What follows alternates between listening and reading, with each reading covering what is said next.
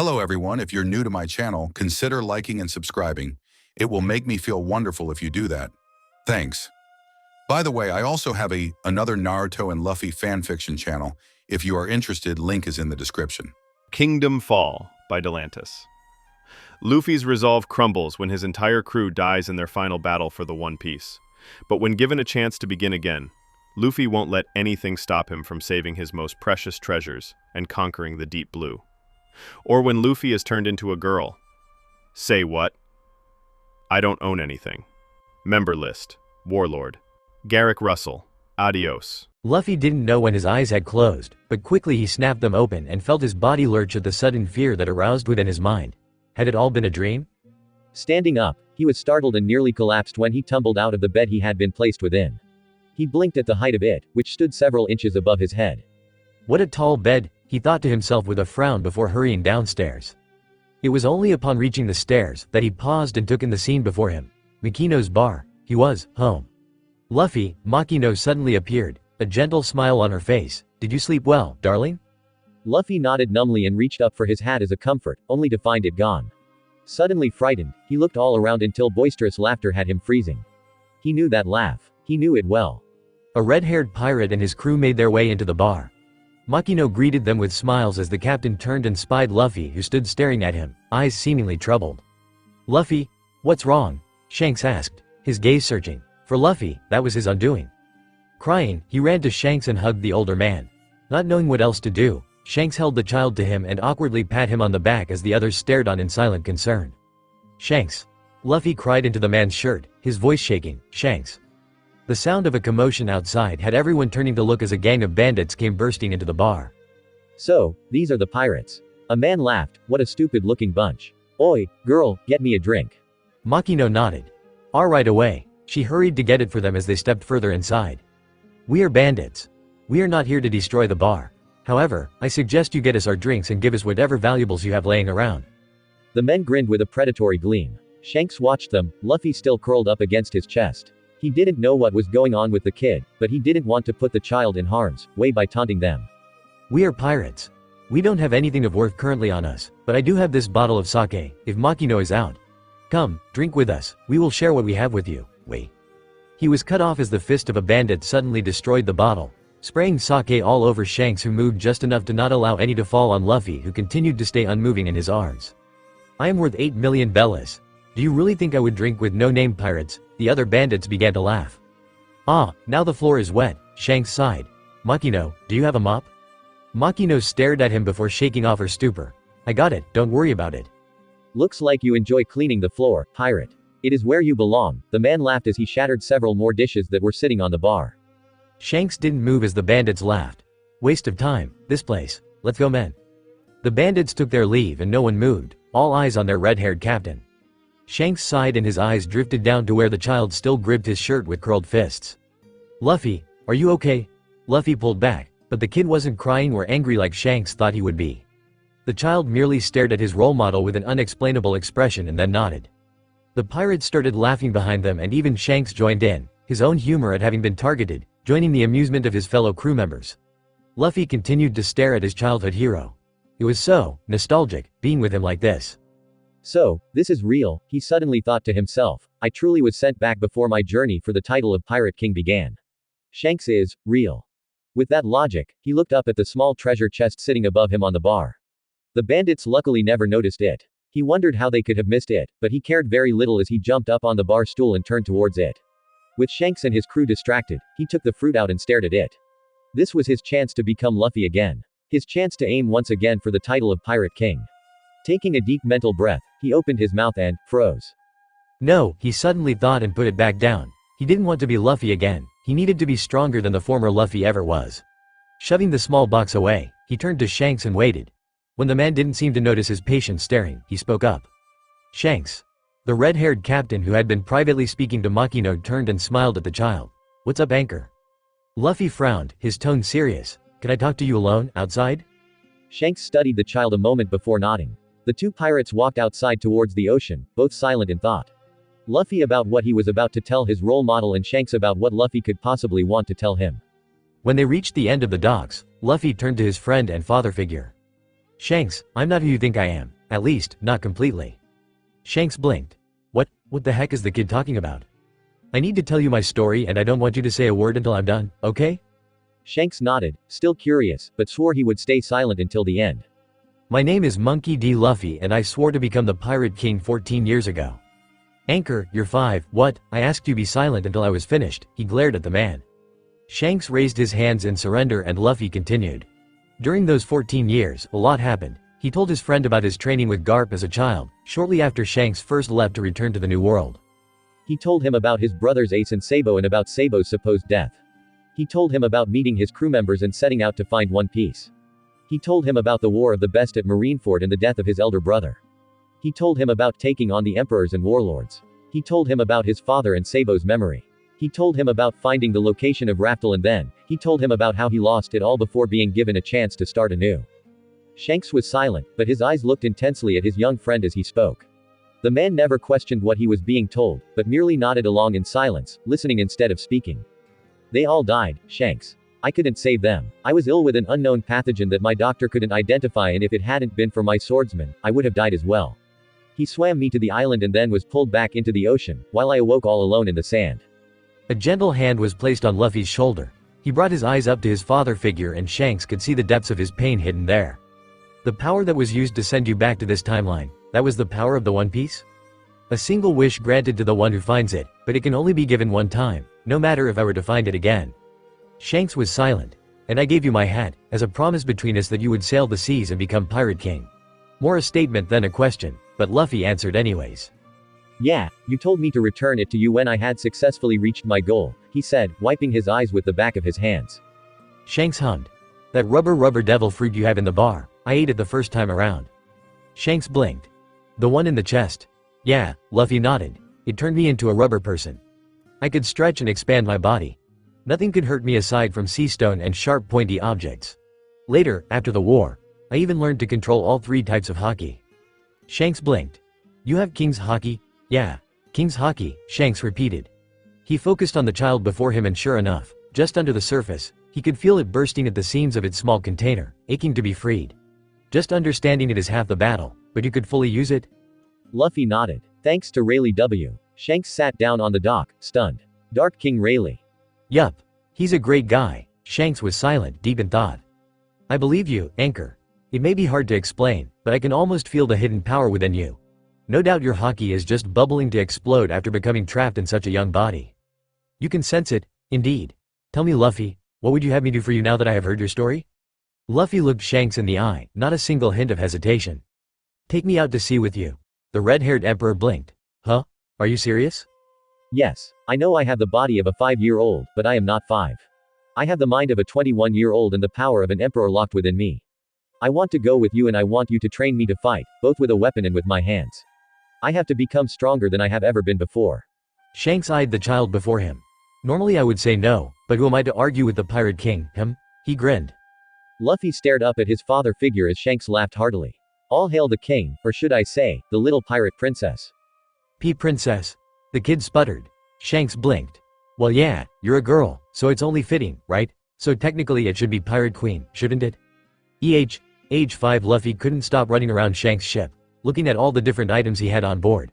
Though she had asked Shanks not to tell anyone about who she really was, she had accepted that Shanks' crew might be the exception to that rule. Said crew had taken it about as well as could be expected, and that was to say, they didn't take it well at all. Still, no one could deny the truth when, tired of their yelling and past her breaking point due to reliving her heartbreak for a 3rd time after telling her story all over again, Luffy released a wave of haki that knocked nearly half the crew flat on their back. They didn't argue anymore after that. Age 6. Luffy was becoming stronger. She had already reawakened her haki, all 3 forms, and with the help of Shanks and his crew, she was once again strengthening her will and stamina in order to keep it up for a longer amount of time. Word about Luffy setting sail with Shanks and his crew had reached Garp. The old man had been less than happy and had come to them demanding his granddaughter back. Luffy, who had absolutely no intention of going home, decided what the heck, she might as well tell her grandfather the truth as well. Surprisingly, once the man calmed down, he had listened intently to everything being told to him. Luffy didn't try to hide any of it either. She told him exactly what occurred and more specifically about Dragon, Sabo, and then about Ace. Garp left later that night, bidding her a fond farewell and the best of luck on her journey. Luffy watched her grandfather go with mixed emotions. She could see the hurt and anger he now carried, that burden of self-loathing. He hadn't saved Ace and had even stood aside and let his grandson be killed in front of him. Nearly both of his grandchildren. Luffy knew, though it had been hard to hear, telling him the truth had been for the best. Age 7 Hawkeye Mihawk, the best friend of Shanks, hadn't visited the man in some time. Not since Luffy had been with Shanks at least. When the crew had gone shopping for supplies at a small harbor, Luffy, who had decided to stay on board the ship and practice her swordplay, was met with a near-fatal surprise. With the sword Shanks had given her in hand, Luffy took a deep breath and closed her eyes, imagining a Kainu before her. She allowed the sword's spirit to guide her and she used her own spirit to strengthen her willpower, channeling it physically into the blade she held in her hands. With her eyes closed, she didn't see the shadowed figure boarding the ship. She didn't see the man's blade blackened with armament haki as he approached her, and she didn't notice him swing his sword in her direction. All she knew was that her sword suddenly seemed to come alive and she reacted on instinct. She brought the blade up, and only after nearly being thrown back into the wall of the ship did she open her eyes. Mihawk stood before her, a partly curious and partly suspicious look in his eyes. His black cross sword was drawn, and Luffy realized, far later than she should have, that she had blocked his attack without even realizing it. Full strength attack or not, that was impressive in his book. "Who are you?" he demanded, deciding she had earned his respect enough to investigate her unexpected appearance aboard his friend's ship rather than just killing her straight out. She stared at the other man. She had never heard Haki sound so defensive and angry before. "Where is Shanks? Who are you, brat? Answer or I will strike you where you sit." Luffy frowned and jumped to her feet, sword held out in front of her in a show of defense. "Try me." "Luffy," a voice sang. The two froze at the sound of Shanks' voice tunelessly floating up from the docks below them. "Luffy," Mihawk repeated, confused. The little girl sighed and sheathed her sword, slipping it back over her shoulder as she hurried to the side of the ship, barely sparing Mihawk a glance as she passed him. "Shanks." The red-haired captain smiled as he stared up at her. "Hey, could you possibly throw down a rope? Seems we forgot to set the ramp before we left." He laughed and Luffy sighed. He was drunk again.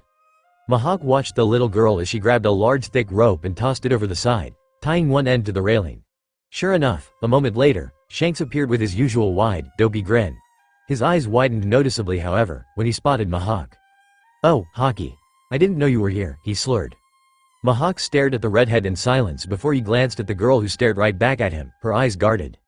"Is this your daughter?" Shanks and Luffy froze, glancing at one another before both burst out laughing. Mihawk didn't seem amused whatsoever. That's a good one, Haki," Shanks barked, holding his stomach as he continued laughing. Luffy grinned, but shook her head, "Definitely not." Shanks turned a pouty half-glare on the little girl. "As if you would be so lucky," he sniffed.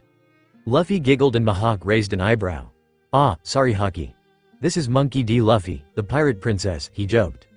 Mihawk smirked as the little girl stomped down on the Emperor's foot, causing him to shout as she glared daggers at the man. "Monkey D," he repeated aloud, "Wool of D, and any relation to Rear Admiral Garp?" Luffy glanced at him. She had mixed emotions concerning Mihawk. What with his rivalry against her future swordsman? "He's my grandfather," she admitted. He hummed. "And she is on your boat, why?" he asked curiously. Shanks hesitated. Luffy noticed and could almost see the underlying urge he had to tell his friend the truth. "Hey, Mihawk." The swordsman eyed the girl. If he was surprised by the fact she knew who he was, he didn't show it. "If you met the child of the Pirate King, what would you say to them?" The swordsman was silent for a moment. He obviously was wondering why she was asking him this, but when he saw the serious gaze of Shanks' eyes as he studied the little girl, he realized why ever this was being asked of him, he should answer honestly. "I would probably say, how do you do?" Luffy blinked before a sincere smile spread across her face and she began to laugh. Mihawk wasn't sure what was so funny about that, but Shanks also smiled and the swordsman was surprised to see it was a warm and genuine smile. "And if you met the future Pirate King, what would you say?" the girl asked, still smiling. Mihawk eyed the little girl once more. "I would say," he paused and then smirked, their gazes locked. How unexpected. It goes without saying, but Luffy gave Shanks permission to tell the other all about her. One might say she was being too careless with how many people she was telling this to, but in her mind, the more people who knew the truth the better. They needed allies in the future, and unlike before, this time, the Straw Hats would be ready for their entrance into the new world. Age 8. Shanks was being called out by a rookie pirate. Luffy told him over and over again that she could handle herself, but he seemed hesitant about allowing her anywhere near a battlefield at her current age. Ideas were tossed around about where she could go while they were away, and it was soon agreed upon that the ship of a known, but trusted rival might be the best and only option available, seeing as how they were on the waters of the Grand Line. Shanks was fidgety as they neared the grand fleet of ships before them. Luffy, who stood by his side, was also silent.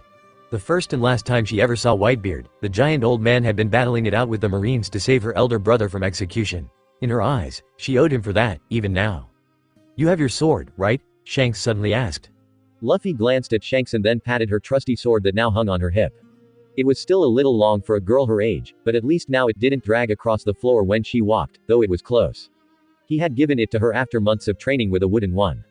It wasn't a famous one or anything, but it still held an aura of her feel tingly when using it. "Yup, right here." "Good, now remember, follow my lead, alright?" She nodded, and as the two climbed the rope ladder that was tossed down to them, she found herself the main target of everyone's curious gaze. Amongst those watching, she noted Pineapple Head, Mustache Man, and several others she recognized from the Great War. Her eyes, however, locked on Whitebeard above all else as Shanks, and she walked the length of the ship and then sat down before him. Whitebeard eyed the duo curiously. The red-haired brat was as usual playing coy, and the girl beside him. He sensed an overwhelming aura being dramatically compressed. It was as though she were concealing it from the rest of the world. Question was, why? And why were they here? "I expect you have a good reason for coming before me uninvited, brat," he told Shanks, who met his gaze in a relaxed manner. "Course I do. I have a favor to ask." Whispers could be heard around the deck of the ship where Whitebeard's children and fleet commanders all stood, watching.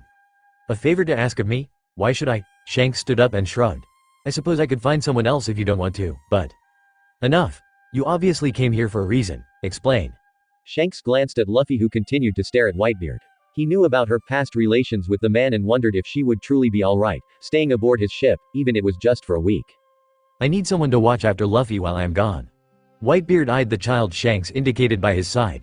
The little girl stared up at him almost challengingly, and he found himself intrigued by the depths he saw within her eyes. "Who is she?" Shanks and Whitebeard met gazes before the latter nodded. "My sons, please leave us to talk." The commands ushered their men back to their own boats until only Whitebeard and his commanders alone remained. "And them?" Shanks asked, eyeing the commanders. "We aren't leaving Pops alone," Pineapple Head spoke up, his tone broking no argument. Shanks turned to Luffy, who nodded her acceptance. She knew she could trust them. "Very well.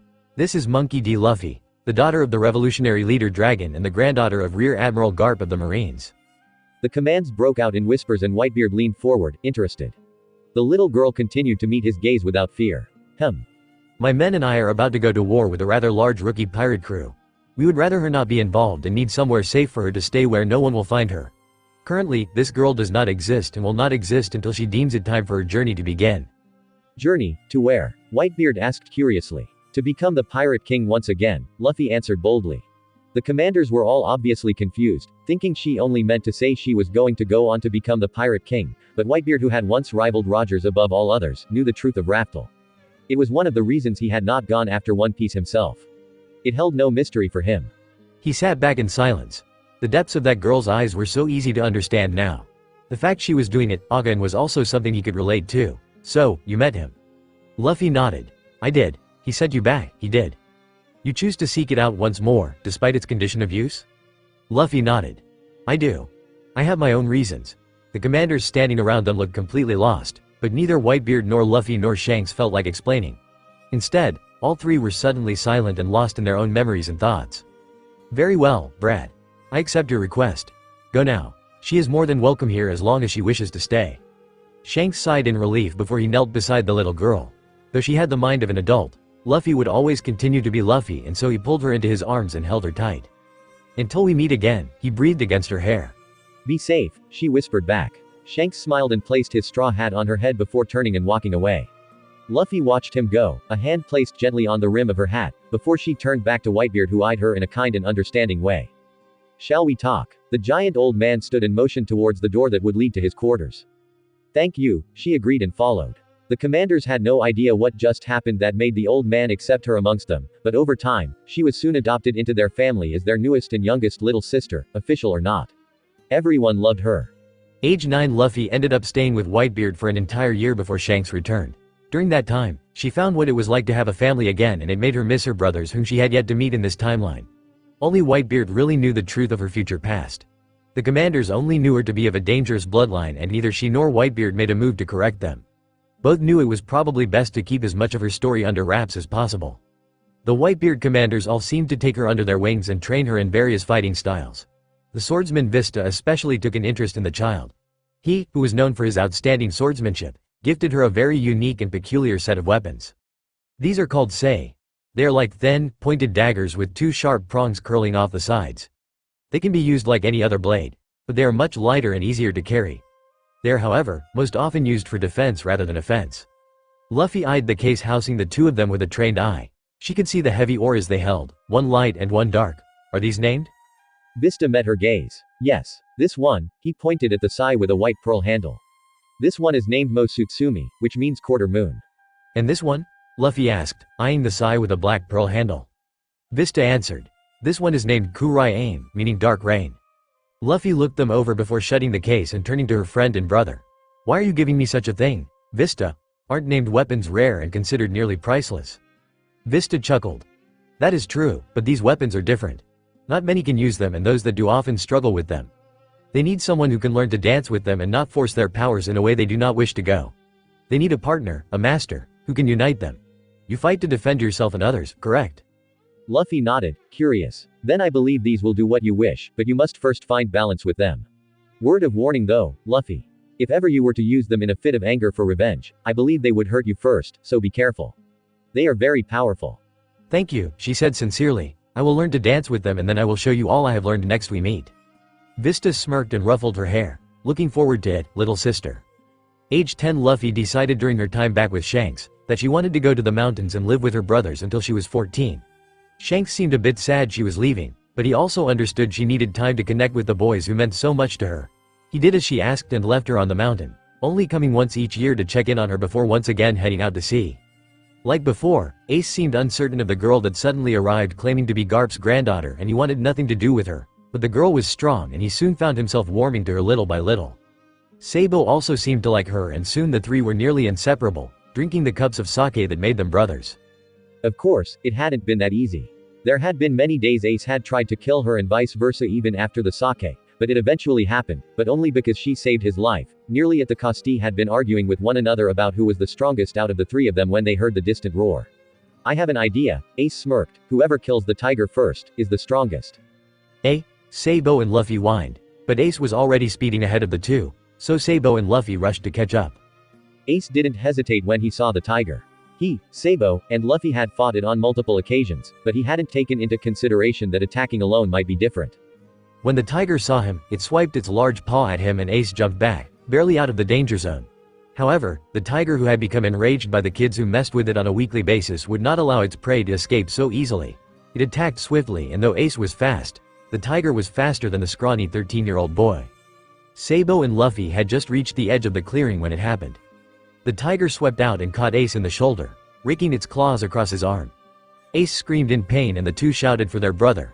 The tiger turned and closed in on the wounded boy, but just as Ace was certain his time was up, a sudden red blur sped in front of him and he stared in horror as Luffy, facing him, smiled and took the claws across her back, shredding the red t-shirt she wore and the skin underneath. Luffy! Ace screamed as she collapsed, straight into his arms. Sabo shouted and attacked the tiger as Ace stared unseeing at his blood-coated hands that he had lifted from where he had touched her injuries. Luffy, he whispered, his voice trembling. Luffy coughed and he stared down at his sister who met his gaze, a weak smile still stretched across her face. And now we're even, she whispered and he barely caught her again as she lost consciousness and became a dead weight in his arms.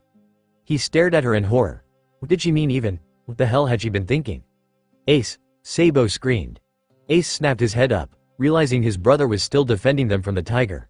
Said tiger was sporting a small cut across its eye, but if anything, it looked even more angry than before as it circled the area, watching them.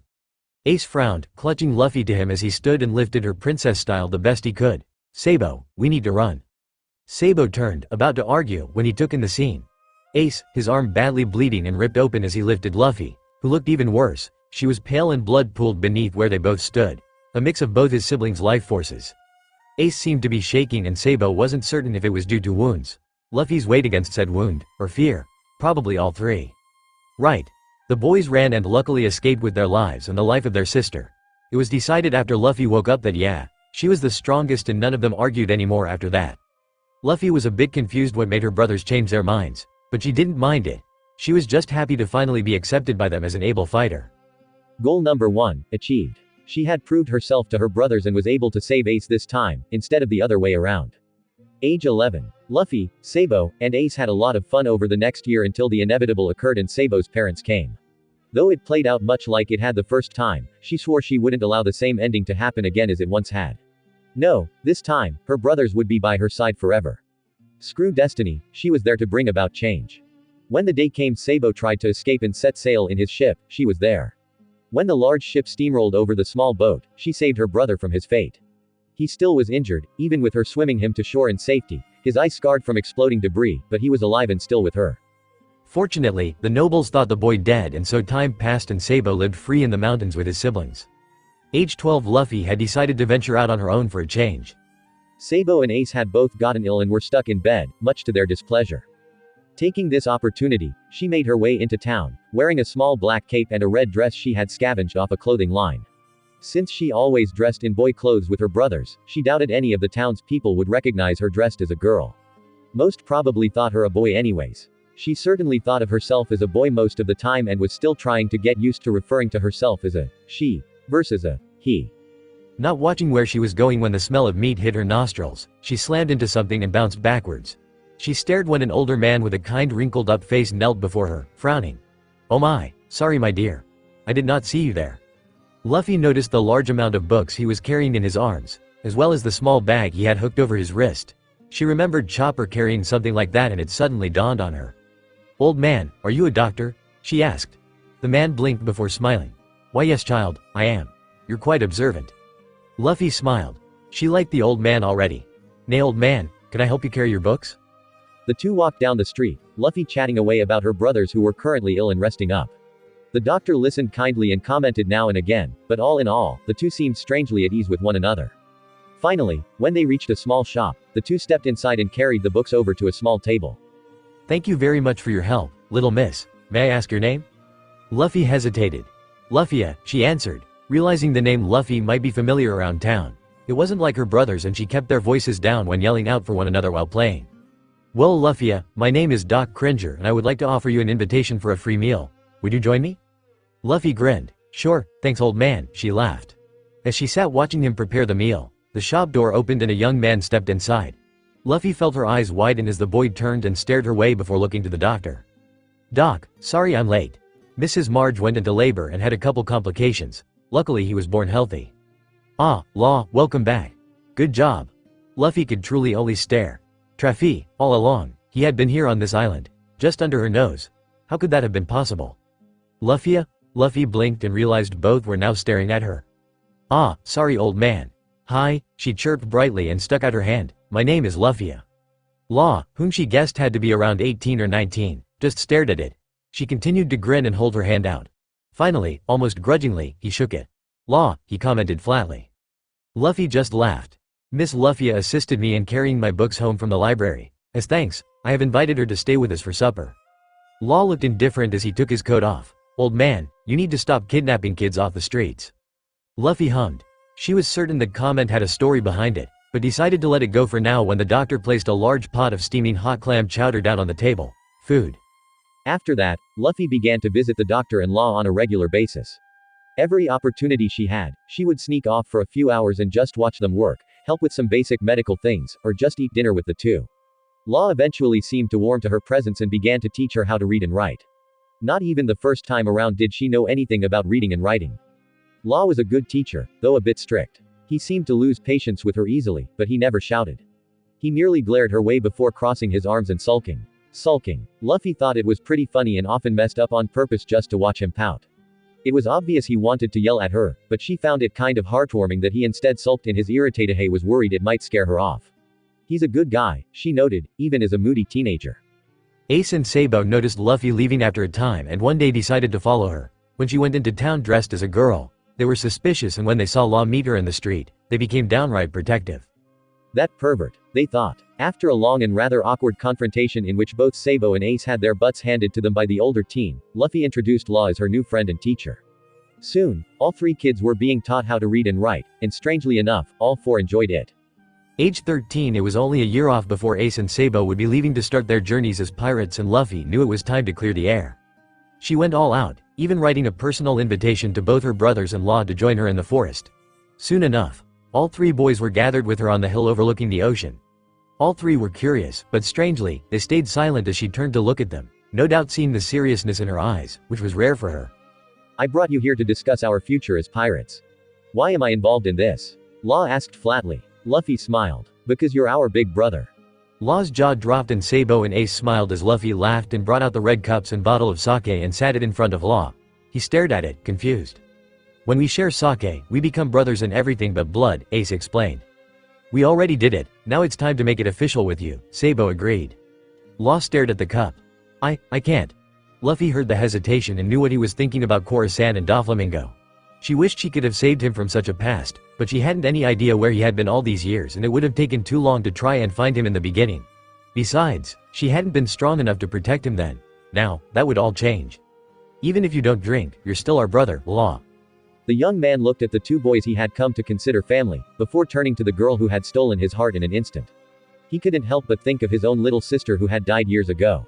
Was he being given a second chance, a chance to have a new family with a new little sister? He couldn't help but be frightened by this opportunity, since he had failed with the first. Still, this isn't why I asked you three here, Luffy went on to explain, giving Law a chance to think. The three boys looked up at this and Luffy met their gaze evenly. Ace, Sabo, when you guys go out to sea, I will also be leaving. We agreed that. I know Ace, but I'm already a pirate. Truth is, the red-haired man that comes and visits us in the mountains every year, that guy isn't my real dad. His name is Shanks and he's one of the pirate emperors. The three blinked. Luffy laughed. He took me in when I was 5 and I have sailed the seas with him since. He is my father in everything but blood, but he isn't the only one. I was also adopted by Whitebeard and his crew when I lived with them for a year. The three were openly gaping as Luffy took in their identical expressions of disbelief. Only Law seemed slightly accepting, but Ace and Sabo looked doubtful. Wait, so you're telling me, you're the adopted daughter of Shanks and Whitebeard, two of the pirate emperors? Luffy grinned. Yeah, and Ace, you're not the only one with demon blood. Ace frowned. What do you mean? Luffy hummed. Well, my real dad, he's the leader of the revolutionaries, a man named Monkey D. Dragon. She just loved their reactions. Age 14 Luffy stood with Law as Sabo and Ace set sail. She was now 14, her brothers 17, and Law 21. It had been a long time coming, but she felt ready to return to her home on the sea. Still, she was left with one problem. Law. Her oldest brother glanced her way, his arms crossed. She smiled and noticed his features soften. I know you probably won't accept this, but you know you're welcome to come with me, right? Law smiled. I know, but you're right in thinking I won't accept that offer. I want to stay with you, Luffy, but I made a promise. She nodded.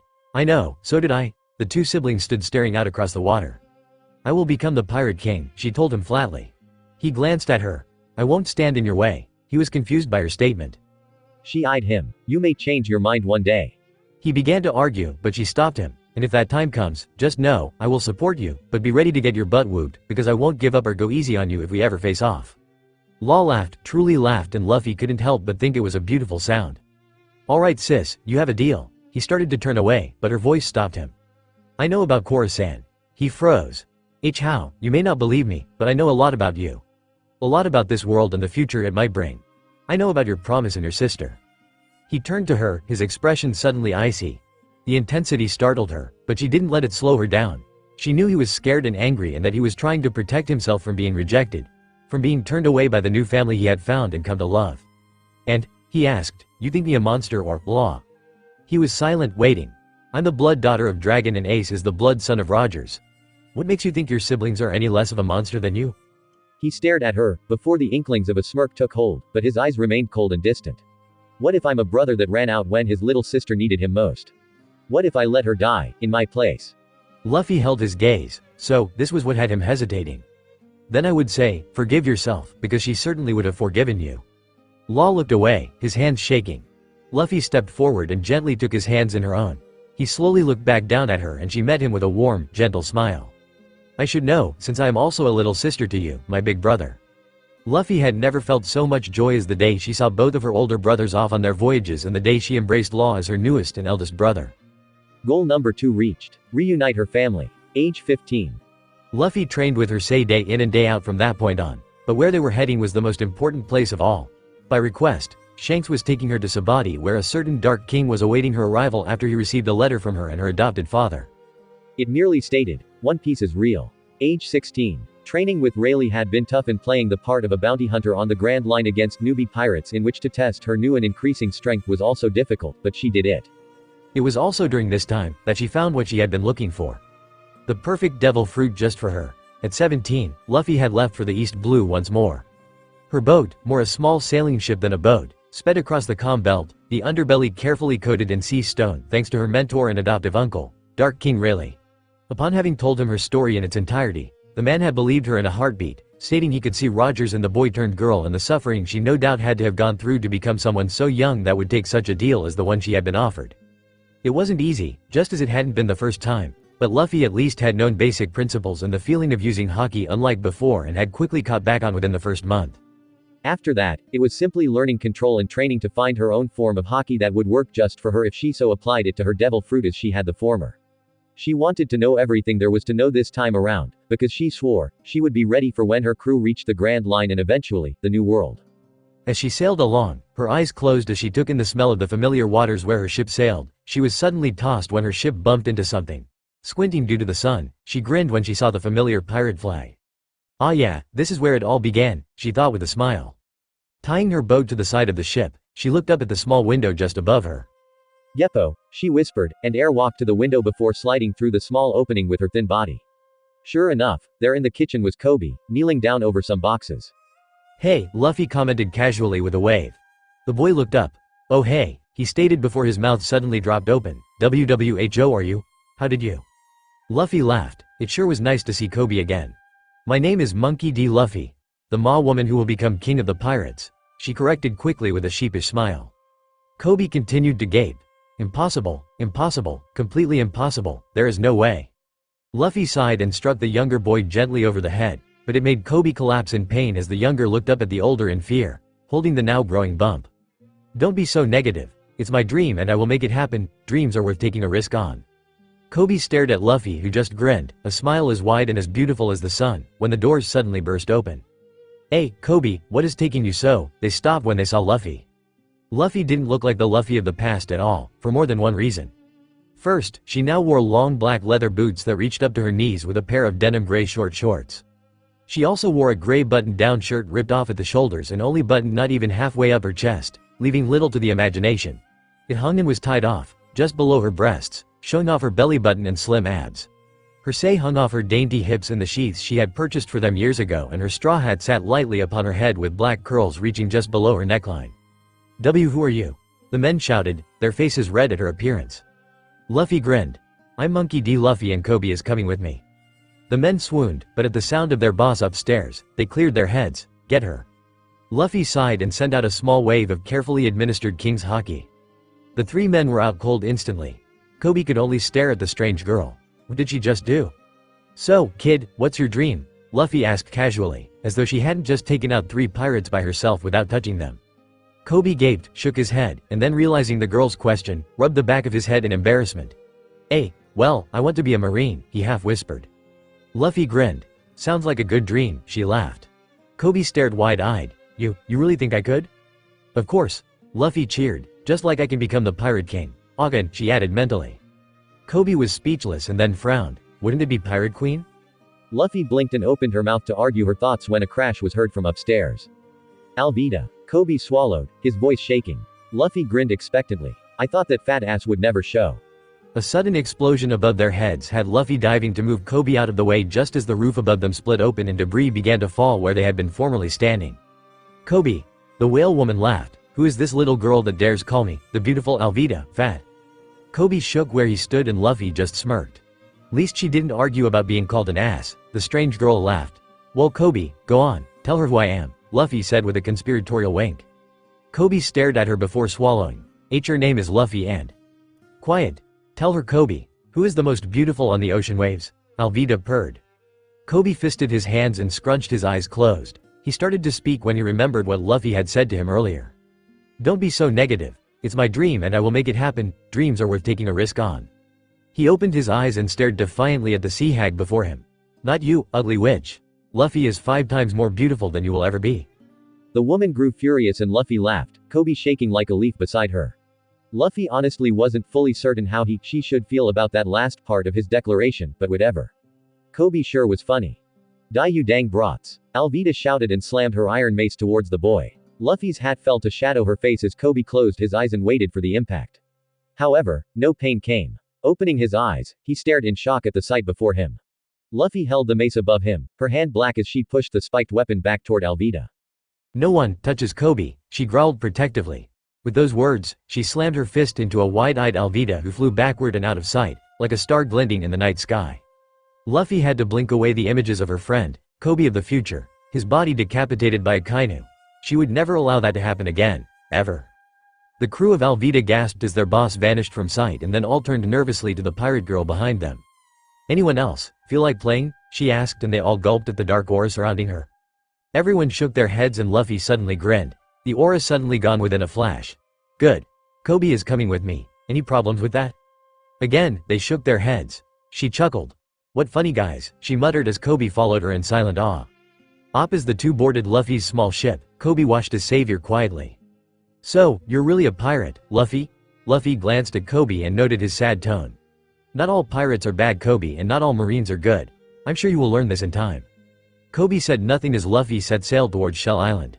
As the boat rocked back and forth, Luffy, who seemed to be taking a nap with her straw hat draped over her face, stayed silent most of the trip. Koby, however, had nothing but thoughts about everything that had happened.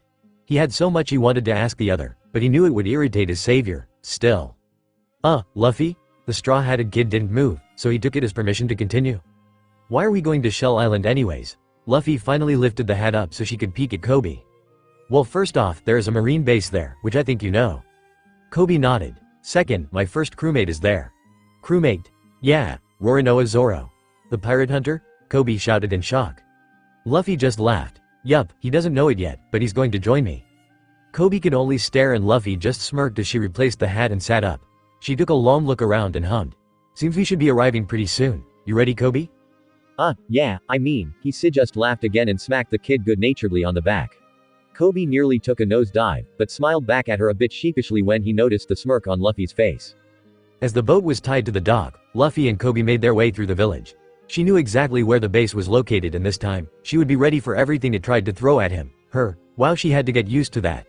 She sometimes forgot she wasn't a guy anymore. Of course, it had gotten much easier over the years to remember this fact, but still. Luffy? She glanced back at Koby. Are you really sure about Zoro? He's a man known for slicing up his enemies. A demon of the East Blue. Luffy smirked. Zoro was something alright, but demon, nah, only to his enemies. When we get to this marine base, we are going to have to part ways. Koby began to dramatically cry. Luffy, I just want to say. He blinked and realized Luffy wasn't even beside him anymore. Luffy, he shouted, looking around. Look, there he is, Koby. The pirate's voice shouted from up ahead. Roronoa Zoro, my first mate. Come on, Luffy, they wouldn't just have him out in the open for just anyone to. Koby trailed off as he reached her side along the top of the wall, his eyes widening at the sight before him. Just as Luffy remembered him all those years ago, with his black pants, white shirt, and green haramaki, Zoro. Luffy felt a deep pain in her chest and clenched the area over her heart. His loyal, strong, brilliant best friend. It was because of him that Luffy had made it to that island where he was granted this wish to reclaim his treasure. Of course, his main goal even now is to be Pirate King again with his nakama all around him. But the treasure was no longer the mystery it once was. Now, her true hidden goal was to help her nakama fulfill their goals while they assisted her with her goal along the way. Zoro, she couldn't wait for the swordsman to be by her side once more. A little girl suddenly appeared at the gates and Luffy smiled. Rika, he remembered her. It was because of her testimony of Zoro that he felt the swordsman had been perfect, beyond his initial gut feeling. Knowing what was about to happen, Luffy decided to change things up a bit. Hey you, kid. The little girl looked up, almost fearfully. Why yes? I will take those in there for you, if you want. They're for Zoro, right? The girl stared at the strange teenager for a second before breaking out into a smile and nodding. Yeah, he saved my life. He hasn't eaten in weeks. I thought, well, I wanted to do something for him. Luffy smiled gently as she walked over and knelt beside the child, ruffling her hair as Shanks used to do to her. That's very brave, but I don't want you to get in trouble. Can I take them and let you know what he thinks? Rika hesitated, but nodded and handed the rice balls over. Luffy smiled before glancing at Koby. Could you take her home? I'll meet up with you later? Koby nodded and took the girl's hand. Be careful, Luffy. Luffy watched them leave for a moment before turning back to the gates. Sure enough, that blonde Helmo or Fleppo or whatever his name was already out there, taunting her friend. The only thing holding back the anger she had once felt towards the cowardly man was she knew now how the guy would turn out in the long run, thanks to Koby and her grandpa. As the blonde left the courtyard, Luffy made her move. She jumped over the wall and slowly made her way forward. Get lost, kid, this isn't some show for you to view, her grouchy first mate growled, not even looking up, but having sensed her presence. Luffy fought down the smile that tried to rise, knowing it would only serve to piss the man off even more if he noticed it. You look pretty weak tied up like that. Are you sure you're strong? She taunted. Okay, so maybe she did want to piss him off just a bit? Zoro glared at her and Luffy just laughed. That girl you saved sent these for you, she stated, lifting the 2 rice balls. She told me what you did for her. Zoro sighed. She should mind her own business. He said this with very little bite and it made Luffy smile. Probably, Luffy agreed, but food should never go to waste, don't you think? Zoro eyed this odd girl before him. She was, for lack of a better term, beautiful. Her hair looked silky soft and wind-blown. Her eyes were large and seemed to burn with a fire he didn't yet understand. Her body, though lean and rather flat, was muscular and sun-kissed. It was her smile though, that really sold him. It seemed to stretch a mile and never flicker even as he glared her down. She was an odd one. Come on, she worked real hard on these, Luffy prompted with the rice balls once again, lifting them up so he could see and smell them better. He sighed in surrender. Give them here. Luffy laughed and Zoro stared at her in wonder. Just who was this kid? Oh, I should warn you, she added sugar instead of salt, so be prepared. I've had worse, give them already. Luffy shrugged and fed them to her first mate, watching as the man swallowed and breathed a sigh of relief. Thanks for the food, tell her that for me. Luffy smirked, nodding. Sue, she started in a sing-songy tone as she circled him. I am looking for people to join my pirate crew. Interested? Zoro watched the teen with mild interest and noted the strange weapons she carried on her hips. You some type of swordsman or something? He asked instead. Not really, the teen shrugged and Zoro frowned. How can you not really be a swordsman? It's not my dream, the teen explained, and these aren't swords, but I will explain that later. Zoro met her gaze evenly. Then what is your dream? He asked, not entirely sure why he was even partially curious. Luffy grinned and Zoro felt nearly blind after seeing that smile. This kid could outshine the sun, he thought to himself, his heart skipping a beat unexplainably. Pirate King, the girl laughed. Zoro blinked. Huh? Luffy laughed harder at the man's face and Zoro could only frown. Was this girl serious? Do you even know what you were saying? He asked the teen. Luffy sighed. The Pirate King is the Pirate King, right? It can't mean anything else. Sides, I know you have a dream, so spill it. What is it? Zoro stared the kid down. Most people laughed at his ambition. He wondered if this kid would be any different. World's greatest swordsman, he replied evenly. The kid looked him in the eye and smiled. Sounds good. Only the best can be on the crew of the Pirate King, after all. The two were silent, taking in one another before Luffy drew one of the strangely shaped blades at her side. Zoro tensed. How about I cut you free and you join me? Zoro frowned. I can't. I made a deal to stay here for a month without food on this pole. I don't go back on my word once it is given. Luffy hummed. What if I were to tell you the Marines won't keep their word? They're planning to execute you at the end of the week. Zoro's eyes widened and he curled in his lips, that bah. He stumbled when the ropes were suddenly gone. 2 strong arms caught him and steadied him. He was a bit surprised by just how strong this girl seemed to be. Was she stronger than Kuina would have been, had his friend lived? He wondered. You need food, the girl commented, but first your swords. Do you know where they are? Zoro nodded. That blondie took them to his room. Then we need to find him or his room first. Luffy started walking and Zoro frowned but began to follow her. You know I didn't agree to join your crew, right? Luffy paused, her smile slipping and Zoro felt like the sun had just been extinguished. Then go find your swords Roronoa Zoro. I shall be on my way. The kid turned and began to walk towards the gate, but Zoro hurriedly called out to her. His gut told him not to let the kid walk away like that and he trusted his instincts. But I will, he shouted. I will join you. The kid stopped. I will, he repeated with a brilliant and swear to me that you will never get in the way of my ambition.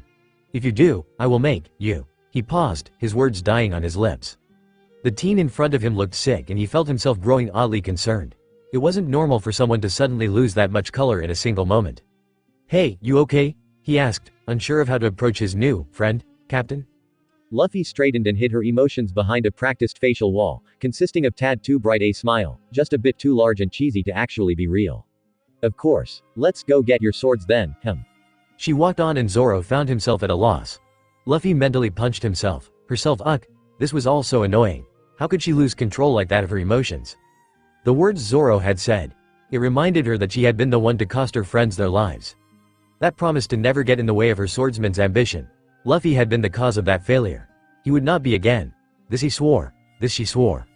The girl seemed to deflate and Zoro wondered what she'd been thinking all this time. The two walked in a strange somewhat tense silence for a while after that.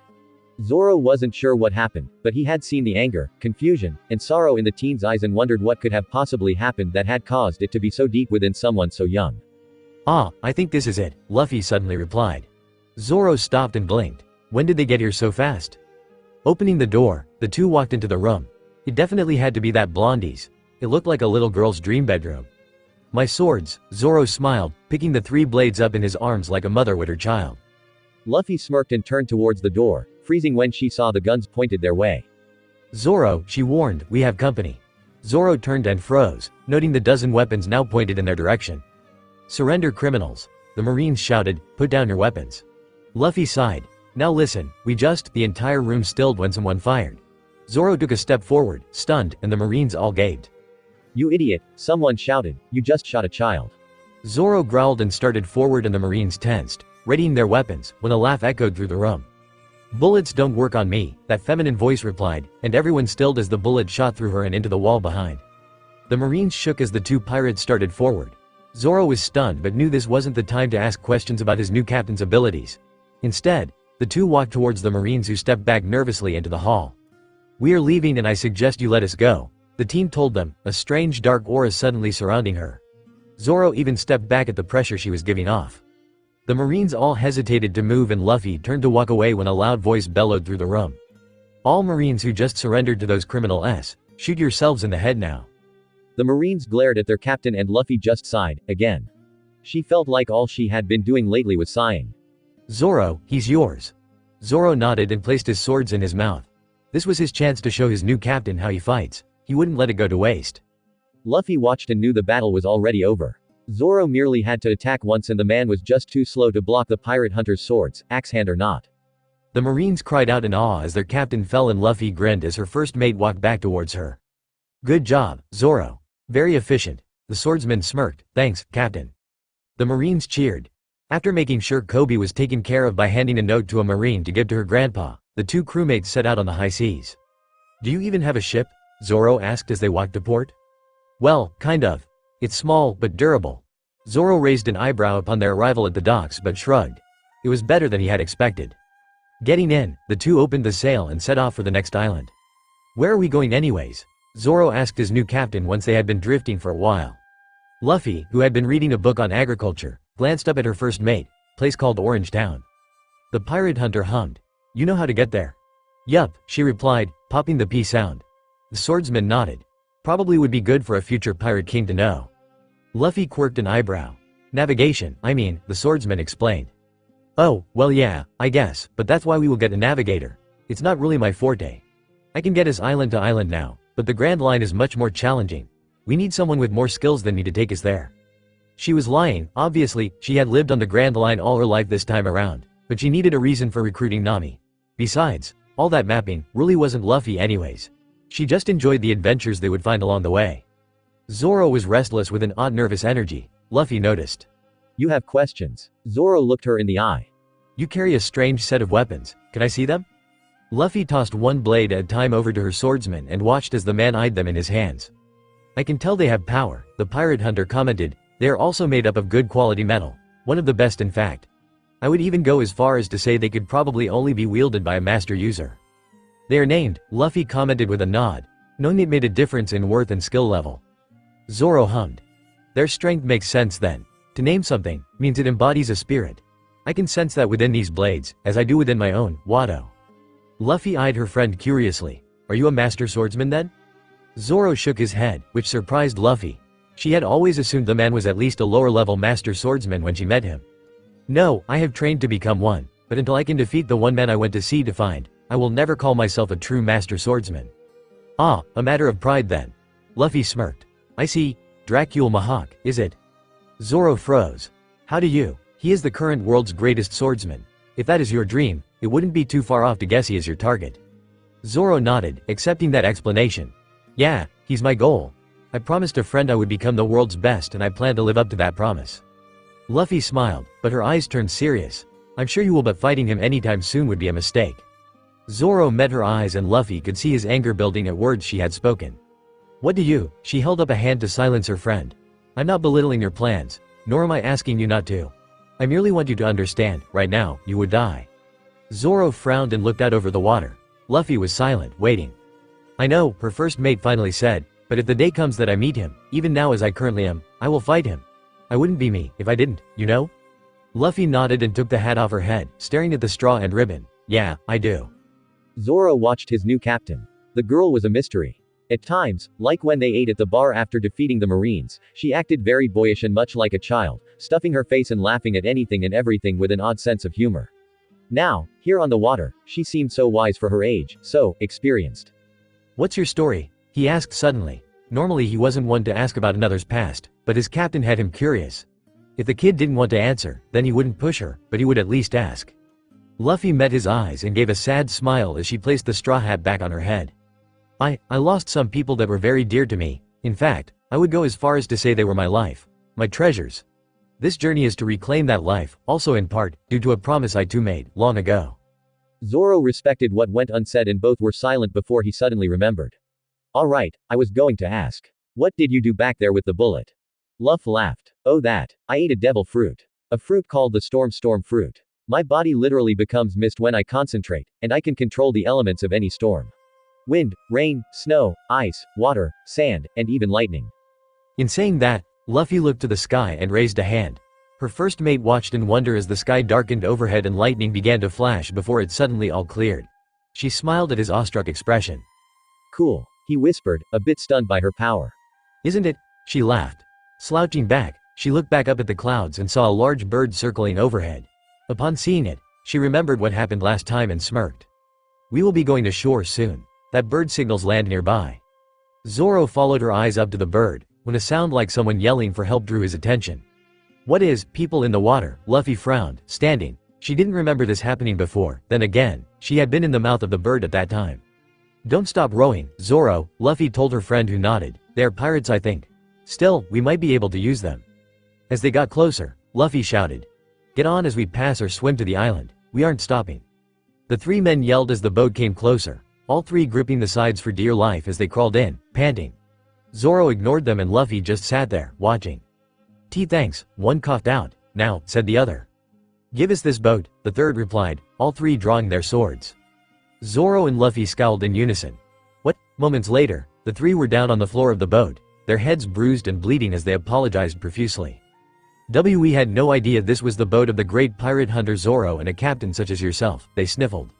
Whatever, start rowing, Luffy ordered, rolling her eyes from where she sat at the front of the boat. The three nodded and began to row towards the island with incredible speed. Clowns, huh? Zoro commented, eyeing their appearance. You a part of Buggy's crew? The three nodded, uncertain. Some girl stole our boat and the one she left us with sank moments later, they griped. Luffy smirked. Nami. Well whatever. Get us to the island of your boss. That's our destination as well, Luffy replied. The three nodded and continued rowing as Zoro and Luffy laid back and waited. Upon arriving, Luffy started inland as Zoro finished tying the three weirdos up who now lay unconscious. Zoro, I think we should go this way. She turned and groaned. Zoro was already gone. Well whatever, she thought with a sigh, that guy could take care of himself, especially against someone like Buggy and his crew. Walking into town, she smiled the closer she got to that familiar aura. She could still remember meeting her, his navigator, like it was yesterday. A high-pitched scream echoed down the street and Luffy chuckled. Right on K. The redhead sprinted around the corner, her eyes landing on the random girl in the street. She was a bit young, but she looked strong and probably able to outrun these guys if she tried. Smirking, she dashed past the teen and shouted to her, Okay, I did it boss. They're all yours. Luffy watched Nami run past and the pirates ahead of her stopped, tensing as Luffy turned back to them with a bored glance. Luffy had to wonder what Nami might have done if this had all happened to a regular civilian and not a devil fruit user. Whatever. Oh, what do we have here? One laughed. Here. A pretty girl all alone. The other joined in, licking his lips. Luffy sighed. I suggest you walk away, she said simply, arms crossed. The two hesitated at the strange pressure they felt coming from the girl, but then one got stupidly brave. Or just stupid. We are Buggy pirates. We never run. The two attacked and huffed a sigh of annoyance as she took a step forward and whispered the word. Soru. Her body sped up and as she passed the two idiots, she slammed her fist into both of their stomachs. They dropped to the ground unconscious and Luffy, who basically looked to have teleported behind them, stood the victor. Nami, who wanted to see if those losers had killed that kid, crawled up on the roof and gaped at what she saw. The girl, who definitely had to be younger than Nami herself, stood there without a single mark while the two bozos with swords laid unconscious on the ground at her feet. Just what had that girl done? "You can come down now. They won't hurt you anymore," the girl replied, her eyes meeting the redheads. Nami frowned. "I wasn't being hurt anyways. They were just chasing me because I stole something from them." The younger girl's eyes sparkled with amusement and Nami froze, gaping. This kid was so cute. "Ah, so you're a thief then?" the young girl asked casually, her eyes wide and innocent looking. "Just a pirates," Nami hurried to say, suddenly feeling a bit guilty for using her. The girl chuckled. "Then I had better be careful." The guilt vanished. Nami stared at her. "You're a pirate?" The kid just laughed again. "Yeah, but don't worry, I'm not like the ones you know." Nami frowned and crossed her arms. "Oh, and just who do you think I know?" she snapped. Luffy turned completely to face her future navigator. Nami felt breathless. The kid's eyes darkened and an intensity Nami had never seen before filled them, but suddenly it was gone and the girl just smiled and shrugged. "Don't know," she replied laughing. Nami frowned. Either this kid was a weirdo or she knew more than she let on. The kid's stomach growled and she dropped to the ground dramatically. So hungry, she whined, eyes closed. Nami hesitated, but felt she owed her something for earlier. Despite her thieving ways, she didn't forget a debt. "I can get you something to eat, in thanks for dealing with these guys," she offered uncertainly. The younger girl's smile came back and Nami almost flinched. This kid, she was too cute, it needed to be illegal. "Really, you would do that for me?" The strange girl laughed. "Thanks." As Nami sat a sandwich in front of the straw-hatted kid, she studied her. The kid was small but held a strange commanding presence that made her seem bigger than she truly was. Her clothes, though a bit on the SXY side, were also rather boyish looking. Not to mention that oddly placed straw hat on her head, though unique for a pirate, strangely fit her appearance perfectly. All in all, Nami felt a bit fond of the kid, pirate or not. "What are you looking at?" the girl suddenly asked and Nami blinked, realizing she had been staring this entire time. "Do I have food on my face?" The girl swiped her arm across her mouth leaving a trail of mayonnaise and Nami snorted. She definitely wasn't girly at all, that was for sure. "It was nothing, sorry. I was just thinking about some things," Nami replied as she handed the strange girl a napkin. The kid frowned for a second but then shrugged as she finished her sandwich. Nami took a seat across from her, making certain the pirate's back was to the door and not her own. "So, what's your story?" Luffy asked suddenly. Nami frowned, growing defensive at the unexpected inquisition. "What makes you think I have one?" Luffy rolled her eyes. "Come on, everyone has a story. You obviously hate pirates and you're a thief that robs them specifically. So, are you trying to steal a certain amount of money or something?" When the thief's eyes widened, Luffy had to wonder if she had been a bit too direct in her questioning. She didn't want to scare her away prematurely. Actually, she wasn't sure what she would do if the thief decided not to join this time around. Was that even possible? Finally, Nami answered. "Yeah, I am." She smiled forcefully and looked back at the kid across from her. Luffy realized she would have to be more careful. "So, what's your story then, pirate?" Nami shot back, her tone degrading. Luffy just grinned. First of all, my name is Monkey D. Luffy. Pleased to meet you." Did she always smile like that? Nami wondered, staring. So big, so innocent, and so happy. Was this kid really a pirate? "You?" Luffy asked, realizing Nami was just going to continue staring at her. It was kind of making her a little self-conscious. Did she really not have anything on her face? "Nami," the thief replied simply. "My name is Nami." "Nami," Luffy repeated with a wide grin. "That's a beautiful name." Nami felt her face heat up and she struggled to push it down. This kid, so blunt. Thanks. "So, what are you doing on this island? Come to pillage?" Honestly, Nami had a hard time imagining a girl like this doing such a thing, but then again. Luffy blinked. "Nah, just adventuring. My crewmate and I." She paused. "Ah crap, I forgot about Zoro." Nami blinked as the strange girl ran out of the house. Nami followed behind, curious. "Zoro," Luffy yelled as they walked the back alleys. Nami looked around cautiously. What if this attracted the buggy pirates to her location? "Zoro, Luffy, maybe we should." "Zoro?" Luffy cut her off, smiling happily when a green-haired individual walked by in the distance. "Zoro," she shouted again. Zoro turned and smirked as he headed towards his captain. "Did you get lost, Luffy?" he asked with a sigh. Luffy just rolled her eyes and turned her gaze to Nami, who was staring between them with a strange look. "Nami, you have pirate hunter Roronoa Zoro on your crew?" she asked with disbelief. Zoro grumbled upon hearing the title. "I never asked to be called a pirate hunter," he said with obvious dislike. Luffy just laughed. "Yup. Who is she?" Zoro asked, yawning and really wanting a nap at this moment in time. He had walked nearly the entire island looking for his captain. "Oh, she's going to be our new navigator," Luffy cheered.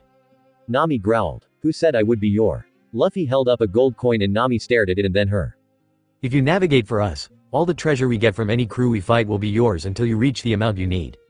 All I ask is you keep us supplied with food and the needed requirements for our travels. Like sake, Zoro grunted, and meat, Luffy nodded. Nami stared at the two people standing before her as though they had grown second heads. You're serious? Luffy smirked. Completely. She huffed and snatched the gold coin from the kid's hand. You have a deal then, Captain, even if only temporarily. Luffy laughed and Zoro smiled. Okay. A roar of a lion echoed across the city, gaining their attention. Seems we have company. I'll take care of the lion and his tamer. Zoro. Luffy paused and looked in the direction of Buggy's second-in-command that had just turned the corner. Take the swordsman, Kabaji. Zoro nodded and headed in the direction he thought was correct. Luffy chuckled and grabbed the swordsman's arm and pushed him in the right direction. Zoro sent her a slightly annoyed glare but ran in the direction he had been sent. Nami, step back, Luffy warned. The thief didn't need to be told twice. As the lion and his tamer came running their way, Luffy didn't give them time to even speak. Drawing her sei, she took her stance and then swiped them through the air. Howl of the full moon, she whispered at the same time. The two sighed together created a heavy pressure and it swept through the air, striking the lion and his tamer in the chest like a 2x4 and propelling them back into the houses behind them unconscious. Nami shook where she stood. This kid had hardly even moved and already Buggy's third in command. What are you? She whispered in part awe and part horror as she stared at the young teen. The girl just smiled, her grin wide and as bright as the shining sun. Nobody special. The thief collapsed to the ground. That's such a lie, she moaned. As Zoro finished his own fight, Luffy and Nami walked up. Kabaji. How dare you lose to a loser like that loser over there, an annoyingly familiar voice screamed in agitation. Luffy groaned. Buggy. He had a strange history with the clown. They weren't really friends, but neither were they enemies to a point. C-C Captain, Kabaji grunted, but fell unconscious. Zoro smirked and Luffy crossed her arms, waiting. You, brat with the straw hat, the clown yelled. You annoyingly remind me of that loser Shanks, just a miniature female version. Luffy smirked. I'll take that as a compliment, seeing as how he gave me this hat. Zoro blinked. Red-haired Shanks, one of the 4 pirate emperors, gave you that hat? Luffy blinked back. I didn't tell you. Zoro just stared at her. Nami also looked stunned. Yes, it was last time I did that, huh? She whispered to herself before shrugging. Well, whatever. Buggy, get over here so I can kick your ass, big nose. Buggy turned red in the face from anger and growled as Luffy glanced back at Nami. Go find your treasure. I will deal with him. She nodded and hurried off as Buggy finally erupted. Big nose. How dare you make fun of my nose? I'll kill you, mini-female Shanks. Luffy sighed as Buggy came flying at her. She dodged easily and using her haki, sensed the hand behind her. Just as Zoro called out a warning, Luffy had turned, grabbed the hand from the air, and squeezed. Zoro winced at the cracking of bones and Buggy screamed. You broke my hand, he cried as he dropped to the ground. Luffy flung his hand back at its owner as the straw hat approached the clown. Though Buggy was truly in a lot of pain, he smirked as he sent his other hand and feet flying from all sides at the kid before him. Luffy sensed them and dodged, but just barely. The hand nicked her hat and knocked it off her head and onto the ground between them. The clown growled at having missed its target, but Luffy's face turned stormy. No one, she said with a false calm that had Nami, who was peeking out, Buggy, and even Zoro tensing as that same dark aura from before began to return. No one touches my hat. Buggy screamed as the straw-hatted girl approached, thunder rumbling in the distance. Buggy knew only darkness after a single punch slammed him deep into a crater created by the blunt force of that kid's punch. Dusting her hat off, Luffy turned to Zoro and grinned as the sun once again began to shine, the clouds receding as though they had never been. The swordsman nervously sheathed his swords as he followed his skipping captain towards the docks. He needed to remind himself never to touch that hat or piss this girl off. I got the treasure, Nami stated as she hurried out to meet them. Is Buggy? Nami froze, seeing Buggy unconscious. Guess that's taken care of then. Luffy just laughed. Yup. As the three sailed off on their small ship, Luffy glanced back at the island. After this they would be going out to meet Usopp. Luffy smirked. She could hardly wait.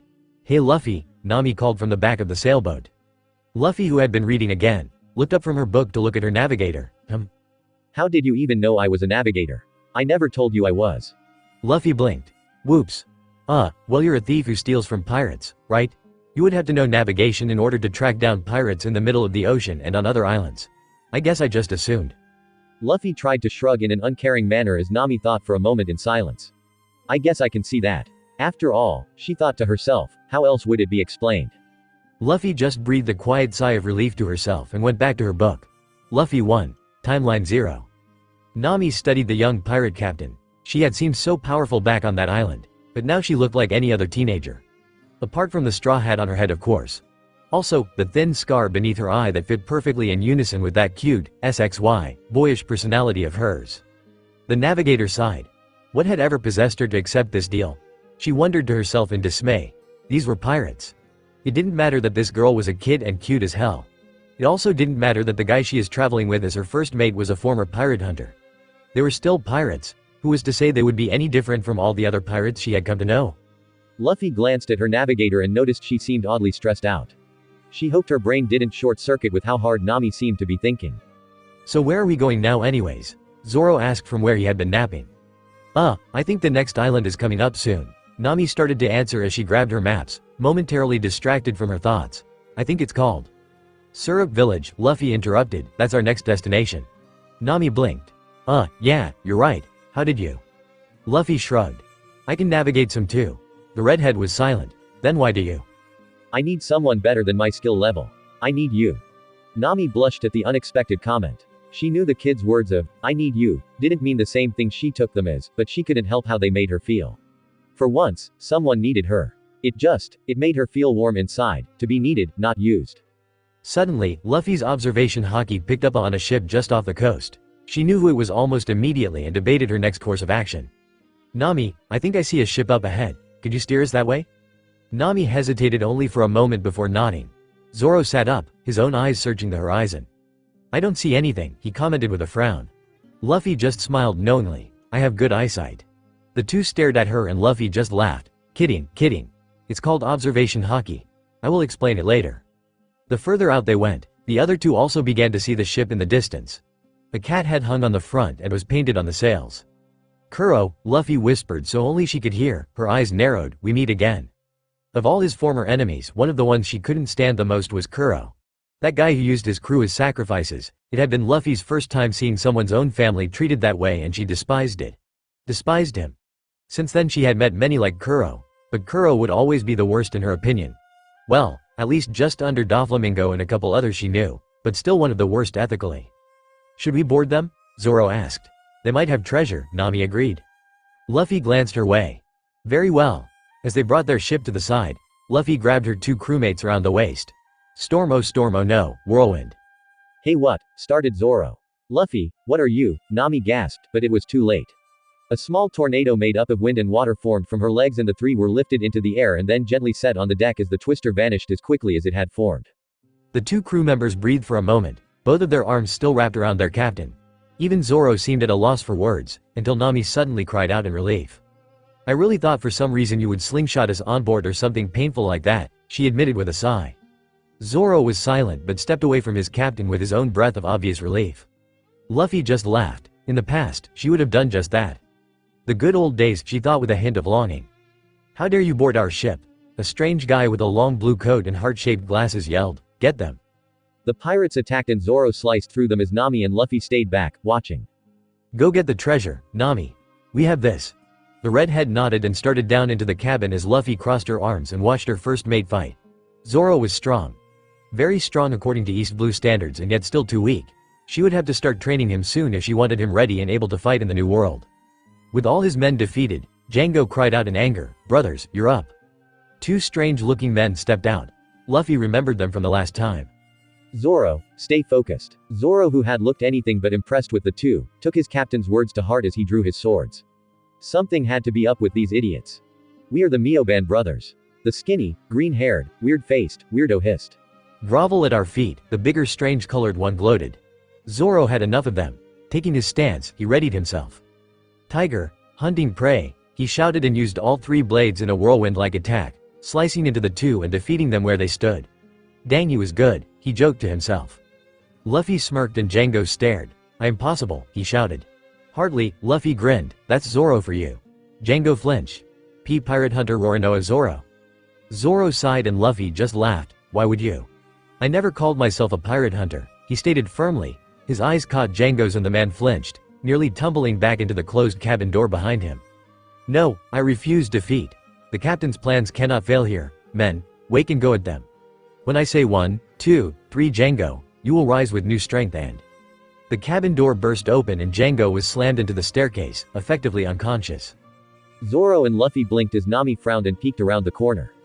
"Whoops," she commented before smiling and skipped to their side. She grinned happily as she raised the bag of loot. "We got a lot." Luffy and Zoro laughed and Nami frowned, wondering what was so funny. "You're great, Nami," Luffy said through gasps for breath. The thief smirked. "Well, of course I am," she replied with a huff, and the two continued to laugh as they reboarded their boat. As they reached the island's shore, Luffy smiled. "Finally, now where?" "Hold it right there, pirates," a voice shouted, a familiar voice. Luffy smirked, her eyes shadowed by her hat. "Right on K." Nami and Zoro tensed for combat as they looked for the source of the voice. Out of the bushes, a boy not much older than Luffy jumped up, a green slingshot in hand and a pair of goggles over his eyes. He wore brown coveralls and he ground his teeth as he spoke. Luffy noted his hands shaking, something she hadn't noticed the first time they had met. That was so like her cowardly, brave sniper. My name is Captain Usopp. I am a brave man of the SC and the captain of Million Warriors." Nami sighed and Zoro cocked an eyebrow. Luffy crossed her arms. "If your million warriors think you can take me on, come," she shouted. Usopp flinched back and the flags that had popped up around him shivered at her tone. "I mean it, pirate. I have 8 million at my command," he tried again. Nami smirked. "I thought you said 1,000,000, or did you mean just 3? She knows. The bushes screamed and 3 children took off running as Usopp stared after them. Slingshot. "Either way, the proud Usopp shall be beat you here." Luffy chuckled quietly at first and then began to laugh loudly. Nami stared and Zoro frowned, both wondering what she could possibly be thinking. Usopp shivered as Luffy met his gaze and stepped forward. The ground itself seemed to groan as dirt flew up around the pirate. "You raised your weapon, so be a man and follow through with it, if you dare," she sneered, all teeth. Zoro smirked and prepped his sword, taking a step closer to his captain and eyeing the young man above them. "We are real pirates, boy. We won't hold back." Usopp felt his legs quiver with fear and his hands shook horribly as he strained against the pull of his slingshot. What should he do now? Run? Scream for help? No, he would fight for his village, even if they never accepted or believed him. "IIW will be a great man of the SC." He shouted and then yelled out his battle cry as he let loose a series of small pellets. Zoro smiled and stepped back and Luffy grinned, stepping forward. "Kami-e," Luffy muttered and easily dodged the pellets, nearly floating around them as they struck the sand behind her. Usopp squealed. Luffy just laughed. "That was brave, Mr. Warrior." The poor boy dropped to the dirt, his legs unable to hold him any longer. Who are you?" he whispered. Luffy smiled. "My name is Monkey D. Luffy and I will be the king of pirates." Usopp could only stare. Was this girl serious? King of pirates? The legendary One Piece? "Oh, by the way, you wouldn't happen to be the son of Usopp, would you?" she asked suddenly. Usopp gaped. "You know my dad?" Luffy laughed and the others chuckled behind her. "Yeah, I'll tell you about him if you want, but we are hungry. Do you know of any good places to eat?" Usopp sighed. "Yeah, come with me." The 4 walked through the village. People greeted Usopp if he said something first, but Luffy noted they rarely met his eyes. She frowned. How dare they treat her sniper like that? "Here it is. Best place in town to get a quick meal," he said with obvious lack of enthusiasm. She guessed he must come here often. Either that or it was basically the only restaurant in town. The 4 walked in and took a seat before looking over the menu and ordering various items they thought sounded good.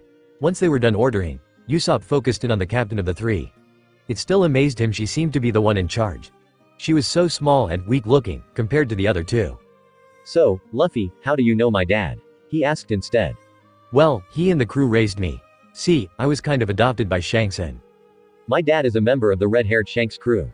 Usopp yelled in surprise. He wasn't sure what to think about his dad having raised this stranger. Didn't that kind of make her like his sister or cousin or something? Luffy just laughed. Nami and Zoro listened in silence while drinking their tea and sake, also a bit curious about their new captain's past. "Yeah. Anyways, I lived with them for years, sailing various areas of the world.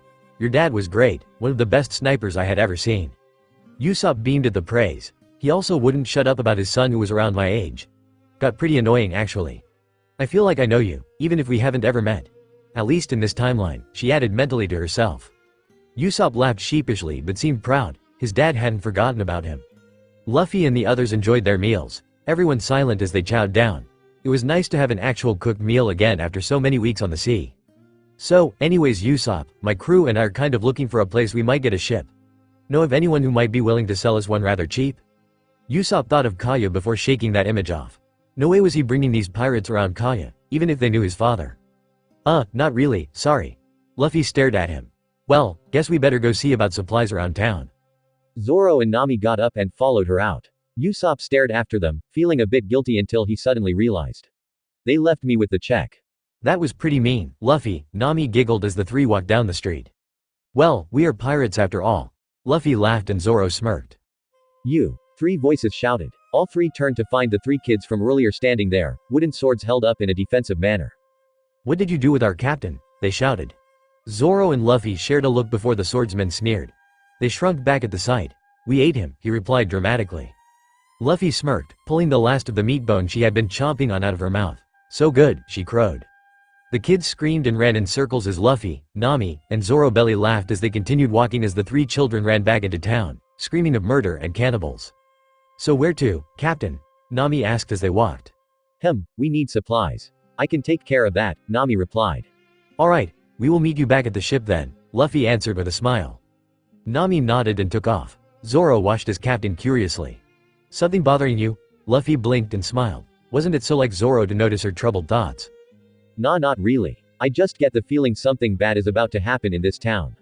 More like she knew for a fact something was about to happen, but she couldn't exactly tell him that without there being obvious gaps in reasons surrounding how and why she knew that fact. Boy, time travel was complicated. Timeline 1. Luffy 1. Zoro frowned and Luffy noticed Usopp running up the hill in the distance. Smirking, she began to head in that direction. Oi, Zoro, I'm going to, she paused and groaned, facepalming when she saw that once again, her first mate had somehow vanished. Grumbling to herself about directionally challenged swordsmen, she followed Usopp to the mansion. Kaya! Usopp shouted with a grin, climbing up the old tree by the mansion's second-story window. Usopp! Kaya shouted back, opening the window, her smile bright and honest as her blonde hair flowed around her shoulders. Her brown eyes were filled with happiness upon seeing her friend. So, what of your adventures today? Usopp smiled and went into account of a giant goldfish. Halfway through, neither noticed Luffy who had jumped up and sat beside him on the tree limb a couple feet away. And that is how I saved the island, Kaya laughed. Wow, that is amazing Usopp, Luffy shouted with a grin. Usopp shrieked and nearly fell back. Kaya shouted and Luffy steadied him, barely stopping the teen's faceplant into the ground below. Why you? He shouted and nearly fell again. Luckily, Luffy had quick reflexes. Stop moving, Luffy yelled, smacking the teen on the head. Usopp froze, holding his head that was throbbing and staring at the other teen with wide eyes. You, how did you even get here? I followed you, obviously, she replied like it should have been very obvious. Why? Usopp shouted, annoyed. Luffy blinked. I wanted to. Usopp gaped and Kaya laughed. Luffy turned to Kaya with a friendly smile. You must be Kaya. I heard good things about you in town. My name is Monkey D. Luffy, a pirate. Kaya hummed as she looked between the aggravated Usopp and the laughing pirate. The girl was definitely not what she thought a pirate would look like, but Usopp seemed to like her well enough. Miss Kaya, I ask that you please close the window before that trash blows in, a voice replied behind her. Kaya sighed and Luffy and Usopp turned, each frowning. Curo, Luffy growled mentally. Klahadore, Kaya started, it's only Usopp and his friend, they won't hurt me. You are too good for the likes of that rabble, Ms. Kaya. Please shut the window. You have not been feeling well lately. You do not need a cold on top of it. She frowned but nodded. Alright, Klahadore. Clawdor. Curo glared at the girl who dared mock his name, but upon seeing her eyes, he felt a shne. This kid, she wasn't normal. Despite her small stature, he could almost feel the waves of power coming from her. Just who is she? You're the captain of those sea cats, right? The girl continued. Kaya looked confused and Usopp narrowed his eyes as Curo stood and adjusted his glasses with the palm of his hand. And you are? He asked, trying to keep his voice from wavering. How did she know about his crew?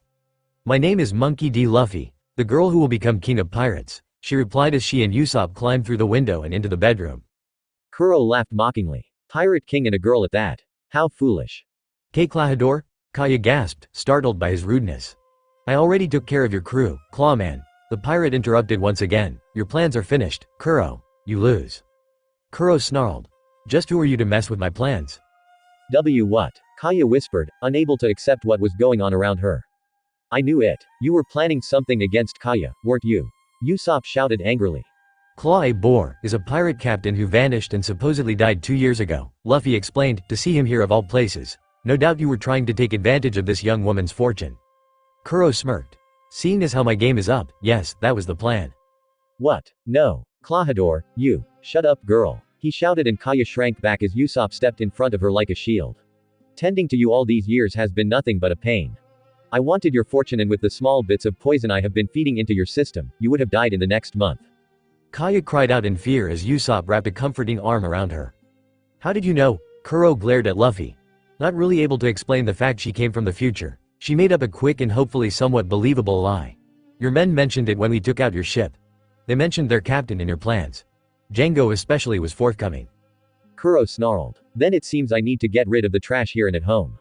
He began to weave as he brought forth bladed fingers. Now you will all die, out of the back attack. Luffy curled her lip. That attack. He was using it already. Usopp, get Kaya out of here. I will handle him.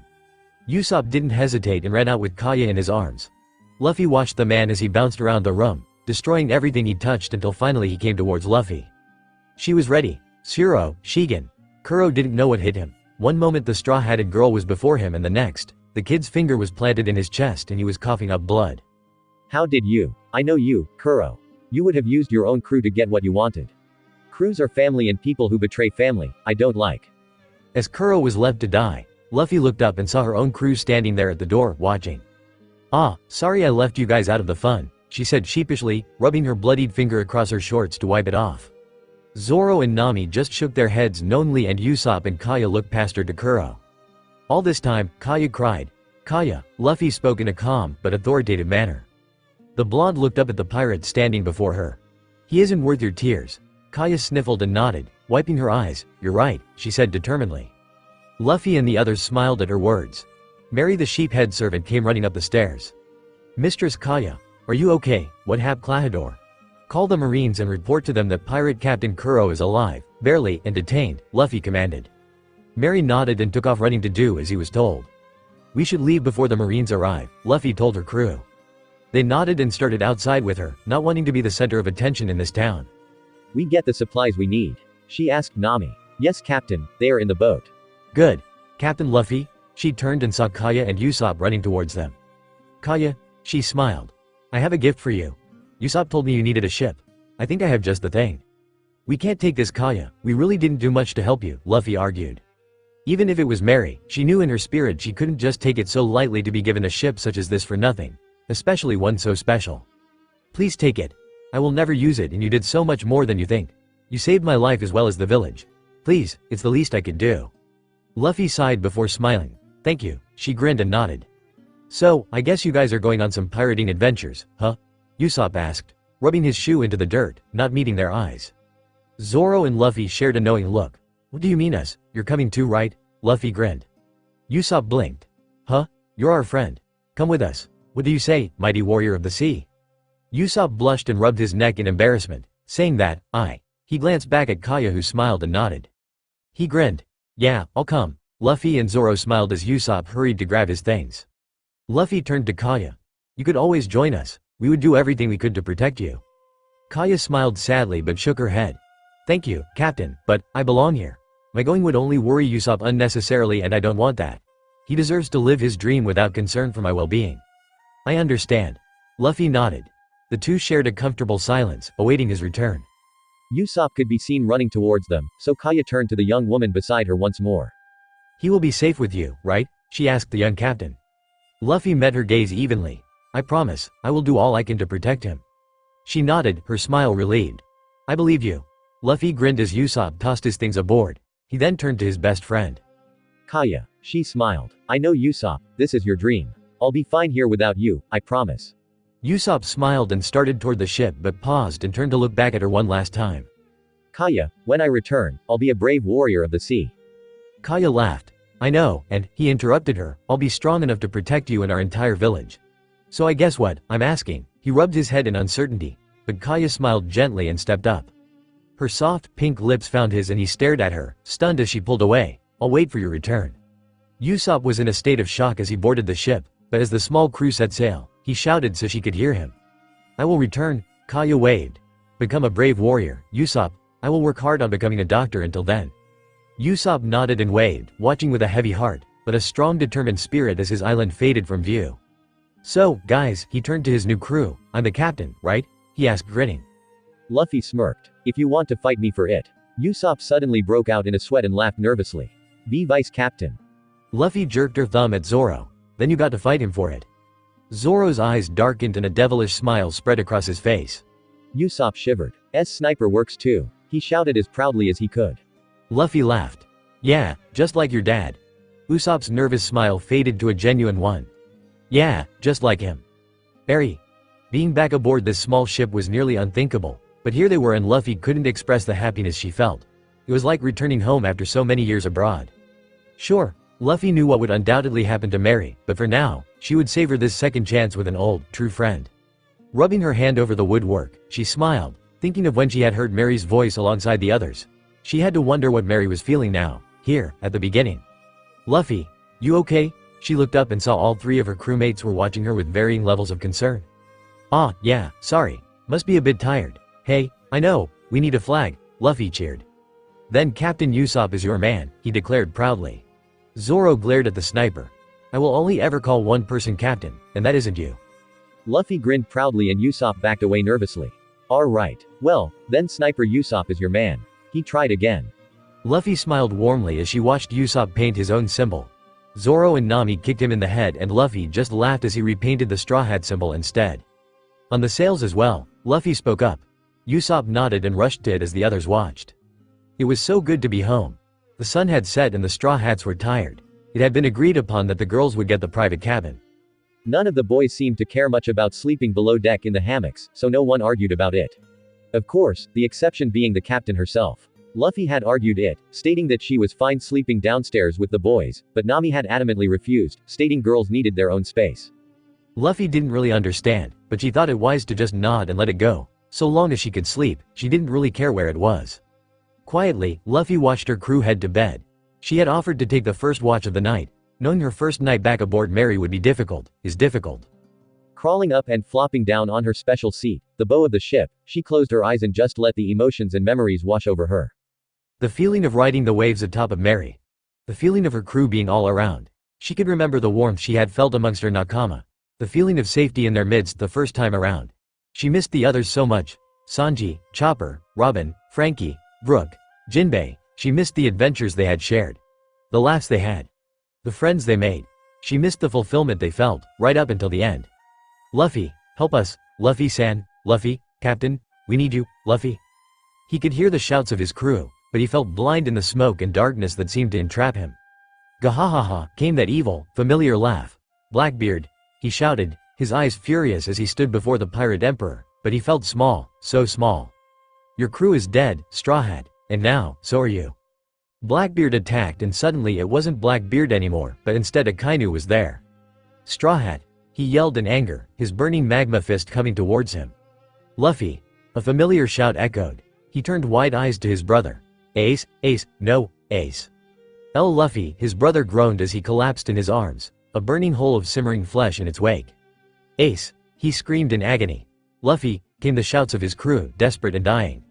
Mina, no, my nakama, he cried as he tried to rise to his feet, but water swirled around his ankles and he felt his strength draining where he stood. Akainu and Blackbeard both stood above him, their laughs echoing through his mind as they took in his desperate situation where he sank. You're weak, Straw Hat, Akainu gloated. Die with your family, Blackbeard laughed. The two attacked and Luffy screamed in fear and agony. Gasping, she shot up, her breath coming in quick pants. She looked around, her body shaking, but she was alone under the moonlight aboard her ship, the Going Merry. Using her observation haki, she checked on her crew who were all still sleeping and checked the surrounding perimeter for possible enemies. Nothing, no one was there, yet she could have almost sworn she had heard that mocking laughter even now, when awake. Dropping back down on her back, she squeezed her eyes closed. With no one around, she allowed the tears to spill down her face, blocked only by her arm that hung loosely over her eyes.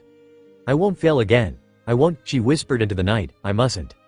Needless to say Luffy got no more sleep that night. Not that she'd had much before that either, but now the memories and the horrors were so much worse than they had been, probably due to her familiar environment. The following morning, Luffy and her crew played together up on deck, like the old days. Zoro napped, Nami was reading her maps, and well, okay, Usopp and Luffy were really the only ones playing on deck, but hey, the others joined in when she badgered them enough. This time however, something new but not really had caught her eye. Cannon! Luffy shouted with glee. Usopp grinned. Watch how it's done, Luffy, I'm going to take out that rock over there and... Just as he went to fire, Luffy gasped and kicked the cannon off course. The cannonball hit the water and exploded, leaving a shower of rain in its wake. Wah! Usopp started to yell, but stopped when he saw the serious look on his captain's face. Luffy. Luffy was having an internal struggle within herself. She remembered now that Johnny and Yosaku were over there. However, if they went over there now, if they went to the Baratie, Uncle Mihawk would come. What if she didn't meet them? What if they went to Nami's village first? She struggled within her mind. She didn't want Zoro to have to go through that again, to face Mihawk and lose, but he needed to, right? She sighed, knowing if the old Zoro was here and knew what she was thinking, she would have been kicked in the head and lectured for an entire hour about doubting him, but the old Zoro isn't here. Did her first mate really need to fight said warlord now? She groaned. It wasn't her decision. Fate was a funny thing. Choosing to abandon this path now would only lead to another meeting at another time in the near future. Of this she had no doubt. Growling, she knew what she had to do. I sense people over there on that rock, Usopp, Luffy explained before turning to her navigator. Nami, take us over. All right. The redhead shouted, confused but compliant. Zoro came up and stood by his captain. He didn't know why, but somehow, he felt like his captain needed some encouragement right now. Luffy. The girl looked up at her swordsman and Zoro noted the dark circles beneath her eyes. What could he say to make this better? He tried to think of something inspiring he could say to comfort her. Something that might really give her a boost in whatever decision she seemed to be struggling with. What came out was, "You're thinking too much." The Straw Hat Girl stared at her swordsman with wide eyes and Zoro wondered what had compelled him to say something so lame. But then suddenly the girl grinned and laughed and Zoro felt himself relax at the sight of his captain's smile. As a small boat suddenly appeared by the side of their ship, Zoro drew his sword and waited. He paused when he saw its occupants. Johnny. The bounty hunter froze. Big bro. Apparently Yosaku, Johnny's partner, was sick with scurvy. After taking in some lime juice they had on board, he was well again and thanked them profusely. We really need a cook, Luffy whined as her stomach grumbled, again. Yeah, all those supplies are good, but we need someone who can really utilize the kitchen aboard this ship, Nami agreed. Yeah, sorry guys, Luffy laughed with embarrassment, I can only make specific things. At least you keep us from starving, Zoro shrugged, perfectly fine with what she could make. And your food isn't that bad, Usopp nodded in agreement. Just a little burnt around the edges grinned sheepishly, knowing they were just being kind. Most of her meals had turned black and filled the entire ship with smoke on more than one occasion. Well, if you need a cook, there's a floating restaurant near here where you may find one, Johnny spoke up, it's called the Baratie. A floating restaurant? Questioned Nami, that might not be half bad. I could use a good meal right now. Zoro and Usopp looked at Luffy who shrugged, sounds good to me. As the others talked in hushed tones, Nami noticed the pained look on Luffy's face. Since this morning she had acted a bit glum and Nami wondered what was bothering the pirate captain so much that it would reduce her normally sunny disposition to something so dark. You okay? Luffy glanced at her navigator. I'm fine, thanks. Nami nodded, but she knew it wasn't true. Something was really bothering the kid. Deciding to take a chance, Nami wrapped her arms around the young captain and squeezed gently. Luffy froze, surprised by the sudden physical contact. Nami rarely showed such emotion, especially not when they had first met. Look, you know you can tell me anything, right? I'm willing to listen, Nami whispered, shrugging. Girl talk and all that. Luffy hesitated. Could she even try and trust her crew with any of this? The answer was obvious. This wasn't their burden to carry. She had been the one to make the decision and she would be the one to see it through to the end, but still. Luffy, Nami whispered, sensing the captain's unease. Luffy sighed and wrapped her own arms around her navigator. Honestly, she liked the contact, so why not enjoy it while she has it? I had a nightmare, she admitted in a quiet tone. Nami gently tightened her hold and Luffy leaned into the embrace. She felt like a little kid again. Strange, considering she hadn't been a kid since she was 5 years old. Want to talk about it? Nami asked softly. Not really, Luffy said as she pulled back, meeting her friend's eyes, but thanks. Deciding to return the favor and open the doors towards a possible alternate future, she responded in kind. You know Nami, you can always talk to me as well. Nami flinched and stepped back. Where are you, Arlong? Nami placed a hand immediately over the tattoo on her shoulder, stunned. How did you? Luffy looked at her sadly. I saw it, your tattoo. I've seen it before, but it took me a while to place it, she partially lied, but when I thought about your story of why you started robbing pirates in the first place, I realized what must have happened. Nami looked away. So, what now? You going to kick me off your ship? She asked bitterly. Nami, Luffy breathed, pained by her friend's obvious suffering. Nami felt a gentle hand turn her head and she looked into the dark eyes of the girl she had come to consider a friend, whom she had come to consider her captain. You are family aboard this ship and I don't let family, my nakama, walk away so easily. I want to help you, if you will let me. Nami chewed her lip and turned away from Luffy, looking out over the water in silent contemplation. Arlong is a fishman, Luffy, she finally replied. He's really strong, much stronger than any human. I am stronger than the average human, Luffy told her firmly. I am stronger than him. Nami frowned and shook her head, eyes desperate. You can't know that, Luffy, I have the money to buy back my village now. I will go and talk to him. If he keeps his word, you won't need to fight him. And if he doesn't keep his word? Luffy asked softly, what then? Nami was silent. She had no real answer and Luffy knew this. The captain sighed. Nami, take the ship. The thief stared at Luffy in shock. What? When we get to the Baratie, we will eat and after, I want you to take the ship and head towards your village. We will meet you once we get our cook to join our crew. But, she hesitated. Luffy smiled. Believe in your nakama, Nami. Believe in me, because I believe in you. Deciding to change course and avoid possible collision, Luffy stopped the conversation before Nami had a chance to retreat from this emotional rollercoaster. Gang, set sail for the Baratie, she ordered. Aye, came the response from the crew. Nami stared at the back of her captain as the younger girl walked up the steps onto the top deck where the wheel was located and began to plot a course. Nami could only wonder how she had gotten so lucky as to have stumbled upon such an amazing person like Monkey D. Luffy. Luffy smiled as the Baratie came into view. Finally, another member of her crew. And most importantly, her cook, meat meat meat. She happily chanted in her head. Zoro shrank back from his salivating captain as Nami called out behind them. Make ready to board. Ah. Rifling through her bag of personal items, Luffy pulled out her captain's coat, as she liked to call it. If she was going to recruit her cook for the second time, she was going to look good doing it. Besides, this would be her first official fight as a known pirate amongst civilians. She needed to make a good first impression, one that will make even her enemies think twice this time around. Pulling her coat on that went just below her lower back made her feel nostalgic. It was a well-made black leather coat with silver spikes across the shoulders and along the back, as well as silver trim running along where the zipper was placed in a crisscross fashion both in the front and along the cuffs. She hadn't worn this in some time. Not since Rayleigh had gifted it to her to withstand the cold nights and make an impression when hunting along the Grand Line for new and upcoming pirates she could test her newfound strength against. Looking in the one mirror they had aboard the ship, she checked herself out. Maybe she should get her emblem added to the back of it sometime. Shrugging, she stepped out and her crew waited for her command to depart. Sanji was having a fairly average day with average customers, until suddenly the door slammed open and he watched as a crew of 6 people entered. They were an odd-looking bunch if he ever saw one, but they gave off an aura of power that he felt strangely drawn towards. Then he spotted them. Oh, sweet angels, he shouted, spinning around on his toes. You're like fresh dew that sparkles beneath the morning sun. Oh, sweet cherry air, my dear ladies, please tell me your names. Nami and Luffy stared at the idiot before them for a full 10 seconds before finally snapping out of their daze. Luffy more from the shock of seeing Sanji act so dopey over her. Then again, she had been a guy in the last timeline she supposed. So, her eyes suddenly sparkled at the thought of what this might mean. More snacks anytime I want. With her captain's eyes suddenly sparkling for a reason she wasn't completely certain she wanted to know, Nami took the lead and introduced them. I'm Nami and this is Luffy, she stated with a flirtatious grin, please take care of us. Of course, my lovelies, he sang with happiness. Beautiful Rose, Nami, shining goddess, Luffy, he cried, large hearts in his eyes as he twirled around where they stood. Luffy blinked, Nami sighed, Zoro growled, and the others stared.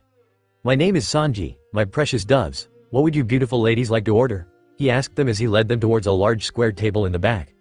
Nami smirked and leaned forward, allowing just a little of her bust to be exposed to the lovesick idiot, and Sanji almost collapsed in happiness as she grinned his way.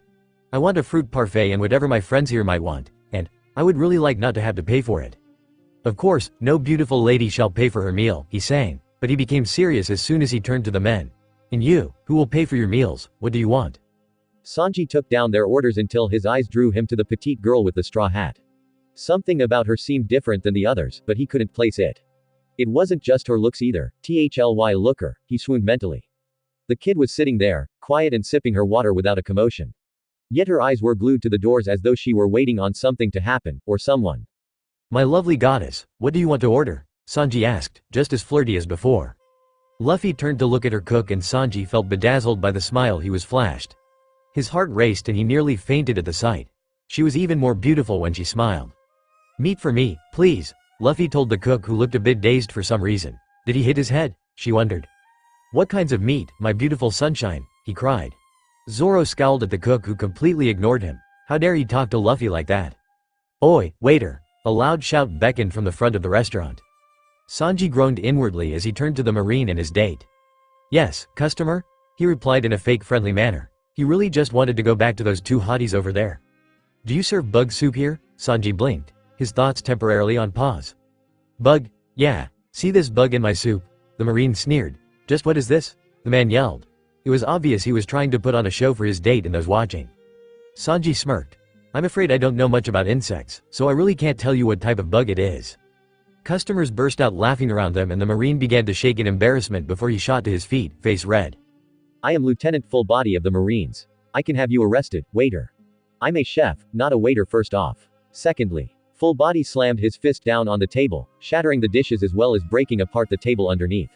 The Marine's date screamed and stumbled back and Sanji lowered his head, really wishing he had a cigarette right then. I spent a long time working on this soup, he sighed, kneeling to clean the mess. Stop mocking me, Full Body shouted, swinging his fist. Sanji swung around, kicking the man's legs out from under him.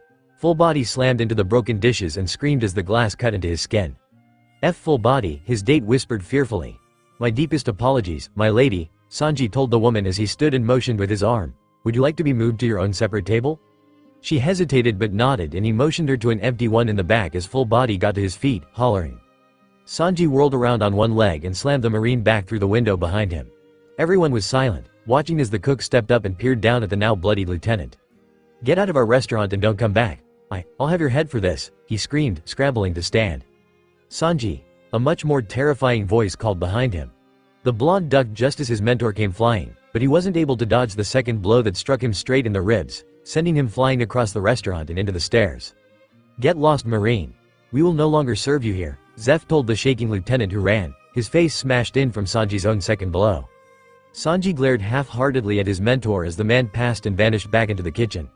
You okay? A voice asked. The blonde looked up, a bit surprised to see the redhead from before looking down at him. In his eyes, she was smiling lovingly down at him and she blushed as he reached out to her. Oh, lovely lady. That you would come to me and ask if I was alright. I am so touched by your kindness. Please, accept my kiss and…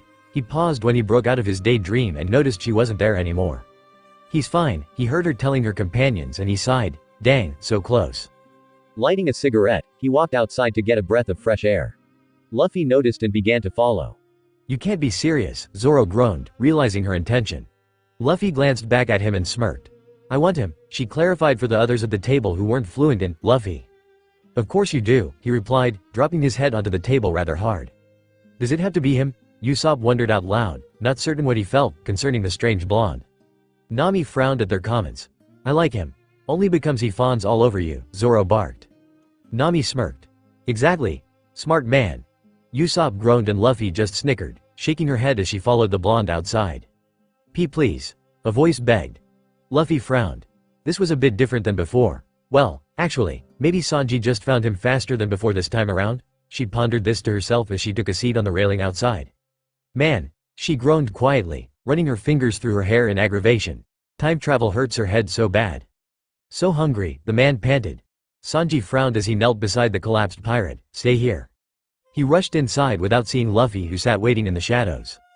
Hopping down from the rail above, she knelt beside the man she knew to be Jin, the second in command of the Don Krieg pirates. Sanji will fix you something good to eat, she said in a cheerful tone. Jin looked up at the girl before him. He took in her coat and the weapons hidden just beneath it, hanging around her hips. She was a looker, but he got the distinct feeling she wasn't just another pretty face. Are you a pirate? He whispered, voice raspy. Luffy nodded and sat down beside him. Me too, the man admitted before collapsing. Luffy was silent, just keeping the downed pirated company until Sanji returned. The blonde paused upon seeing the straw-hatted girl, but shrugging it off, he then hurried forward. Flirting could wait at least until that pirate had left with a full stomach, he decided. Here, eat this. I added items with lots of protein, so it should keep you feeling full for a while. The man thanked him before he began to chow down. Sanji lit up a smoke and Luffy sat there in silence. Finally, the plate was licked clean and Jin sat up, his stomach filled. Thank you very much, mister, Sanji is fine, the cook replied in a simple manner. Sanji, the other repeated with gratitude. Jin glanced at the girl sitting beside him. Where is your crew headed? The Grand Line. Jin froze. Listen, I should warn you, the Grand Line isn't. I've already been there, Luffy interrupted him. I came back here to find my crew. Jin's eyes widened. You went there alone? You're just a kid, how? I know some people, Luffy shrugged before looking out across the water, one of whom was on his way here now. Sanji, who had been listening in, felt his eyes widen as he watched the two converse. This girl is a pirate. So how did your crew get so bad off anyways? Sanji asked the man, stifling his own curiosity for the time being concerning the beautiful girl beside him. Krieg and his fleet are formidable, but we ran into this guy with a large cross-shaped sword and we didn't stand a chance. He sliced apart every ship we had until only our captain's ship remained. We were desperate. He chased out of the Grand Line and we didn't dare stop for supplies. Now, our crew is near its end. We are all starving and I was sent out to try and find food. That's when I stumbled upon this place out in the middle of nowhere. You ran into Mihawk, huh? Tough luck, Luffy grunted. Jin's eyes widened. How do you? I told you, I know people, she said again in a dismissive manner before standing up and heading back inside. She paused at the threshold and looked back at the two now watching her. If it really was Mihawk though, he won't just let you go. He doesn't ever let prey go. With those ominous words, she vanished back inside. Jin left not long after that, but Luffy knew he'd be back, along with his crappy captain. In the meantime, she had bugged Sanji non-stop about joining her crew, which as before, didn't seem to be working. Oh, come on, why won't you come out to sea with me? She whined. Sanji sighed, truly heartbroken about having to say no to such a beautiful girl. While I really would like to come with you, beautiful angel, I just can't. I told you, that old man in there saved me and I owe him. Until he acknowledges my skills as a cook, I just can't leave. Not even with a breathtaking goddess like yourself. Luffy pouted adorably and Sanji felt his resolve crumble just the slightest. This kid was too cute, he thought, his eyes becoming hearts once more. Suddenly from where she had been pouting against the railing outside, Luffy suddenly straightened up, eyes narrowing. Using her observation haki, she had picked up on a large ship several miles out and not too far behind it, a boat with a single occupant. Sanji noticed the change in his new friend's posture and he too looked out to sea, following the kid's gaze. What was she seeing? He wondered. With a gentle hand on the cook's shoulder to bid him goodbye, Luffy turned and walked back inside. Her own crew were still sitting where they had first arrived hours ago, just enjoying relaxing on solid ground. Her eye caught theirs and each grew serious, because they could tell, trouble had arrived. Nami, Luffy drew her navigator's attention, when the fighting starts, take the ship. The thief nodded, but Luffy could see the hesitance and uncertainty behind the action. Nami, I promise, Luffy stressed with complete seriousness, we won't be far behind. Nami nodded, letting out a breath of air and Luffy gave her friend's hand a final encouraging squeeze before turning to the front doors of the Barati. Sure enough, moments later, Krieg and Jin stepped inside.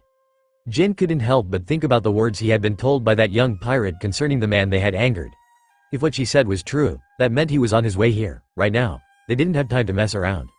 I need food for my men, Krieg begged as he hung across the shoulders of his first mate, barely standing thanks to the other's support. Jin said nothing as the cooks fought about handing food over to the likes of them. His eyes instead searched the place for Sanji and the girl. He found them, but he couldn't bring himself to meet their eyes. Only when Zeph came out with a bag, did everything settle down, sort of. You're Redfoot Zeph, aren't you? Krieg smirked. Zeph eyed him. Take the food and go, Krieg. You're not welcomed here. Krieg handed the food off to Jin, his eyes meeting his first mate's with meaning. Go give it to the boys and tell them to prepare. Jin hesitated but nodded as Krieg sat down on the restaurant floor and chomped on an apple he had plucked for himself.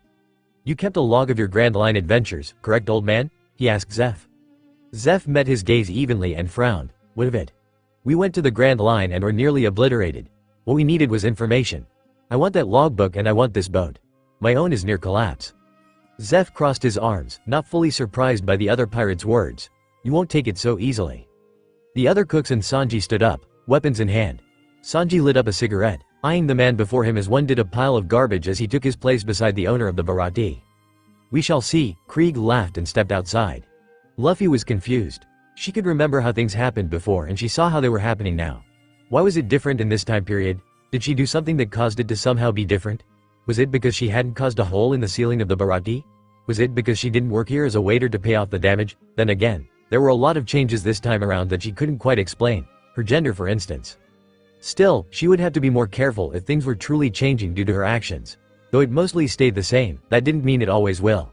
If she wasn't cautious, she might get caught unaware, despite her immense strength. Hey old man, she suddenly called to Zeph who looked her way with curiosity. That guy isn't going to leave. He nodded, his gaze measuring. I know. She smirked and sauntered forward. My crew and I just ate here. If I take care of that guy for you, would you be willing to call it even? No bill? Zeph huffed in amusement, but his eyes stayed locked with her own. Sure kid, sounds fine by me. Luffy grinned and Sanji stared at her. Was this girl serious? The cook wondered. He couldn't imagine such a scrawny kid in a fight with Krieg. Luffy stood on the deck with most of the cooks and her crew as the Krieg pirates surrounded the Baratie. She saw out of the corner of her eye, Nami, boarding their ship. She hoped Nami wouldn't change her mind about leaving when the fighting started. If she did, Luffy couldn't help but wonder what kind of changes that would cause to the timeline. "Surrender the Baratie now, Zeph, or face destruction at my hands," Krieg demanded. Luffy sighed. He's so full of it. Dark clouds began to form above the Baratie. Luffy watched them. Knowing who the cause of those clouds was almost immediately. His aura alone produced storm clouds that could almost rival her own. "He's here," Zoro whispered beside her. Luffy stared at her first mate. Her mind going back to the words he had spoken when they had first discussed the subject of Mihawk. "If the day comes that I meet him, even now as I currently am, I will fight him. I wouldn't be me if I didn't, you get it?" She did. She did get it. Still, she couldn't help but fear for him. Could one of the changes that happened this time around be Zoro's death? Though she trusted in her nakama, she couldn't help but feel the same pain sting deep inside her chest. The pain of losing those she loved due to her own weakness. Her own inability to protect the family she had formed. Would this time around be any different? The sound of multiple screams had her looking up. The battleship of Don Krieg split in two. All those pirates who had been ready to attack the Baratie head-on were now falling through the wooden debris and into the waters below. Those watching around her seemed uncertain about what just occurred, but Luffy knew. Glancing over at the odd expression of her first mate, it was obvious Zoro knew too. "Hawk eyes," he whispered in disbelief, as his hands clutched his swords. Zoro, he looked over at his captain and met her gaze. He read the worry in her eyes and heard her unspoken order, "Don't die." With a smirk, he jumped down and walked forward to meet his ambition without a trace of hesitation. Luffy couldn't say she had ever been prouder. Then again, she couldn't say she had ever been more conflicted either. More than anything, she wanted to pull him back and forbid him to fight, and yet, she knew doing so would result in his leaving, and that simply wouldn't do. To not have Zoro at her side, it was like losing a limb she never knew existed until it was gone. The pain was immeasurable. "Hawkeye." Mihawk looked up at the young man who stood before him. Noticing the swords, he internally sighed. "I challenge you to a duel," the young hothead demanded. Mihawk looked past him to the girl just beyond. Luffy, her eyes dark, met his own, but she made no move to stop this fight from happening. Then again, he glanced at the boy before him. If this kid was serious, she wouldn't be able to stop him anyways and probably knew it. His eyes studied the young swordsman. This must be one of her crew, which meant. "Very well," he answered, eyes sharp. He drew his smallest blade. A small knife that came as a detachable part of a gold cross necklace he always wore on a chain around his neck. "This is the smallest blade I have," he taunted. "Come at me, young one." Zoro narrowed his eyes, inwardly seat me. "What kind of fight will this be if you use that?" Mihawk smirked. "It's all that I need," Zoro growled, "Onigiri." He sped forward, all three swords clashing, and Mihawk held him off with that little gold knife alone. Zoro nearly dropped the sword out of his mouth. "No way," he thought, "our skill levels can't possibly be that far apart, can they?" Suddenly angry, he began to swing his swords with a ferocity that even Mihawk commented on. Still, Zoro felt powerless the longer he attacked. His attacks just weren't getting through. Backing off, he took a deep breath and tried to focus, tiger. Taking his stance, he thought back to when he first met his captain. He had an ambition to become the world's greatest swordsman, and then she had walked into his life, unannounced, unexpected, and yet, so quickly, he had come to rely on her. Had come to believe she needed to rely on him in return. "Then what is your dream?" he had asked, not entirely sure why he was even partially curious. Luffy grinned and Zoro felt nearly blind after seeing that smile. This kid could outshine the sun, he thought to himself, his heart stuttering. "Pirate King," the girl laughed. Zoro blinked. "Huh?" Luffy laughed even harder at the man's face, and Zoro could only stare. "Do you even know what you were saying?" he had asked the teen. Luffy sighed. "The Pirate King is the Pirate King, right? It can't mean anything else. Sides, I know you have a dream, so spill it. What is it?" Zoro stared the kid down. Most people laughed at his ambition. He wondered if this kid would be any different. "World's greatest swordsman," he replied evenly. The kid looked him in the eye and smiled. "Sounds good. Only the best can be on the crew of the Pirate King, after all." Luffy, hunt, he sped forward, but it was too late. Mihawk passed through his defenses and Zoro froze. The little blade stabbed deep into the muscle of his chest, just to the right of his heart. Zoro coughed, the sound shaky as his chest began to tighten while Hawkeye held his gaze. "What's your name, boy?" the man asked. Zoro backed up, his sword still in his mouth as blood ran freely down his front. "Roronoa Zoro," he rasped, determined to stand his ground until the very end. Mihawk nodded. "I will remember it. It's been a long time since I have met anyone as strong in spirit as you.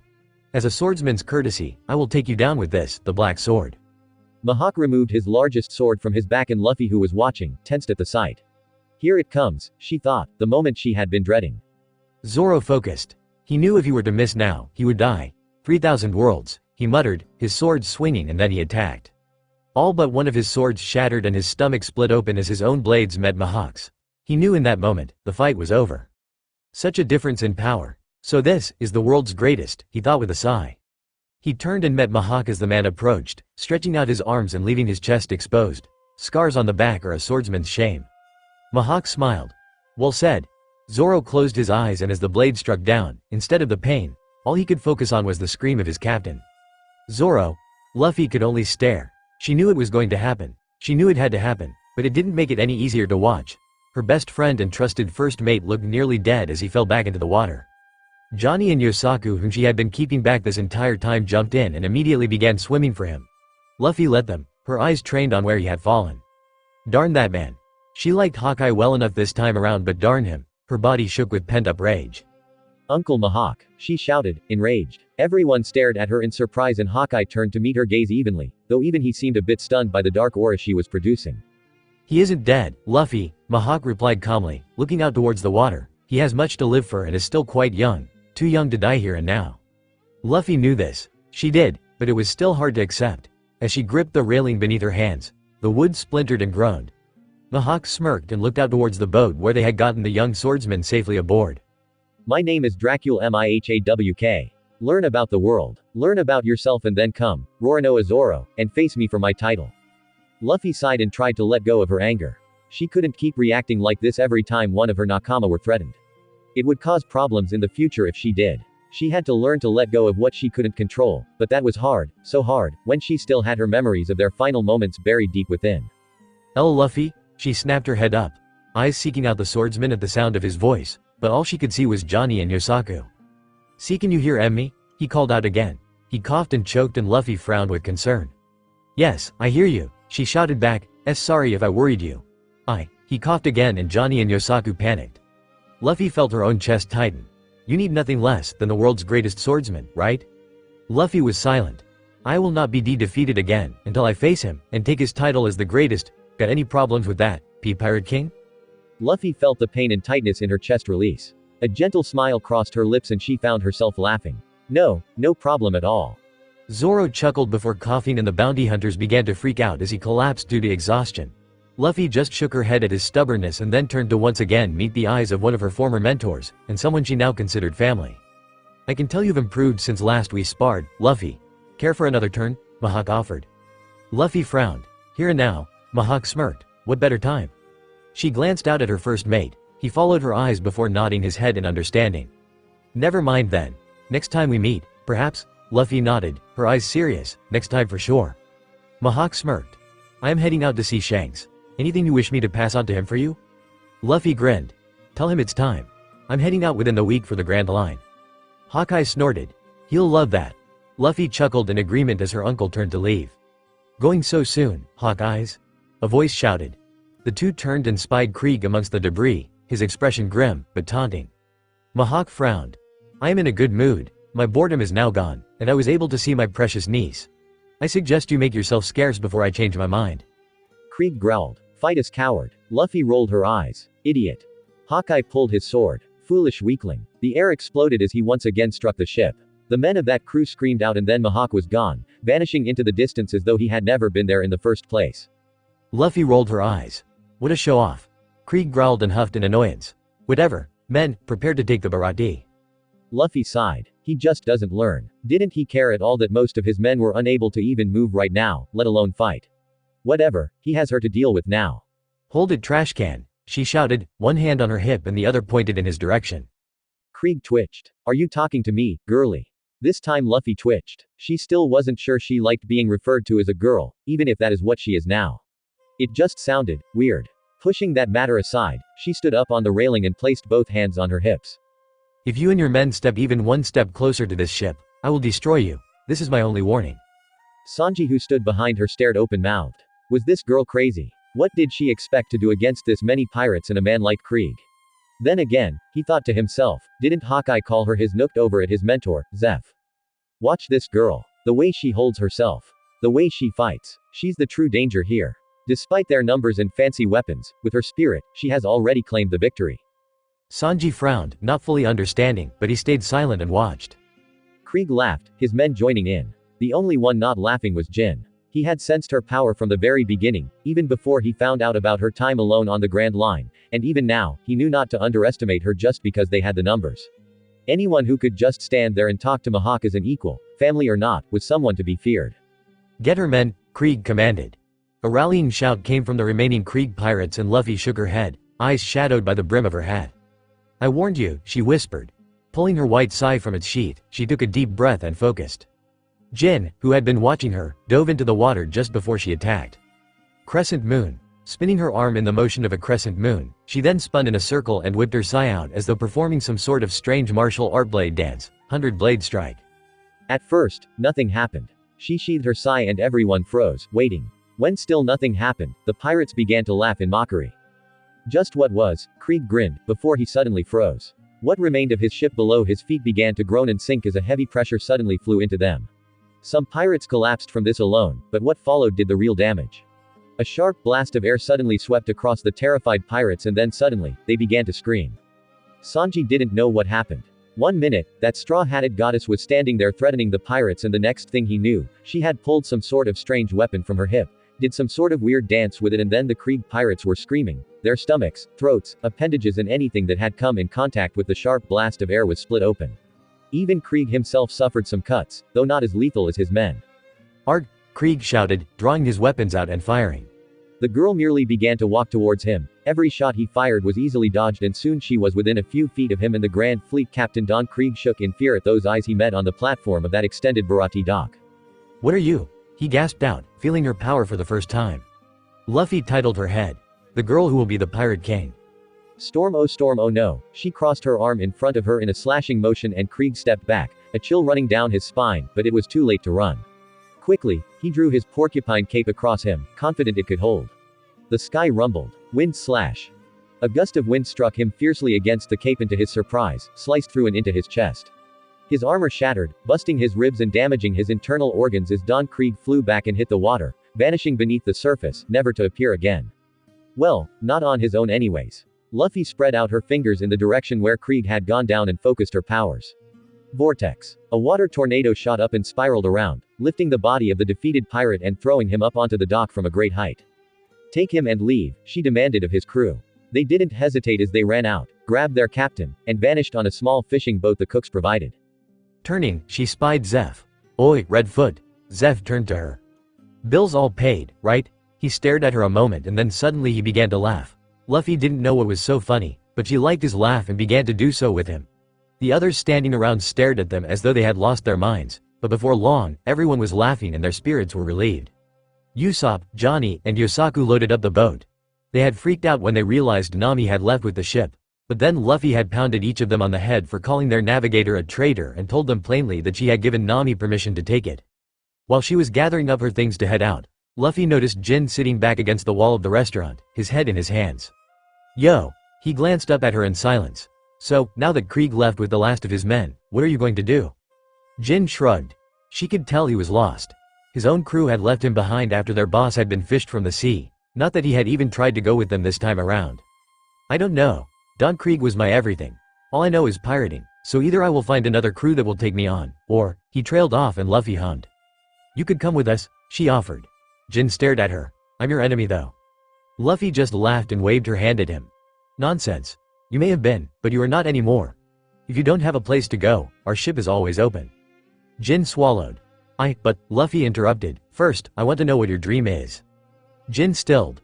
It was to see Krieg become victor of the Grand Line, but now, he smiled. My original dream, when I first started out as a pirate, was to travel the world and see something no has ever seen before, but, I don't know how that would be possible anymore. Luffy hummed, deep in thought. Well, no one has seen the One Piece since Galdi. Roger hid it, so how about that? It could be something only our crew will have seen once we find it. Jin stared at his captain. One Piece, yeah, that would work. Jin began to laugh and Luffy found herself laughing right alongside him. Luffy felt a genuine likeness for the man sitting before her as she stretched out her hand and offered it to him. She hadn't felt this pull to take him with her in the last timeline, but maybe it was because this time around, she realized she needed to rely on others more, and that included those who she knew needed to rely on her as well. Jin hesitated only a moment before slowly reaching out and touching his hand to hers. "Thank you for this second chance, Captain." Luffy grinned. "Welcome aboard, Jin." Zeph, in his gratefulness for what Luffy had done, gave her lots of supplies to take with them out to sea. Of course, they still needed a cook. Sanji, who had adamantly refused her offer once again, despite his surprise at seeing Jin walking alongside her, was just gathering the last of the provisions for his new friends when he overheard Zeph. "With all these supplies, they should last you a while, but you don't have a cook. Do you have anyone who knows how to organize and cook them properly amongst your crew?" Luffy pouted dramatically. "Afraid not. I did ask Sanji to join us, but..." Zeph met her eyes and a silent look of knowing passed between them before he turned to his little eggplant. "Sanji, go with this girl and make sure you cook her the best food you have ever made." Sanji started to protest, but the next few words his father figure said had him stuttering to silence.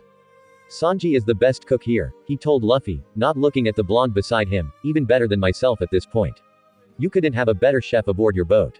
Sanji felt the tears sting his eyes, but he pushed them away as he calmly walked up to his beautiful straw-hatted goddess and looked her in the eye. "I'll join your crew." Luffy grinned impossibly wide and Sanji felt his heart speed up at the sight as he danced around.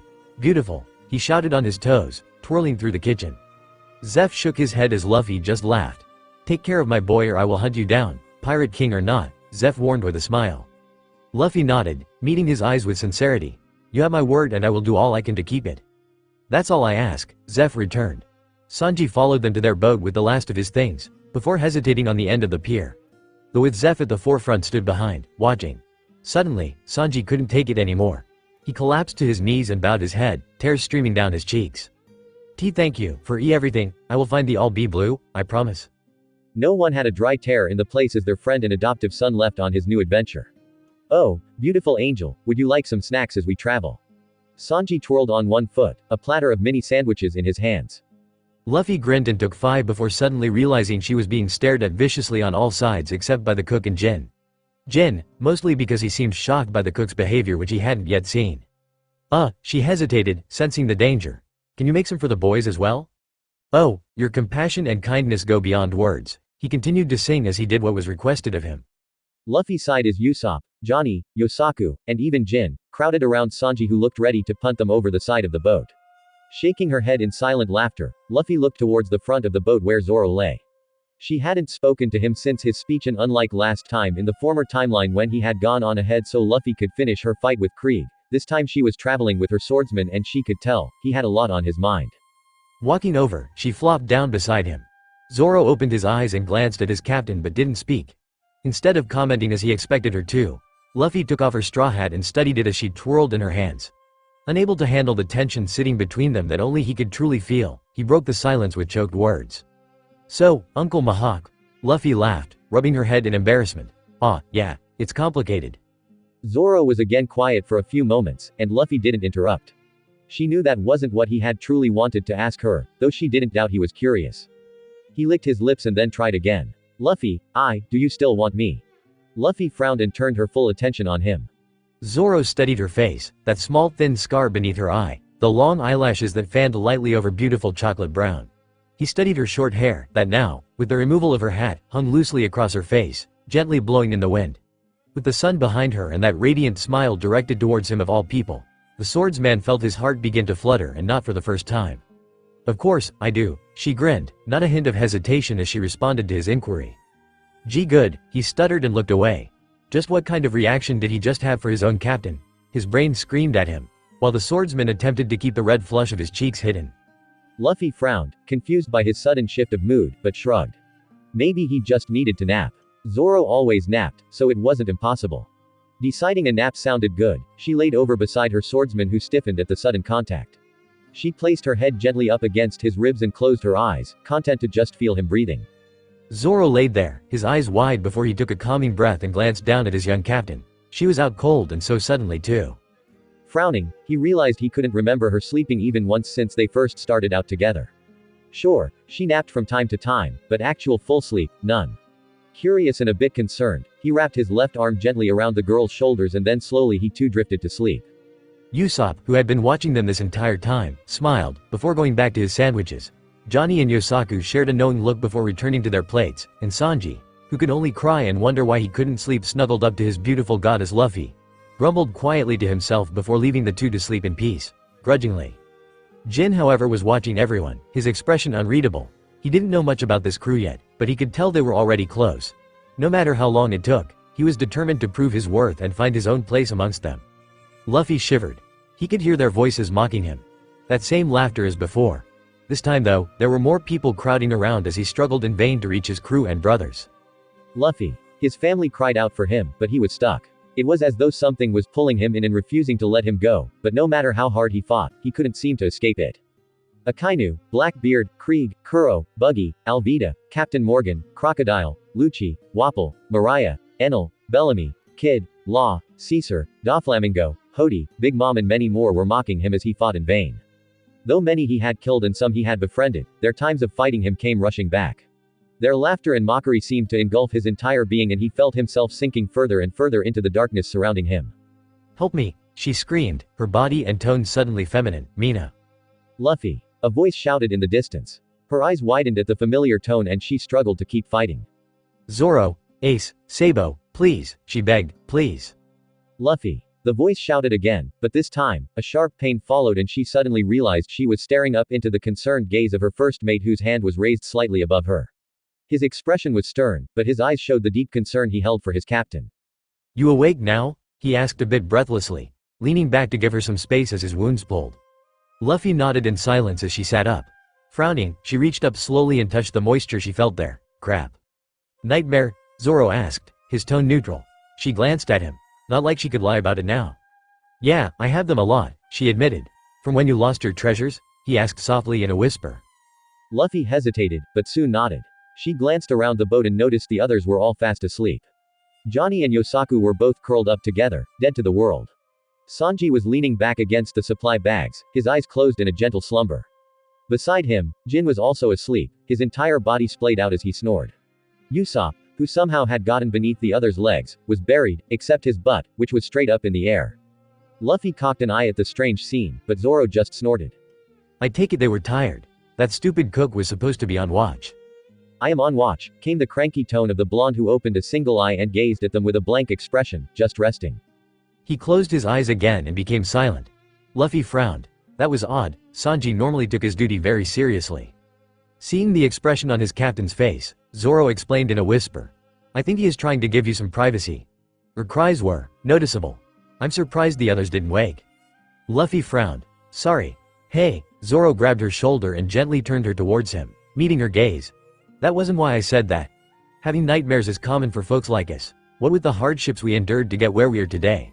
I should know, I have them too from time to time." Luffy blinked. "Zoro has nightmares too." He nodded. "Yeah, my friend Kuina, a girl I respected more than anyone in the world, died falling down some stairs when we were children. Well, I dream about her once in a while and not all of them are good dreams." Luffy looked out across the water, her voice shaky. "I keep dreaming I'm stuck, sinking into a deep, unending darkness and unable to save my family in time before they are killed. Only a few things change each time I sleep, but it's relatively the same dream every single time." "I see." Luffy sighed and flopped back against Zoro who grunted but didn't push her away. Neither were very good with expressing their emotions. "Sorry I woke you up." Zoro shrugged. "It's alright. I was happy you at least slept in peace for a short while." Sanji took this moment to interrupt, noticing the sudden strained look the young captain expressed at those words. "Luffy, when we get to Nami's hometown, what do you think will be waiting for us?" She turned to meet his eyes. Carnage. The following morning, everyone was awake. Zoro satyrs, looking out over the water. Sanji was making breakfast, Yosaku and Johnny were playing a card game with Usopp, and Jin and Luffy were discussing the Grand Line. Suddenly, the boat shifted and everyone had to grab onto the railing in order to keep their balance. "What the hell was that?" Johnny yelled. "Sounded like it came from under the boat," Sanji muttered, eyeing the floor as though it might vanish at any moment. Usopp squealed and grabbed Yosaku who grabbed him back, the two shook where they stood. Jin grabbed his weighted batons and Zoro his swords. Luffy just crossed her arms, waiting. This felt familiar somehow, but what had happened? Suddenly a wave of water erupted next to them and a loud cry of a sea king echoed across the waves. "Ah!" Luffy grinned, so it was the cowfish. It stared down at the small boat and Luffy hummed. "I have an idea." The others turned to her and Luffy just grinned as she looked up at the cow. It snarled and started to attack. Luffy snapped her eyes up and the creature suddenly froze and began to sweat. Everyone on the boat frowned, confused about what was happening. Suddenly the creature moaned and dropped its head, lowering itself until it was right beside the boat. As the others gaped, Luffy laughed and reached out, petting the Sea King on its head. Good Mumu. Now, how about guiding us to Kokoyashi village? It suddenly bounced in excitement and Luffy laughed as everyone else grabbed hold of the railing in order to not be thrown overboard by the waves the creature had made. Alright then, let's go. Nojiko was silent where she sat beside Nami, gently massaging the girl's neck and shoulders. Her sister had earned the money needed to buy back the village, only to have it confiscated by a marine who she knew without a doubt had to have been paid off by Arlong. When Nami had faced Arlong about the act, he had pleaded innocent, stating he knew nothing about any money being taken by the marines. After all, aren't marines and pirates enemies? He had asked. Nojiko could only snort. In her opinion, neither was any better than the other. Nami? Her sister didn't move, her shoulders tense. Nami. She tried again, her voice gentle. The redhead finally turned, her bloodshot eyes peeking out over her arm. Nojiko felt her heart go out to her sister. Why did she have to be the one to suffer so much? She wrapped an arm around the younger girl's shoulders. You alright, baby? Nami leaned into her sister's one-armed hug and sighed. No, but I will be. The navigator wiped her eyes with the back of her hand and then turned to look her sister in the eye. Help is on its way, Nojiko. Her older sister frowned. Help? What do you mean, more marines? Nami chuckled bitterly and shook her head. No, don't worry, you'll understand soon. They should be here any day now and then. Arlong will finally get what's coming to him. She tightened her fist. Luffy, finally, we're here, Luffy shouted with glee as the boat was tied up at the docks. Jumping out before her crew had a chance to comment, she turned and looked up at Mumu. Thanks, go ahead and go back to whatever you were doing. We really appreciated the help, giant cowfish. Mumu flopped around in the water with a happy little twirl before vanishing under the sea. You really need to teach me how to talk to sea kings, Usopp commented staring after the creature, that I can be a true proud warrior of the sea.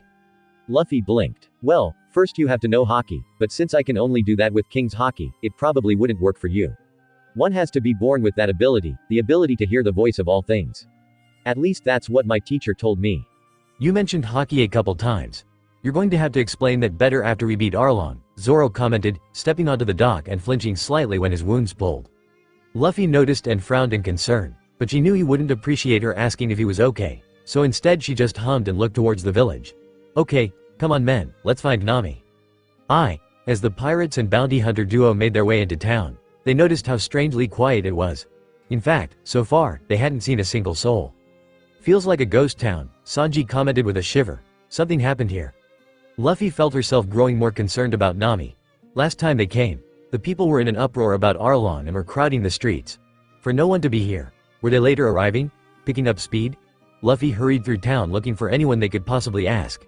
It was only after they made their way further into town that they came across the deserted road and a crying navigator slumped low in the middle. And Nami? Nami snapped her head up and she half laughed in relief when she saw who it was, though it came out choked as the sound mixed with her cries of grief. Oh Luffy, he took the money. The village found out and the people, they went to fight Arlong. They wouldn't let me stop them. Luffy, they are all going to die, she whispered, her entire body shivering with fear and self-loathing. Why couldn't I stop them? She shouted. Nami slammed her fists against the ground again and again. She screamed out in frustration and irritation. Why was she so weak? Why couldn't she help her people? Why? Nami. That one word had Nami freezing, her chest heaving with exertion. She gripped a handful of dust, her fingers digging into the dirt as she turned tear-stained eyes towards her captain. Luffy, help me, she begged, please, help me save them. Luffy felt her heart clench. It was different this time around and yet no different at all. Taking her hat off, she gently placed it on her Nakama's head. Nami stared up at her in surprise. No one ever touched the hat. Hold on to this for me. I have a fish to fry. Nami could only sit there and watch as Luffy walked towards the others. Johnny and Yosaku had rushed ahead as soon as they heard Nami's words in an attempt to stop the angry mob from taking on Arlong and his goons. This left Luffy, Jin, Zoro, Usopp, and Sanji to deal with the fishmen themselves. Let's go, Luffy replied as she passed. The four gave a nod. Right. Luffy was silent as they walked towards Arlong Park. Last time they had fought, former timeline Luffy had made so many stupid mistakes. She narrowed her eyes. This time would be different, of this she was certain, because this time she was stronger and she was prepared. Sure enough, crowded around the gates of Arlong Park, a large mob was yelling at something ahead of them. Standing in front of the gates, their swords crossed to block the entrance, was Johnny and Yosaku. We told you, no, if you enter, you're only going to die, Johnny sighed. Help is coming. Just be patient and wait, Yosaku added. What help? Just who are you guys? One of the citizens shouted. Johnny and Yosaku smiled when they saw the five in the distance. They're here. Nijiko, Genzo, and the others turned and stared. Nijiko thought back to what Nami had told her about the help she was assured would come. They aren't Marines. They're pirates. Nijiko stared at her sister. Pirates? What do you mean pirates? Why would you bring more pirates here, Nami? What if they are worse than Arlong? Nami rolled her eyes. Would I bring them here if they were as bad as Arlong?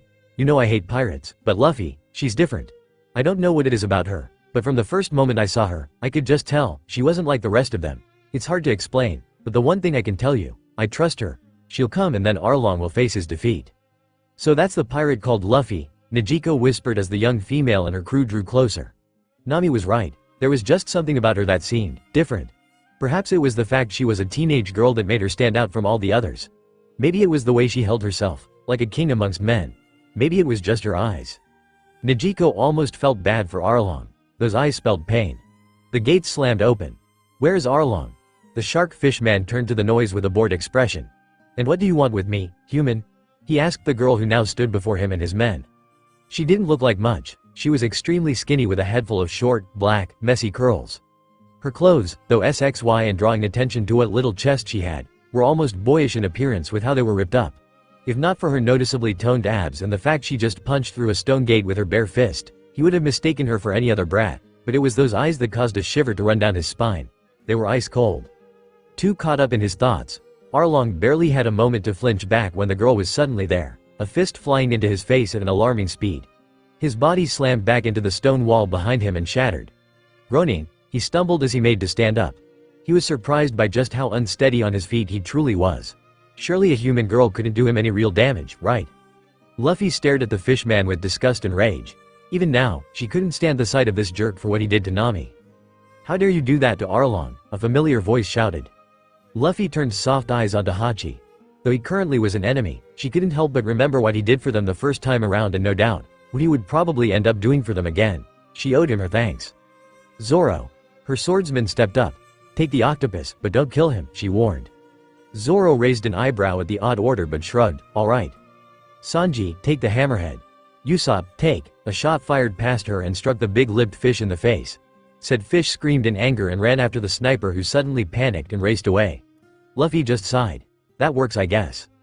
And me, Captain? She looked at Jin. Ah yes, he wasn't with them last time. Take everyone else. Jin blinked before smirking. With pleasure. He turned to the other weaker members of the crew. Come at me all at once. Maybe then, this might be fun. They scowled and stormed him as the others started their own fights. Hachi backed up at the carnage taking place around him. His crew was being destroyed before his very eyes. The human he was fighting seemed tired and he noticed the reddened bandages beneath his shirt. As the man fought for breath, Hachi decided to take a chance. Mumu, we need you, come at my call. The remaining fishmen smirked while the townspeople shouted in fear. They all watched as the sea cow rose from the water and stared at the pirates below him. Luffy blinked before smiling. Ah, hi again. The sea cow spotted Luffy and began to flop happily around in the water. Luffy laughed and Hachi began to sweat. Huh? Even Arlong looked shocked. Oh, I'm me again for the lift, Luffy shouted with a wave. The sea cow just merrily splashed its goodbye before suddenly vanishing. Well, that was anticlimactic, Sanji commented as he lit a cigarette. The hammerhead growled. Sea king or not, you won't live to see the morning human. Sanji sighed and blew out a cloud of smoke into the fishman's face. We'll see. Luffy watched as Sanji, Zoro, and Jin fought. Unlike last time, they didn't seem to be struggling as much. Then again, it probably helped they didn't have her life to be concerned over. Nor did they have all the lower crew members barging into their fights thanks to Jin. The little details truly made a big difference, she thought to herself with a smirk. They may defeat my brothers, but that doesn't mean you have one pirate. You won't so easily defeat me. Luffy glanced at Arlong like a cat does a dog. A barely tolerated presence that's all bark and no bite. Your time is coming, Saw knows. Just shut up and watch. Arlong snarled, but he didn't move to attack her like she thought he would. Instead, the two stayed still and watched the fights as they came to a speedy conclusion. Zoro blocked each attack made against him. Hachi pulled back and frowned in concentration as he readied his own special move. Zoro also drew back.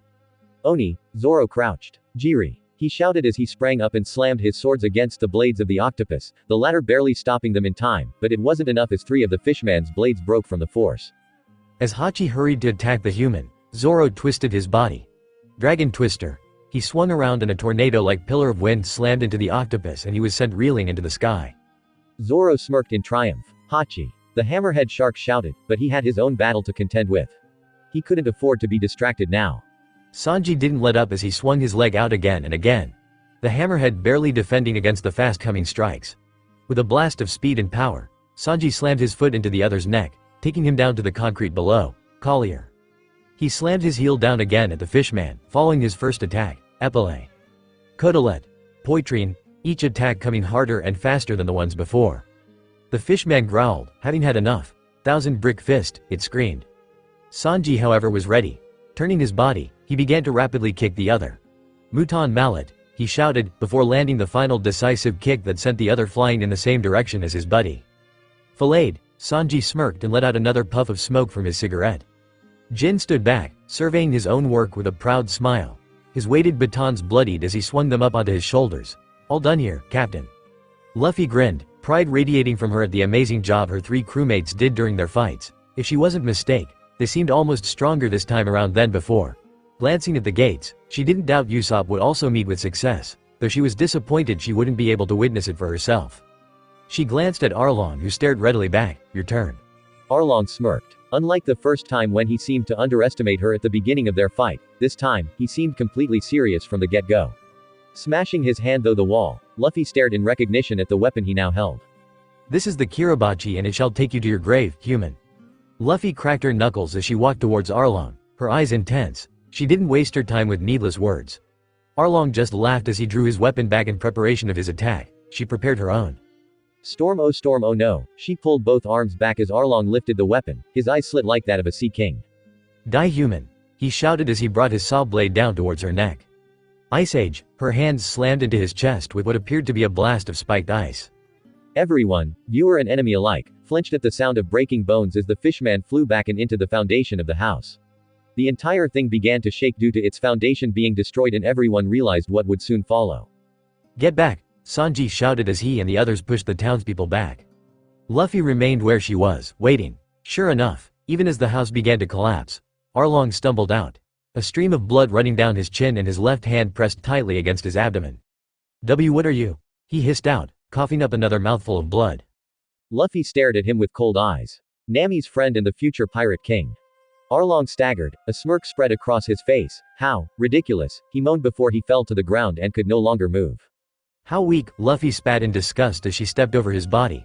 She thought about stepping on him, but she felt that might be a little too cruel considering he most likely had internal damage. Staring up at the house, she sighed. She didn't get to destroy the room like she had the first time for Nami, but as she gazed over at her navigator who stood at the entrance to Arlong Park, she realized she didn't need to. Unlike before, this time, Nami was already free. Luffy walked back towards the others, ignoring the cloud of debris that blew past her as the last of the house fell. Everyone stared in silence as the pirate walked up to her navigator and stopped a foot away.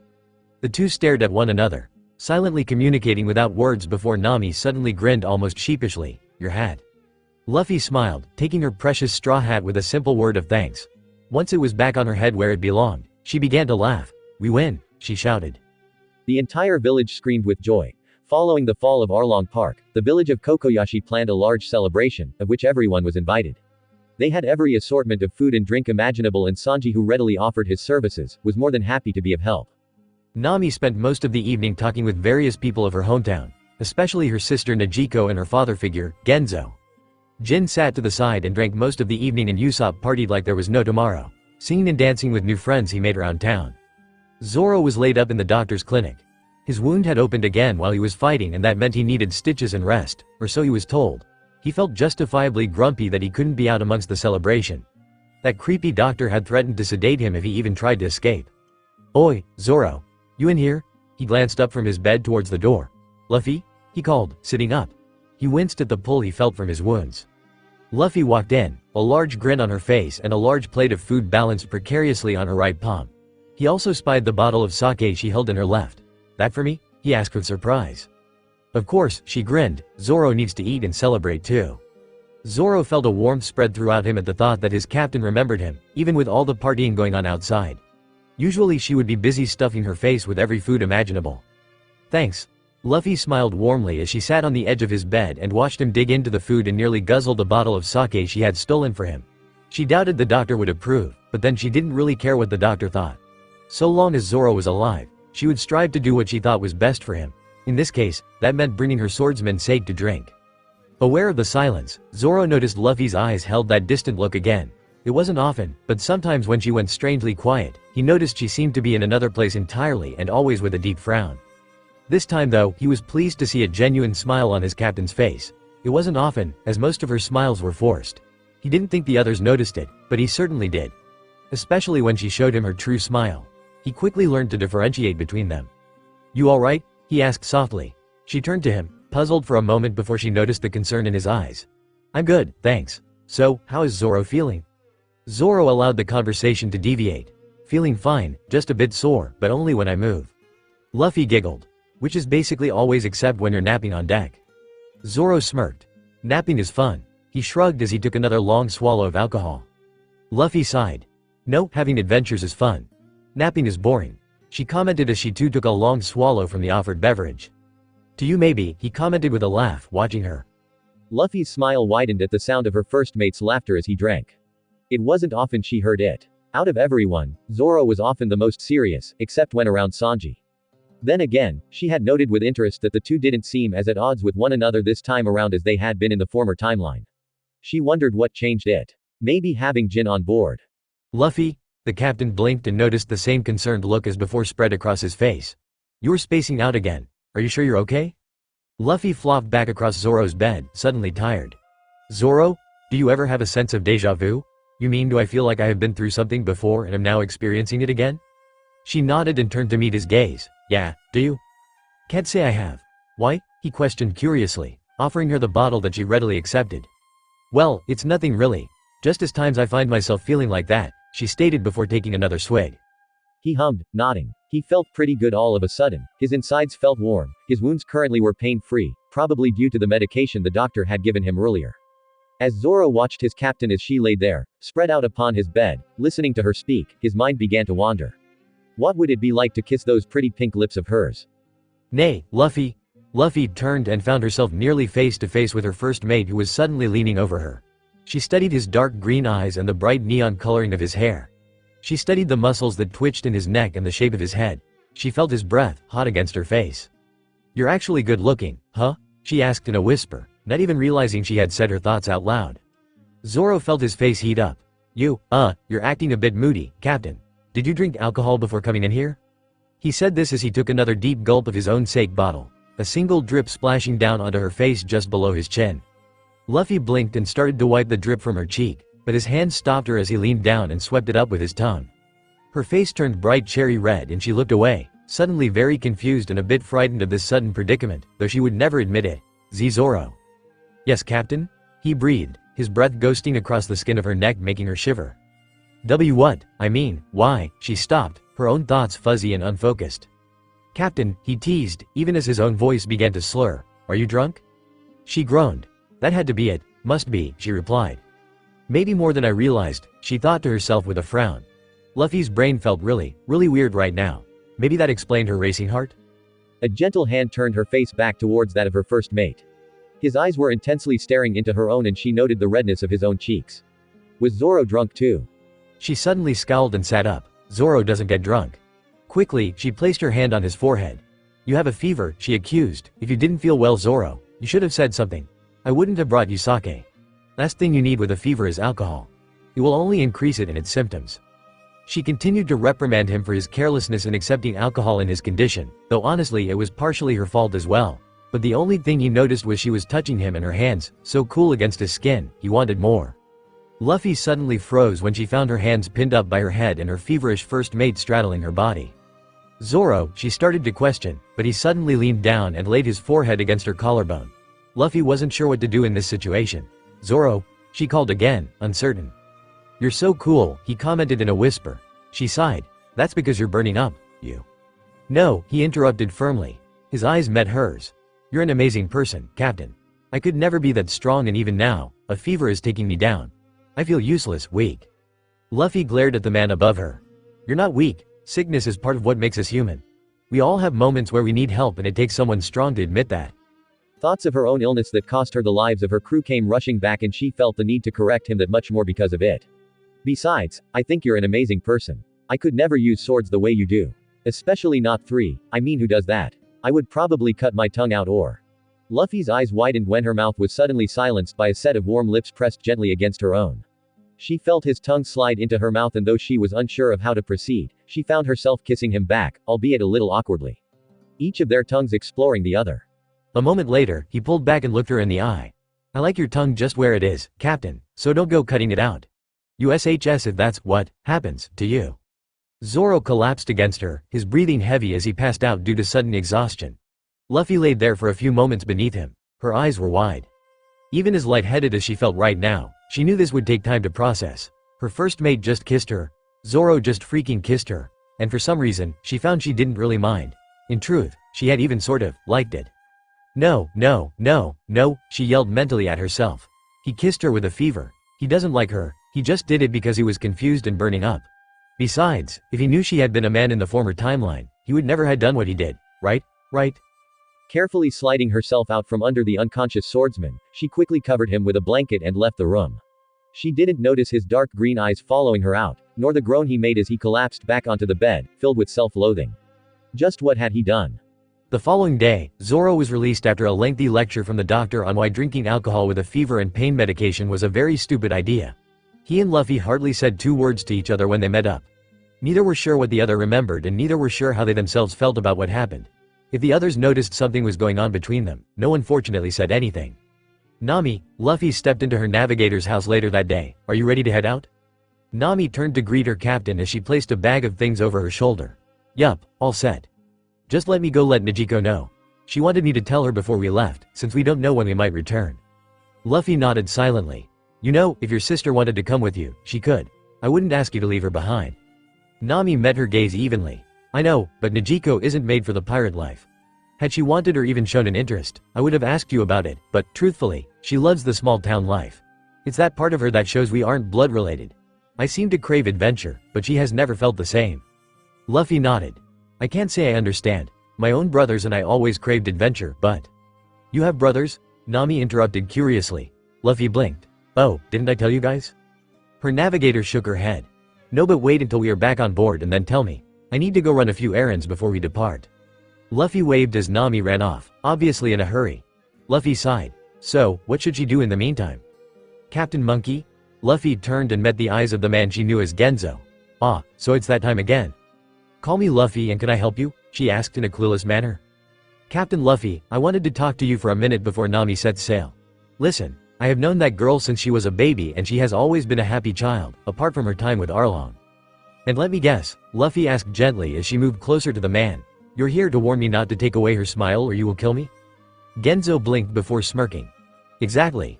Rest assured then, Mr. Pinwheel. I will try the best I can to never let that smile fade. That's all I ask. Luffy boarded the ship where everyone else was gathered except for Nami. Where is my darling swan? Sanji cried. Luffy hummed. She said to set sail and she would come. Jin, raise anchor. Aye, Captain. We can't leave yet, my goddess. Sanji cried in distress. Nami isn't. He stopped when his eyes picked up a red head darting through the crowd that was seeing them off. Nami swan. He shouted, dancing with hearts in his eyes. Luffy smiled as Nami jumped and landed firmly on the deck of the ship. Bye everyone, she shouted, waving at her hometown. That girl, she stole my wallet. Mine too. Nami. You darn pirate. Take care. The voices of the crowd echoed across the water and Nami laughed as tears streamed down her cheeks. Take care, everyone, she shouted back happily, her voice breaking. She knew she would see them again. A bird let out a cry in the air above them and Luffy looked up, suddenly beyond excited as it dropped a newspaper aboard their ship. Hey guys, we have our first bounties, she yelled, bouncing around the ship with glee. Nami froze from where she had been tending to their new orange trees and turned towards her captain. Already? Luffy just laughed and unrolled it. She was right, it was a bit earlier than before, but nonetheless, here they were. The others crowded around, each of their expressions varying in degree of shock and pride as they took in the names and numbers. Straw Hat Luffy, 79 million. Nami gasped. Luffy grinned. That's larger than last time. Then again, she was also a lot stronger than last time too and had taken out her enemies basically with a single hit. Hey, even Zoro has one, Usopp commented, lifting the other page. Luffy blinked. That was new. She looked over her sniper's shoulder and sure enough, there was her first mate. Demon Eye Zoro. Luffy read with surprise. The others stared at the swordsman who stared back. What? His eyes do look kind of evil, agreed Sanji. Said evil-looking swordsman didn't take kindly to that comment and a fight started. The first Luffy had seen since the last timeline. Laughing, she looked back down at the bounty. 29 million, huh? Not bad for a starting amount. Alright guys, she shouted, turning to her ragtag team of pirates, to the Grand Line. So, should we stop for supplies first or just keep going until after we cross Reverse Mountain? Nami asked Luffy as the two stood talking near the wheel. Luffy hummed. I would like to stop at Logia Town and get supplies. Since it was the place Gold D. Roger was executed, it seems only fitting, you know? Nami chuckled. Yeah, I guess it does. Alright, sounds good to me. Luffy smiled as she turned back to face the sea. It felt great to be with her crew again, starting back into the Grand Line. One step closer to their end goal of Raftel. A single thought suddenly crossed her mind. Didn't Grandpa say she met her dad here in the former timeline? She hummed. This time she would have to keep a lookout, and since she now knew who he was, and now since she also had her observation hockey unlocked, that would be 10 times easier to do. As the ship docked, Luffy grinned at the sight of the city. Alright, so, I was thinking split into pairs and meet back at the ship in say, 1 hour. Nami questioned from the back. Sounds good, Luffy agreed with a nod, her arms crossed with excitement. I will go with you, Nami Swan, or you, Luffy Dawn. Luffy blinked. Dawn? Sanji swooned as he collapsed over the railing beside her, hearts in his eyes. Yes, my goddess. Dawn fits a lovely creature such as you, Captain. Dawn for the setting sun and dawn, like the leader of a group of criminals, he sang. Luffy couldn't help it. She snorted. Sanji squeaked. Even your snort is cute, he cheered, twirling around on his toes. Shut up and sit down, Curly Cook, Zoro demanded, grabbing the other and dropping him to the deck.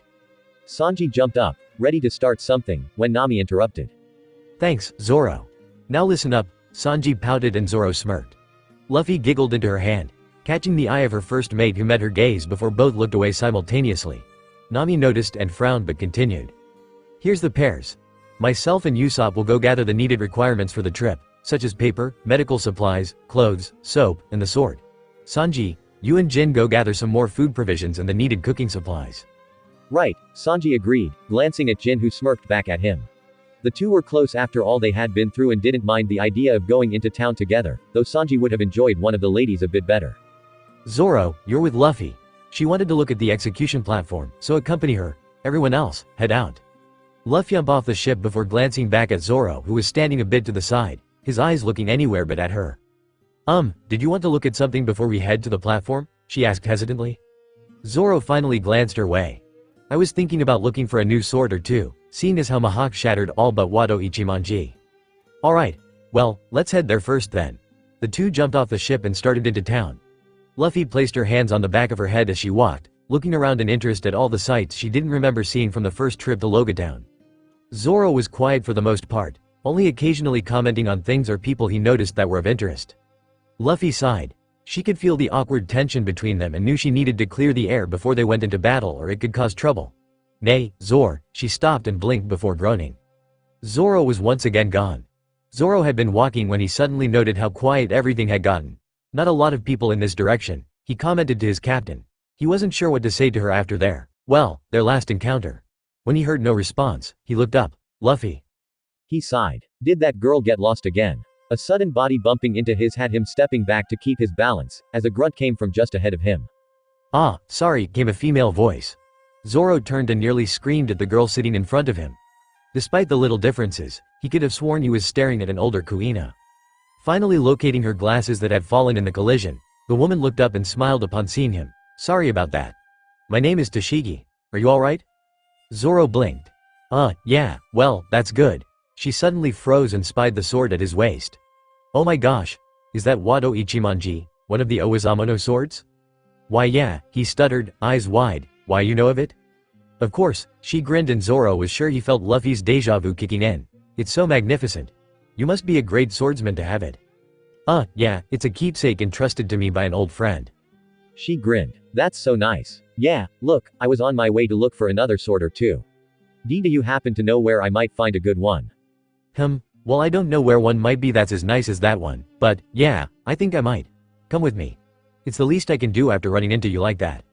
Zoro wasn't sure if he should really be following this Kuina look-alike, but at least she knew something about swords and where he might find one. Upon entering a small sword shop, Zoro took a long look around as the woman started speaking to the store owner. It didn't look like a place where he might find a sword of quality, but then suddenly he spied it. Hidden in a barrel of junk, a beautiful black sheath. Grabbing it, he could feel the evil aura emitting from the blade. "You," the sword owner shouted, eyes wide, "be careful with that." Tashigi frowned, eyeing the sword. "Is that, yeah, a cursed blade?" Zoro nodded, turning to the store owner who looked like a kid caught with his hand in the cookie jar. "Why, you know of it then? Of course. I can feel it.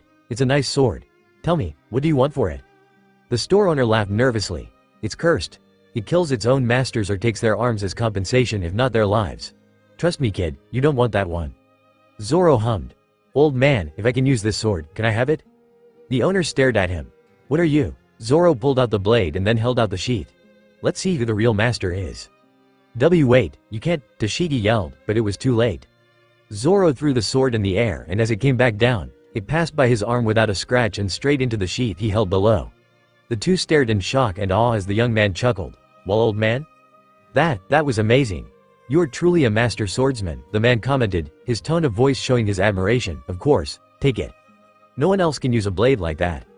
Zoro smiled and hooked it to his hip. "Thanks, you wouldn't happen to have another like it, would you?" The shop owner stared for a moment. "Actually, hang on." He rushed into the back and soon returned with another blade, just as beautiful as the black one and just as strong. Tashigi gushed. That sword is beautiful," Zoro interrupted her, taking the blade in his hands. "How much?" The shop owner chuckled, shaking his head. "It's a gift." Zoro stared. "Are you sure?" "Quite. I would be honored for this sword to go to such a talented swordsman." Zoro smiled. "Thank you." As he walked out of the shop, Tashigi smiled alongside him. "That was very kind of him." "Yeah," Zoro nodded, patting his new swords with a gentle fondness. "Lieutenant." Zoro snapped his head up. "Lieutenant? What is it?" The woman beside him called. "She's a Marine." He stared, shocked. "We just got word there are pirates spotted by the execution platform. Smoker wants you there." "Alright, coming." She turned to Zoro with a smile. "Glad to have met you, bye." She waved and hurried on. Zoro stared after her. Pirates at the platform. Luffy. He ran after the Marines, keeping back a ways but right in their shadow as they led him to where he needed to go. Luffy walked towards the platform after having made a couple stops of her own. She had bittersweet feelings about this place ever since she herself claimed the title of Pirate King. How Rogers died, smiling, she was envious. He could only smile because his crew was alive. She on the other hand, she had to watch them all die before her, one by one. Oh, how she was envious. Lost in her thoughts, she didn't even notice the shadows coming up behind her until they were suddenly there. "We meet again, Straw Hat," that familiar voice shouted. She sighed and turned to Buggy. Unfortunately, with all their past dealings, she just couldn't not recognize that annoyingly high-pitched tone anymore. "What do you want, Red Nose?" Buggy jumped up and down in anger, tossing out words faster than any sailor. She wondered if Buggy had a mother and if his mother had ever heard him talk like that. My, if it isn't the pretty little thing that had Koby all up in a twist," another annoying voice taunted from behind. Luffy turned to the woman. Smirking, she looked her up and down. "And you are?" The woman scowled. "Only the most beautiful thing on the sea. Honey, that means more beautiful than you. I am Alvida and I will kill you for what you did to me." Luffy hummed. "I don't know, what do you think, Red Nose? Who's prettier?" she asked the clown, purposefully ignoring the fuming woman beside her. Buggy blinked, startled by the question. Well, he looked between them and Alvida just got angrier and angrier the longer he took. "What do you mean, well?" she shouted. Buggy turned to her. Well, it's not an easy question to answer," he tried to explain. Luffy watched in amusement as Alvida suddenly started swinging her bat at the clown who ran away screaming. Unable to stop herself, she began to laugh to the point she had to hold her stomach in an effort not to get sick. The two of them were just too comical sometimes. "What are you laughing at?" Buggy shouted, angry. Alvida also looked a bit perturbed. Luffy just shrugged. "You guys, you fight like an old married couple."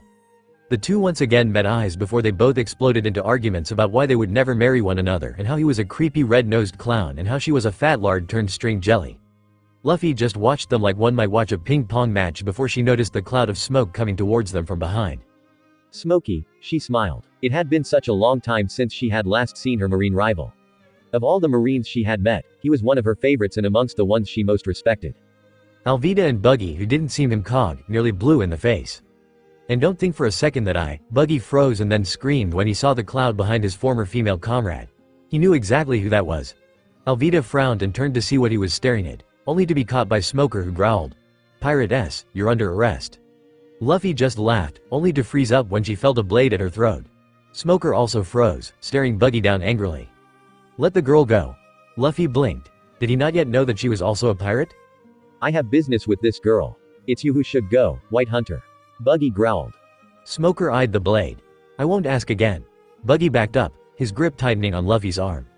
As much as she wanted to turn around and drop-kick the stupid clown, she was honestly more curious about what Smoker would do in this situation.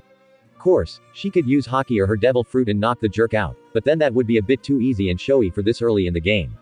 She doubted the Marines were aware of just how strong she truly was. For all intents and purposes, she was as strong as any of the pirate emperors from the New World. Luffy was jerked out of her thoughts when she suddenly found herself floating above the ground, her waist locked in a death grip by Buggy as he flew them up to the platform, his feet having made their way up separately beforehand. Now watch, as I take my revenge and end Straw Hat Luffy where she stands. Smoker's facial expression didn't change and Luffy wondered if that meant he had known the truth about her all along. If that was the case though, then why was he trying to save her, a pirate? She didn't have much time to contemplate this when Buggy shoved her down and she found herself pinned, once again, in the same position that Rogers had been in upon the day of his death. How ironic, she thought to herself with a sigh. And here she thought things would be different this time around. As Buggy laughed maniacally, she noticed the executioner's block was coated in sea stone. No wonder most pirates can't escape. She could already feel her energy lagging. Suddenly, as her eyes swept the sea of faces, she noticed a familiar green head in the far back. His expression, if she could make it out right, was horrified. She smiled sadly in his direction, wishing they had talked and cleared the air before this. After all, she could possibly die this time around, what with the timelines being changed. She should have been more careful. Luffy, her swordsman's voice echoed across the compound. She noticed the Marines turn and look for the source of that scream. But Luffy knew even if they did find him, they wouldn't so easily take Zoro down. My goddess! A much more annoying voice shouted from the opposite direction. Luffy! Nami screamed, standing just behind the cook. Usopp and Jin were at her side, both staring wide-eyed in mounting horror. I won't tell you again, Buggy, release the girl, Smoker demanded, his voice that much more demanding. Buggy just laughed. Say goodbye, Straw Hat. Luffy looked out at her friends. Her family. Zoro, Sanji, Nami, Jin, Usopp. She took a moment to breathe, mentally adding the other names of the crew members she had yet to find. I will be the king of the pirates. Die! Buggy screamed after her proclamation, but his own word was drowned out by a loud clap of thunder that began to rumble overhead. Luffy, her crew shouted, running towards her desperately as Buggy's sword came down. Luffy grinned, Smoker gaped, and lightning struck the platform. Everyone shielded their eyes before gazing in complete awe at the charred wooden remains and the slightly singed girl standing amongst them. Ha! She laughed, picking up her hat and dusting it off. I wasn't certain that would actually happen this time around. Everyone stared, stunned. Smoker started to speak, but suddenly Alvida turned and struck him. Luffy hummed as she watched the fight break out, amused by all that happened. Luffy, this way, Zoro shouted. The swordsman ignored the narrowed eyes of the female lieutenant from before that were now burning into him. Luffy turned and took off, a large smile spread across her face at seeing the slightly moist, relieved gazes of her crew staring back at her. Don't do that again. Nami shouted, wiping her eyes continuously. Luffy, Usopp shouted, hugging her. That was a close one, Captain, Jin sighed. My goddess, Sanji bellowed, that dang clown. How dare you do that to my beautiful. Sanji was cut off and his hug avoided when Zoro grabbed Luffy and tucked her into his arms and against his chest, his face buried in her hair. Her straw hat continued to hang loosely in her hands as she blinked wide-eyed at the sudden embrace. Marimo, what are you doing to my beautiful goddess? Sanji shouted, ready to attack the first mate. Nami smirked at the scene. Sanji, can I have help carrying my things, please? Sanji turned to her immediately, his eyes once again hearts. Of course, Nami Swan, he sang, hurrying to help her. Jin and Usopp shared knowing looks, following after the two as Zoro, almost reluctantly, released her. Zoro? Luffy asked, staring up into his eyes as her swordsman studied her face in silence. I'm sorry. Luffy froze. What, about that night, at Kokoyashi village? I shouldn't have kissed you like that. I was brash, and you were drunk. I apologize, it won't happen again. Luffy was actually left speechless. He regretted kissing her. Does that mean he doesn't like her? She chuckled weakly, suddenly oddly betrayed feeling, and stepped back, out of his reach, her eyes not meeting his. I see, yeah, I understand. I'm sorry too. Zoro sighed in relief. Alright, well, let's get back to the ship. He turned and started to walk off. Luffy watched him go, her emotions jumbled as she started after him, but stopped suddenly when she felt a familiar presence to her left. Staring into the dark alley, she called out to him. Dragon. A man in a green cloak stepped out, his eyes intense as he studied her, his long-lost daughter. He could feel her compressed aura. She was much stronger than he thought she would be at this stage in the game. "You know who I am then?" he asked her, a little surprised. "I do," she nodded, but didn't bother explaining how. He didn't bother to ask. The father and daughter stared at one another, a strange sort of communication happening between the two without words. She could feel his interest in her, as well as his. Was that concern? "So, what do you want?" she asked bluntly. "I assume you didn't come to just say hello." He looked out towards the sea. "Pirate King, is that your dream?" Luffy eyed him. Part of her wondered what he would do if he knew the truth about her. The other part refused to ever share something so private with the man she had come to consider a familiar legend and nothing more. He wasn't her father and she felt no need to explain anything to the likes of him. The only thing she owed him for was saving Sabo in the last timeline, but that was it. "It is," she merely replied. He smiled. "It's a good dream." She frowned. "You're not my father, you know," she told him bluntly. He eyed her. "I have a father and you're not him," she repeated. "Oh, red-haired Shanks, is it?" Luffy didn't bother asking him how he knew that. She assumed he had spies everywhere. "That's right, Whitebeard as well," she answered boldly. Dragon was silent. She couldn't tell what he was thinking behind the mask he had built up to cover his emotions, but she could sense he was unhappy and even guilty. "I see." It was an awkward pause as the two stood there in silence, both unsure of what to say or how to say it. "Perhaps we might meet again, in the coming future," he suggested. She hesitated in her response. Luffy knew this was his way of asking her if he could see her again sometime, but she wasn't certain how she felt about that. She wasn't even sure how she felt about this exact moment, seeing as how last timeline, he had introduced himself. He certainly wouldn't have this time around either if she hadn't been the one to call out to him first. "You have a lot to make up for, and it won't be easy even if you start now." Yes, he could come see her again, but it didn't mean she accepted him. "Still, and when you do, maybe then I might start to consider you family." Dragon said nothing, he merely nodded as he looked up towards the gray-colored clouds. Luffy also stayed silent, her mental state just as confusing as her present emotional state. The sound of feet pounding along the street in their direction had both tensing in preparation of a possible fight. "You should go," he told her, stepping out into the street to block her from sight. "I will slow them down." Luffy hesitated, but then took off running. Dragon watched her go before sending a burst of his power throughout the city, the strength of it picking her up and dropping her directly in front of her ship. Startled, she glanced back at the city. "Guess that's a start," she thought out loud with a frown, but he had a long way to go before she would ever consider calling him Dad. "Luffy?" Nami called. Luffy turned to her crew. All eyes were on her, most of them confused and some a little concerned. "Ah, sorry, I got sidetracked," she told them, hurrying on board. The Marines rushed the dock where the ship had been anchored, but it was too late. The Straw Hat crew was gone. Smoker stared out across the water. He wouldn't let them go so easily. Rain poured from the sky and thunder crashed. Inside the small kitchen of the Going Merry, Luffy and her crew sat around the table in silence. Zoro was resting, his swords propped up against the wall beside him where he sat leaning back in a relaxed manner. Usopp and Sanji were doing dishes. Jin was on watch at the entrance of the kitchen, and Nami had her maps out, trying to find the best path for the ship to take to get them to the Grand Line in a reasonably good condition. "Right through here," Luffy pointed on the map she had studied opposite her navigator. "This is the calm belt. We won't be able to move without a sea stone finish placed on the bottom of our ship. At least not normally, but I may have an idea for that." Nami raised an eyebrow. "Sea Kings. The calm belt is the home of the Sea Kings. If I ask a couple to take us through, we should be able to reach the Grand Line entrance by noon tomorrow." "Not in this storm," Nami argued. "Sea Kings aside, without clear weather, we will be lucky to get anywhere." Luffy smirked. "Did you forget about my devil fruit power already, Nami?" Nami blinked before her frown turned upside down.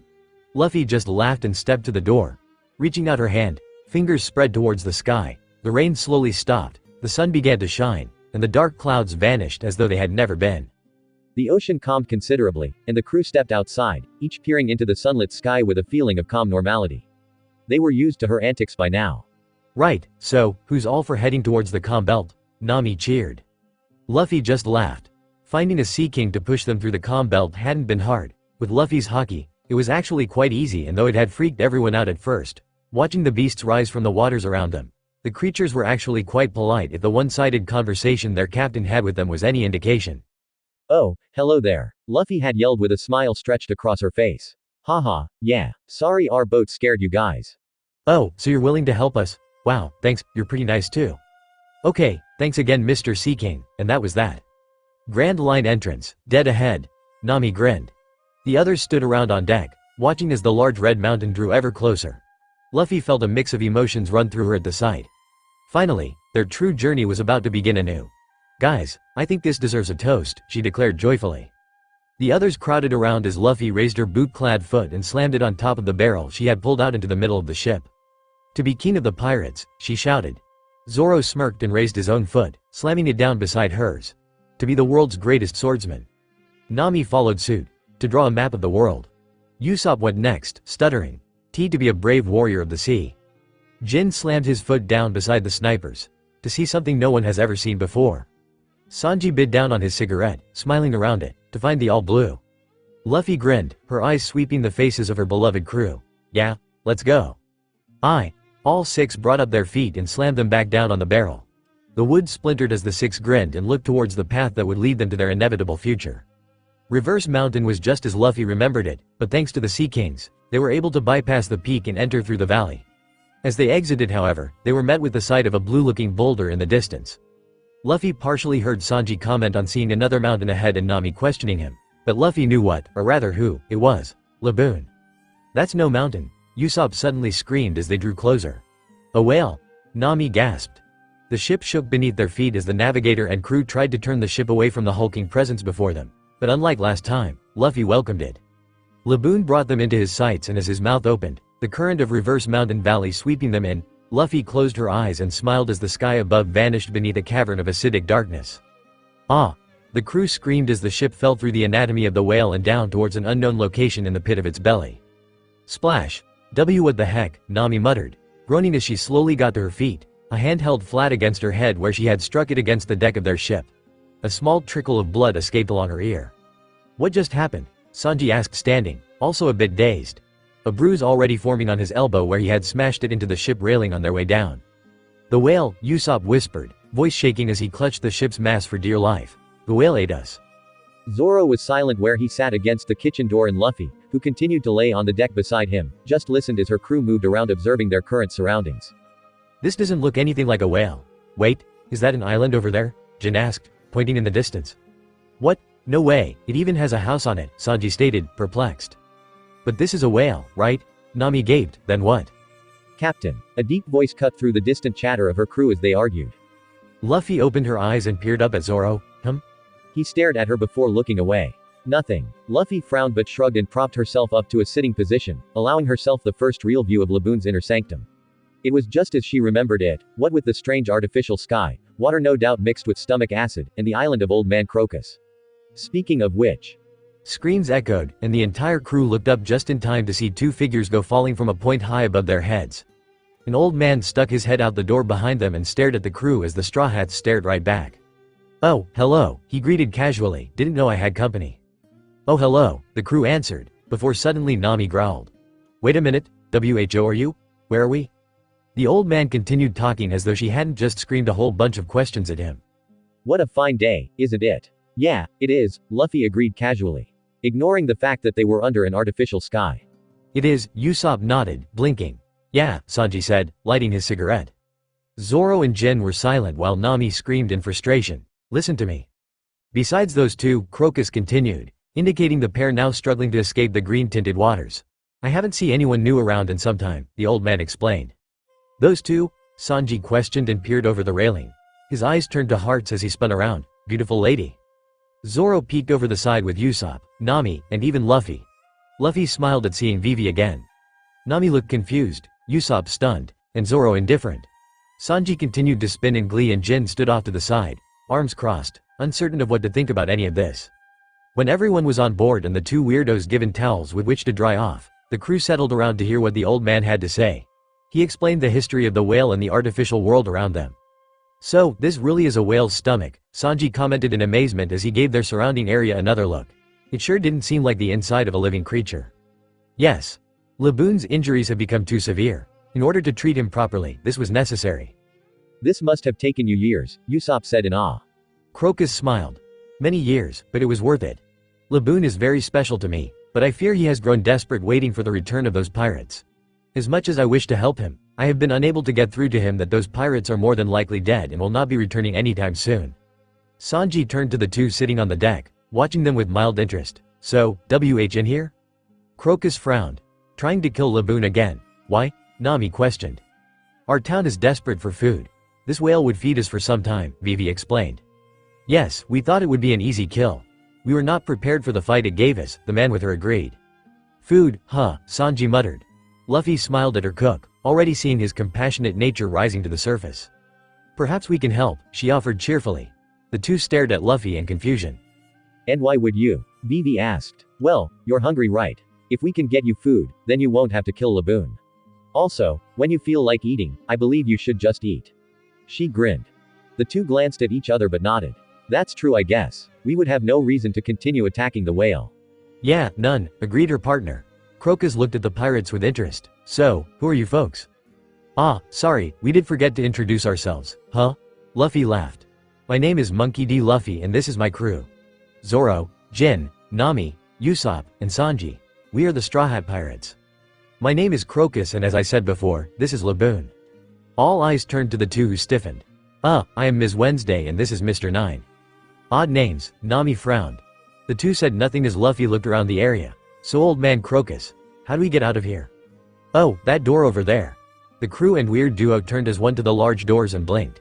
How did we miss that? The old man just chuckled. As the crew prepared to leave, finally free of the whale's stomach, Luffy crossed her arms, eyes trained on the creature with mixed emotions. Nay old man, those scars, Crocus nodded and sighed. Yeah, if he continues to ram his head against the mountain, without a doubt, Laboon will soon die. She turned to Zoro who looked up when he felt her gaze. Hold this. She tossed him her jacket and then placed her hat on his head. Zoro blinked as he watched her walk by. Luffy? Nami asked, curious. Luffy didn't respond to any of the comments thrown her way as she stood before the whale and yelled out to him. Laboon. The whale didn't answer as he continued to ram the mountain, ignoring the little human. Luffy growled and spread out her hands. Small whirlwinds appeared beneath them and she shot into the sky. The clouds overhead darkened and thunder began to rumble. The waves began to toss and turn below and she could hear the shouts of her crew, but she made sure to concentrate her power so as not to damage Mary or the old man's island. She dropped her hands and landed on the whale's back upon reaching him. Running up the slippery skin to his head, she readied her fist and drew it back, surrounding it in electrical energy. Thunder overhead rumbled as she brought her hand back in preparation. Storm oh no, flash fist. She slammed her fist down and a streak of lightning shot from the sky, right where she hit. The whale screeched in pain as blood began to pour from the deep, smoldering wound. Luffy, what are you doing? Usopp screamed as the island and ship were moved by the waves of the storm and the angered whale. The crew held on, watching as their captain was slammed into the island by the whale, trying to get rid of whatever was hurting it. Laboon will kill her, Crocus yelled in horror. She won't die that easily, old man, Sanji assured, but his eyes stayed trained on the figure of his young, small, beautiful goddess. Luffy's body turned to mist as the whale slammed her into the ground. Then as it reared back, Luffy jumped and slammed another fist of electrical energy into its head. The whale screamed and started to attack when suddenly Luffy raised her hand and smiled. Enough. The whale stopped and everyone held their breath. I'm strong, right? She asked the whale. You want to continue fighting me, right? Then don't die. If you keep ramming your head into that mountain, you will end up losing your life and since we are now rivals, you better not die, stupid whale, because I will return and when I do, I expect you to be here so we can continue our fight. Laboon stared at her and became teary-eyed. Everyone else seemed the same as they took in the heartfelt scene. Luffy smirked and hurried to the cabin of her ship and grabbed the paint Usopp had used to paint their mark on the flag and sails. Quickly, she tried to do the same to Laboon's head. This mark symbolizes our promise. Don't go hitting the wall and rubbing it off now, you hear? Laboon answered with a happy groan and Luffy grinned. Good. The crew just shook their heads, ignoring the crappy paint job, but Crocus wiped his eyes and smiled as the whale and captain forged a new friendship that might have just saved the former's life. As the Going Merry set sail, the crew waving their goodbyes to old man Crocus and Laboon, Luffy turned to the young woman whom she knew to be Vivi. Thanks to Crocus, they had a log post and now they just needed a destination. So, where is this island of yours? She asked the duo. Nami stood by her side, listening in an awaiting direction. It's called Whiskey Peak, Mr. Nine spoke up. I'll help your navigator chart its course. As the man vanished into the cabin with both Sanji and Nami tagging along, Luffy turned to the princess. She had missed her time with Vivi but was feeling a bit bittersweet about having that time to do all over again. Still, she wouldn't change it for anything. You okay? She asked the blue-haired girl. Vivi glanced at Luffy. Fine, just ready to be home. As she walked away, Luffy nodded. She knew Vivi meant Alabasta and she swore she would do everything she could to make sure HG her friend got back there faster this time, in order to stop Crocodile before his plan had time to flourish in those hot desert sands. Jumping up on her special seat, Luffy laid back, staring up at the clear blue sky filled with white fluffy clouds. She wondered what her family was doing right now and if they were missing her as much as she missed them. Shanks and the crew, Pops and his crew, Makino, Law, Ace, Sabo, Gramps, Dayton, Hockey, Rayleigh, Jinbei, Brooke, Robin, Chopper, Frankie, she missed them all. "Hey Luffy," she turned her head, startled to find her first mate standing beside her special seat. "Zoro? Here, your jacket and hat." He handed her the black leather coat with silver lining and noted his curious gaze as she put it back on. "What, was that emblem always on there?" he asked, pointing to the straw hat pirate symbol sewn permanently onto the back of the coat with silver thread. "No, when you and I got separated at Logue Town, I stopped and had it added on. Looks good huh?" She grinned, "Now it's a true captain's coat." Zoro hummed, a faint smile on his lips as Luffy placed her precious hat back on her head and waited patiently for her first mate to speak his mind. The two hadn't really spoken since the execution incident occurred. Zoro paused and then frowned before seeming to change in his mind. "You mentioned training in hockey a while ago. We might be sailing for a day or more, so could we try it now?" Luffy smiled and jumped to her feet. "Good idea." She smiled cheerfully, heading past him. Her smile faded once she had passed. Luffy couldn't help but think about that kiss and his words the following morning. Had he really felt nothing? Well, whatever, she was the captain. She needed to be serious, and if he regretted his actions, then she would just have to live with it. "Hey guys, let's do some hockey training." Sanji, Usopp, Jin, and Nami came out with Vivi and Mr. 9 alongside. "Hockey?" Vivi asked. "Now?" Nami questioned. "What better time?" Luffy grinned. "I think we should work on observation hockey first. It would be the most useful, I think, currently." She looked around the ship before hurrying over to a barrel and grabbing a large number of apples from within. She looked at each crew member who watched her curiously before her eyes stopped on Zoro. "Zoro, I want you to throw me this apple, okay?" She tossed OSED an eyebrow, but obliged, tossing her the apple. Luffy easily caught it. "Now, I caught it right? You all saw me catch it, right, with my eyes open?" Everyone nodded, obviously confused. She grinned. "Now, throw me all these apples at once." She handed 5 of them to Zoro, who took them and then tossed them high in the air. Luffy, with her eyes closed, reached out and caught 2 of them with her hands and caught the other 3 with her devil fruit power by creating mini whirlwind tornadoes that made the apples float as the air beneath them spun. Everyone stared.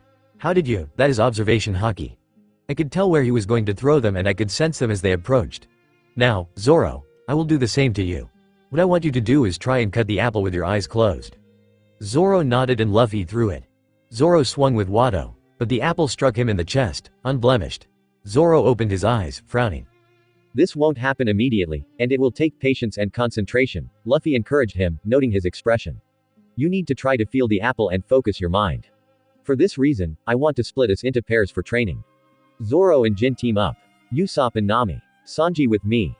Luffy donned. Sanji twirled happily. "For now, try tossing the apple at them and see if you can catch it without opening your eyes. Do this for an hour and then we will take a break."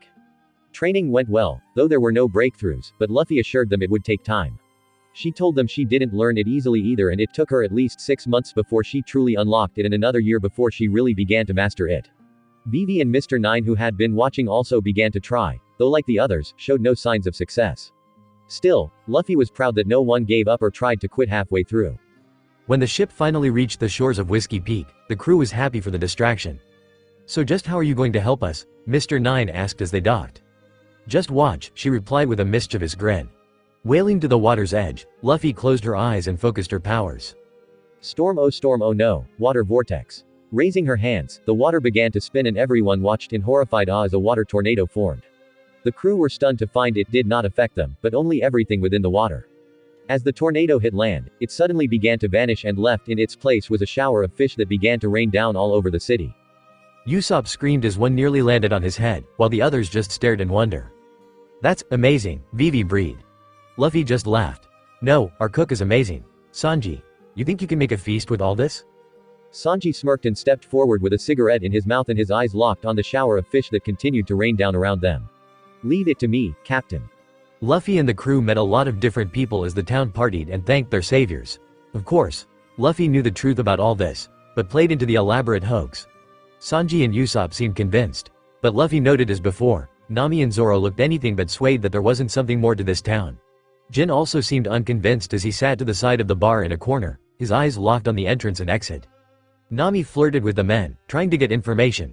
Zoro eyed those around them like a hunter does its prey. Luffy wondered why she hadn't noticed it the first time around. A surge of guilt flooded her. No, before, she had blamed her swordsman because she had doubted him and his loyalty. A loyalty she wouldn't take for granted again, not in this lifetime. As the celebration came to an end with her crew falling asleep, Luffy laid down but kept her ears open. She heard Zoro and Nami move at different times and only then did she herself get up and follow behind from a distance. Captain. Luffy paused at the threshold of the bar and turned back to find Jin watching her from his own mat on the floor, eyes narrowed in understanding. Smiling, she spoke to him. We've got this. Stay here and protect those two. We'll be back. Nodding, he closed his eyes and sunk back down. Luffy felt a deep rush of gratitude for the man and his loyalty as she turned and started out the door to find her friends.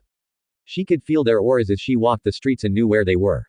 She watched in her mind's eye as Zoro fought some of the men who had been planning to rob and kill them in their sleep, and she watched Nami instead do the robbing as she scoured the various houses.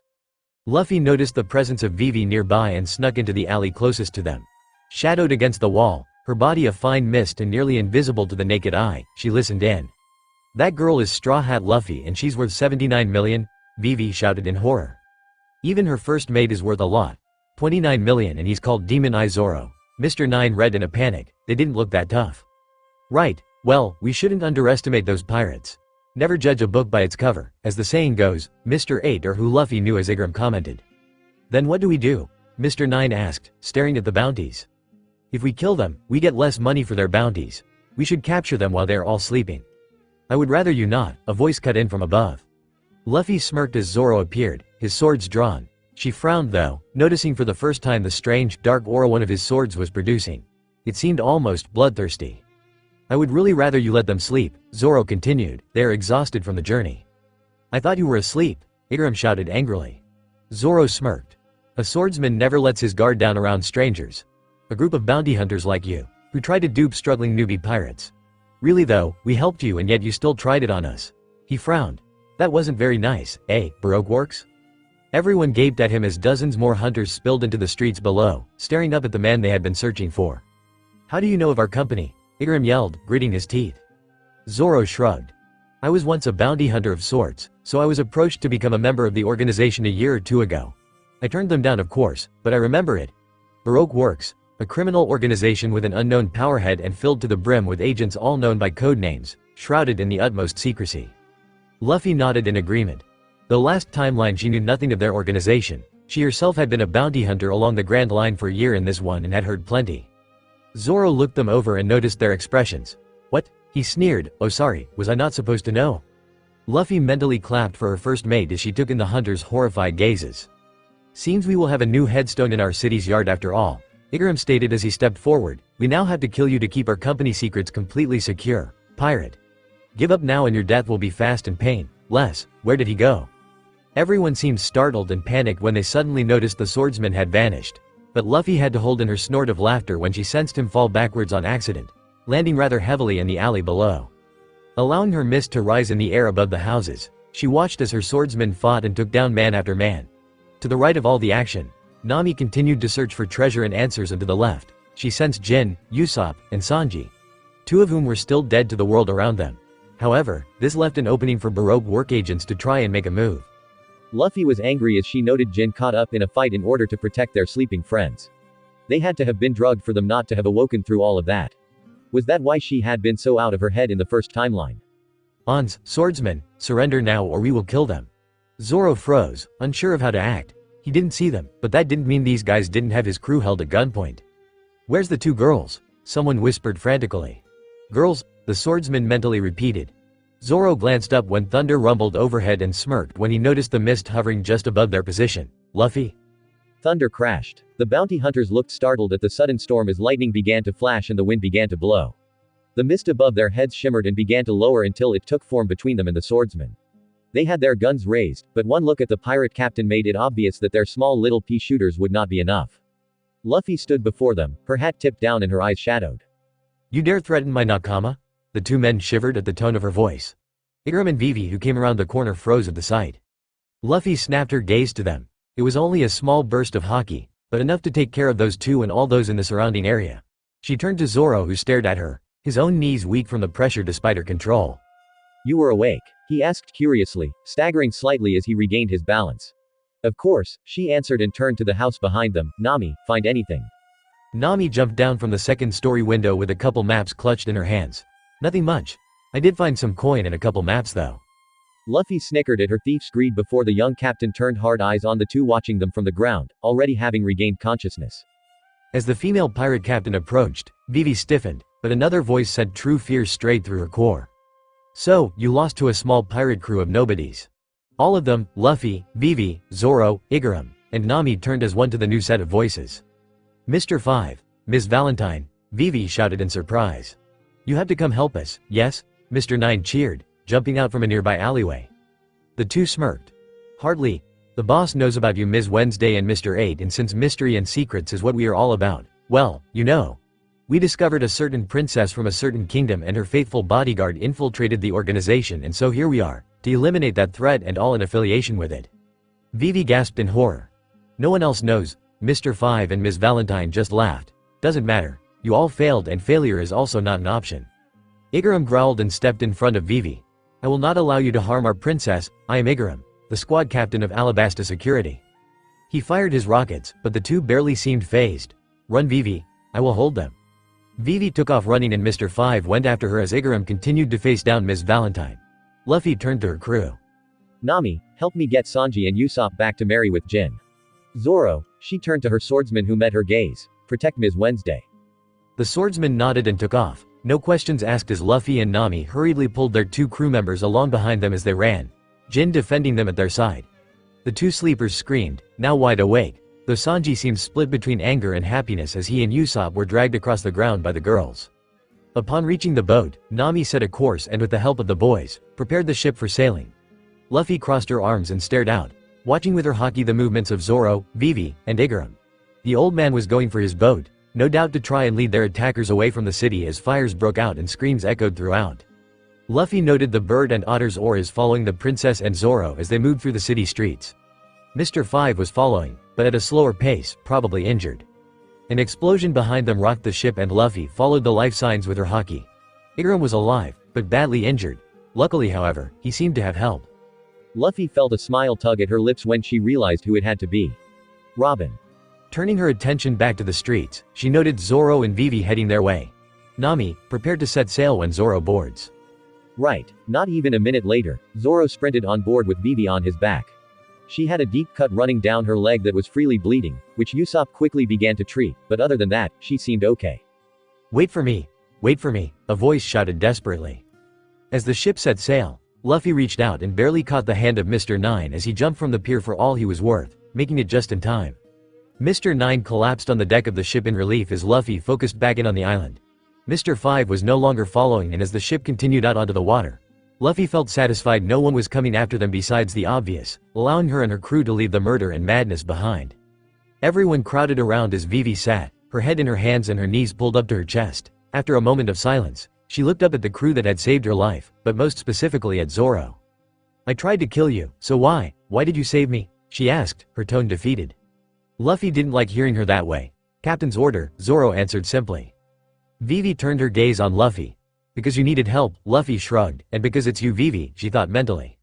Vivi began to cry and everyone seemed uncertain how to respond. Mr. 9 hesitated, but slowly and gently pulled his partner into his arms, very much out of his comfort zone. Look, I heard what they were saying out there. Just what is Baroque Works and who is their boss? Nami asked the others out loud. No, that's dangerous to ask, Vivi gasped, emphatically shaking her head. No one can know about the organization, nor its boss, Mr. Zero. Mr. Zero? Usopp questioned, wondering about the odd title. Codename, Jin huffed.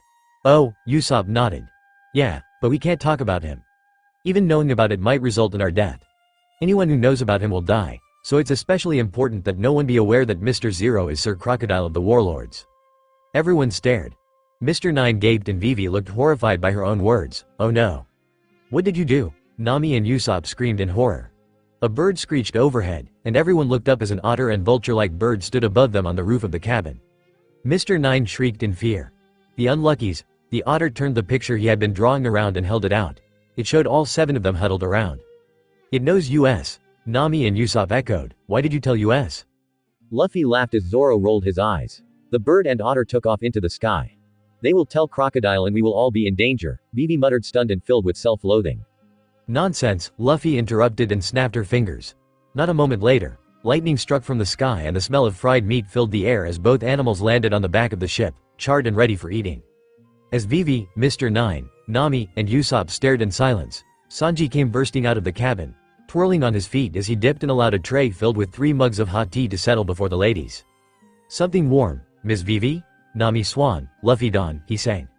The 3 took their drinks as Usopp and Zoro glared at the cook who sighed, grabbed the charred meat on the way, and grudgingly came back out moments later with 2 plastic cups filled with hot tea for the boys.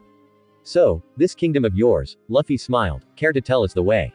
Luffy sensed her almost immediately. She didn't react to her presence as the ship set sail, but she did keep a firm hand on her hat. Even if it is Robin, she didn't like people touching her hat without permission. "There are a couple ways to Alabasta from here, but the quickest would be Little Garden," a voice interrupted, "though it's the most dangerous path, I hear." "Yeah it is," Nami agreed, "but I can navigate those waters. You will have to shore up on the next island. Be careful not to hit the rocks." "I'll be careful Luffy, Nami paused. Luffy had her eyes trained behind them. Everyone else followed her gaze and gasped. Zoro had an immediate hand on his swords, Sanji twirled in place, Nami and Usopp froze in a panic, and Jin raised his weighted batons in a threatening motion. Vivi and Mr. 9 looked beyond horrified. "Ms. All Sunday." "Another agent," Nami exclaimed in fear. "Ms. Wednesday, or should I say Princess Vivi of Alabasta. I ran into Mr. 8 just a moment ago. He fought for you valiantly." Vivi cried out, shaking her head in disbelief. "No, he couldn't be, you didn't." "No, she did not," Luffy agreed, cutting into the conversation. Everyone turned to their young captain. "I sensed it when the ship exploded. He's alive, Vivi." Princess Vivi breathed out a sigh of utter relief while Robin studied the captain of the ship curiously. "Just why are you here, Ms. All Sunday?" Vivi demanded, fists clenched. "Vivi, whose partner, is she?" Nami asked, frowning. Vivi spoke, her voice shaking, though whether it was due to rage or fear, no one was fully certain. Perhaps equal measures of both. "She's the partner of Mr. Zero, the boss." Everyone stared at Robin, eyes wide and tense. Everyone except Luffy. "We followed her to him, and that's how we discovered who the big boss was," Vivi continued to explain. "More like I allowed you to follow me," Robin corrected. Vivi growled. Luffy had to fight down the sly grin that fought to stretch across her face. That was so like her archaeologist. "You also told Crocodile that we knew the truth though, didn't you?" Vivi yelled. Robin shrugged nonchalantly. "Yes, that was me as well." "So, what do you want from us? What are you trying to do?" Mr. 9 questioned, shrinking back at the look she shot him for interrupting. Robin peered around at each of the crew. "You all seemed so serious, I decided to help out. The idea that a princess tried to save her kingdom and in doing so, became a targeted enemy of Baroque works, it was just far too interesting to pass up. I need to find my entertainment somewhere, after all." "Don't mock me," Vivi screamed, raising her gun. Sanji raised his leg, Usopp his slingshot, Jin his weighted batons, Nami her staff, and Zoro began to draw his swords, but Luffy didn't move, her hand still holding her hat as she looked into the eyes of the woman sitting before her. Robin felt her own widen as the two locked gazes, feeling vulnerable within the other's sight. She felt known, and it was almost painful.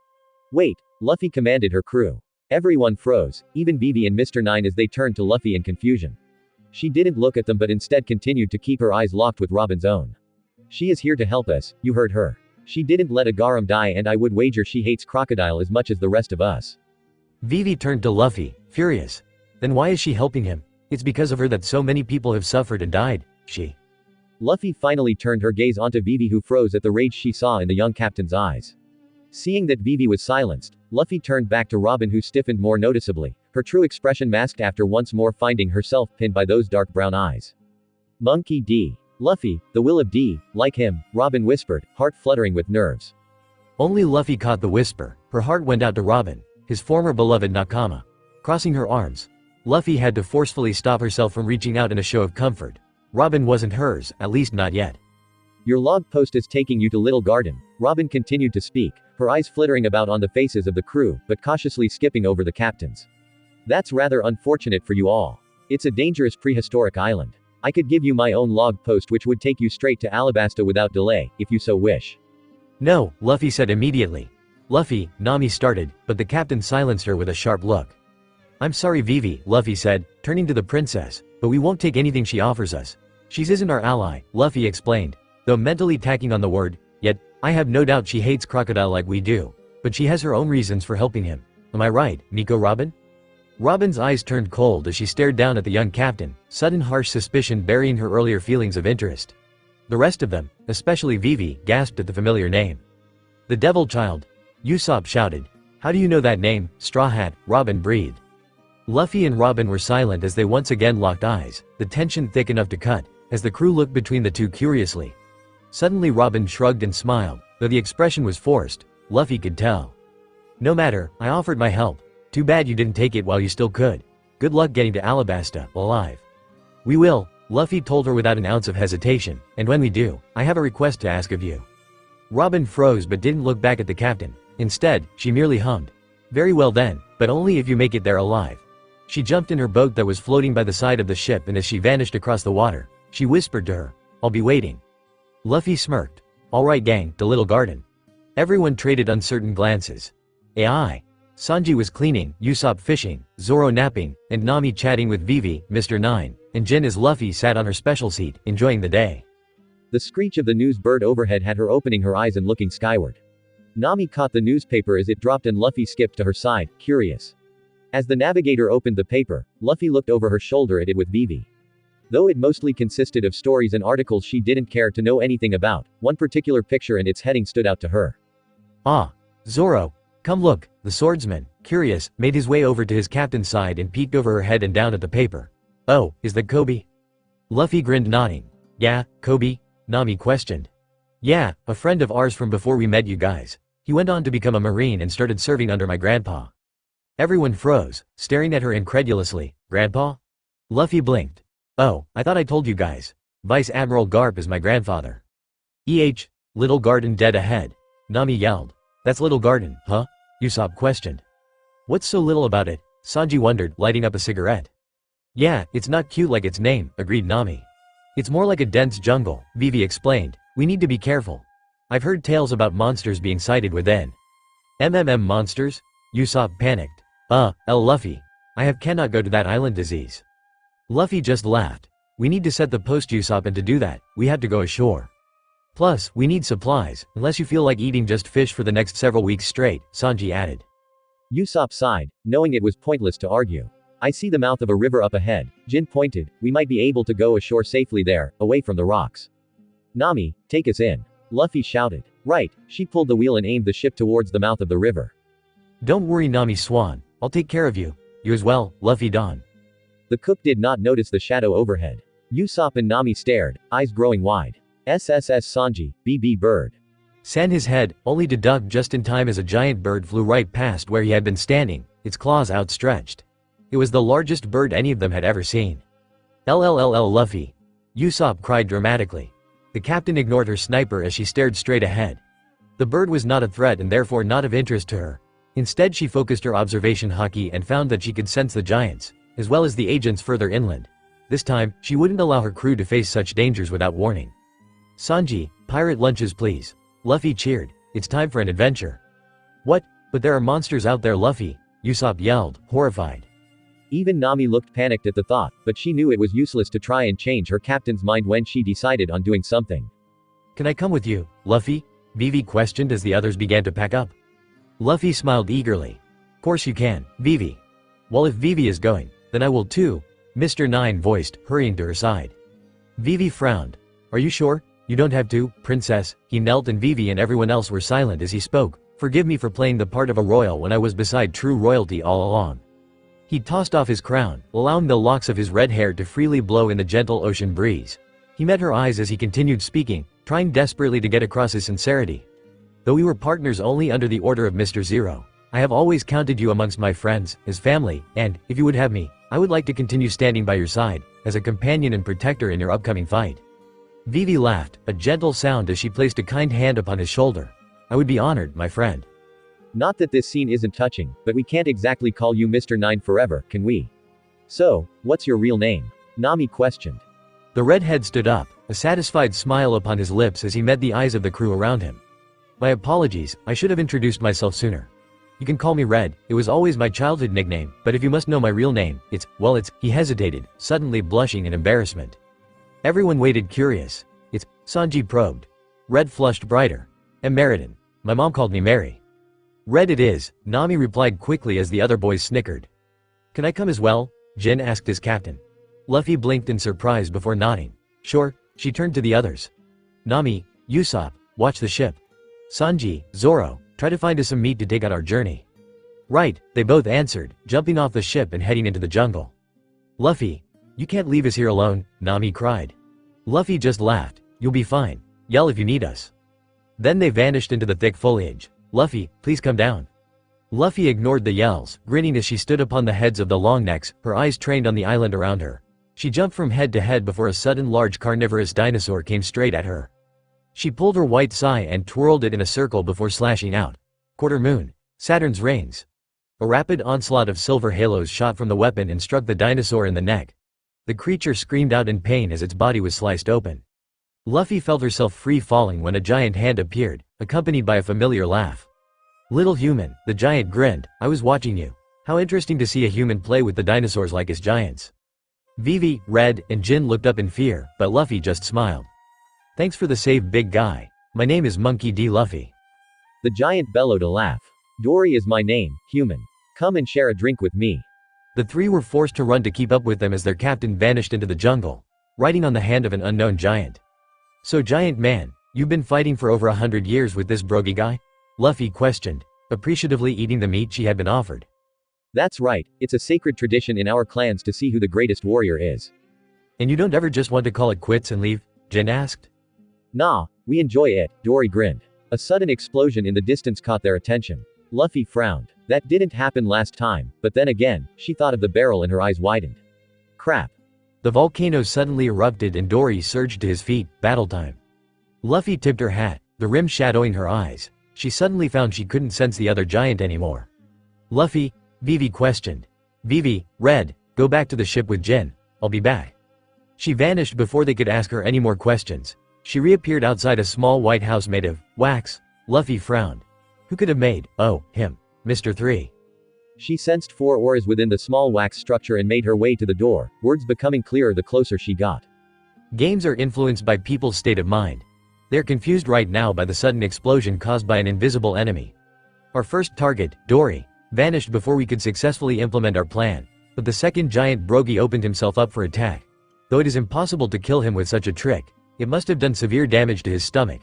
Now, we can just lay back and wait for the next duel to begin and watch them take each other out. And the straw hats. Them, well, we can just lure one at a time out into the open and take care of whoever is conveniently hanging around at the time. These guys are small fries and... Luffy heard enough. She slammed her foot into the door and stared straight into the surprised faces of Mr. 3, Mr. 5, Ms. Valentine, and Ms. Who is the kid again? Straw Hat, 5 and Ms. Valentine shouted. This is that captain? 3 exclaimed in surprise, standing up. How did she find us? The kid questioned curiously, oddly calm. You attacked Brogy. Luffy accused them. What if we did? 3 questioned cockily. Luffy growled, her eyes shadowed. Then you will answer to me. 5 and Valentine attacked, but Luffy dodged as she pulled her sai from her belt. She could just knock them out with haki, but it wasn't near as satisfying as doing it herself. With both of her precious weapons in hand, she crossed her arms as a pharaoh would his staffs, Dark of the Moon, and then slashed them out into her arms were horizontal from one another, thousand blade attack, before twirling them and thrusting out. Shooting star. The entire house shook as a blast of blue and silver shot out like a spray of ammunition, each striking those within the room like a bullet would when fired from a gun. 3 dodged, putting up a wax wall.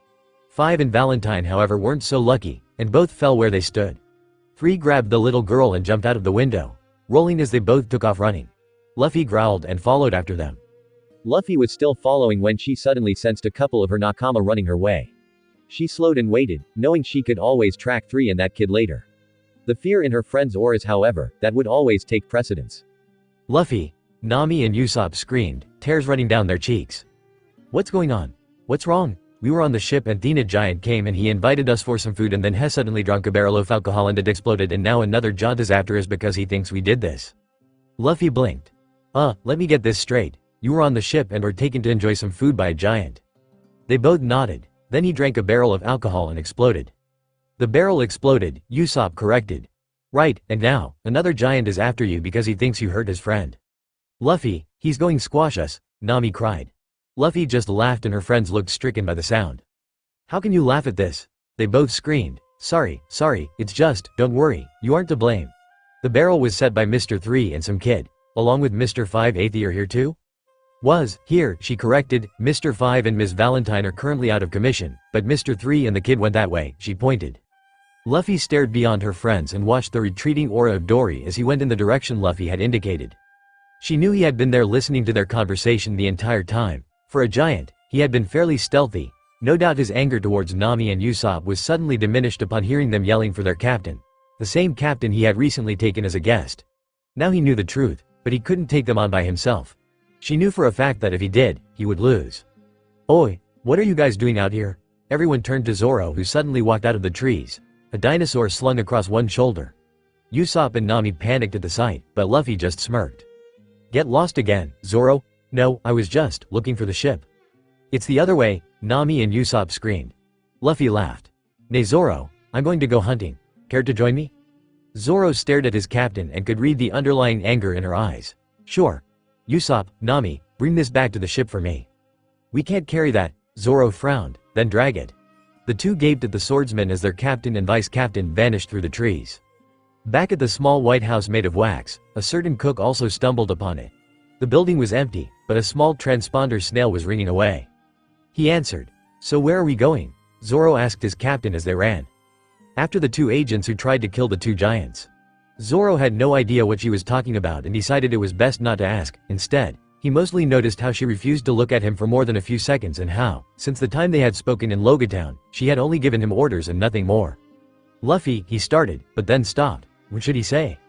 He had tried to talk to her earlier and couldn't quite gather his courage enough to ask her if she was mad at him. He had apologized for it and she had said she understood, but did she? He had taken advantage of his drunk captain, so he wouldn't blame her if she was angry with him, but, he sighed. It only made it worse in his own mind because he still felt a longing to do it again. Not take advantage of course, but he wanted to kiss her. He wanted to embrace her as he had at Logatown. Luffy on the other hand, was glancing at her swordsman with concern. The swordsman's face was usually rather aloof, but in a minute's time she had noted his expressions had passed from determination, to fear, to guilt, to sadness, and then to something else she couldn't identify, one after another. It was very unlike him.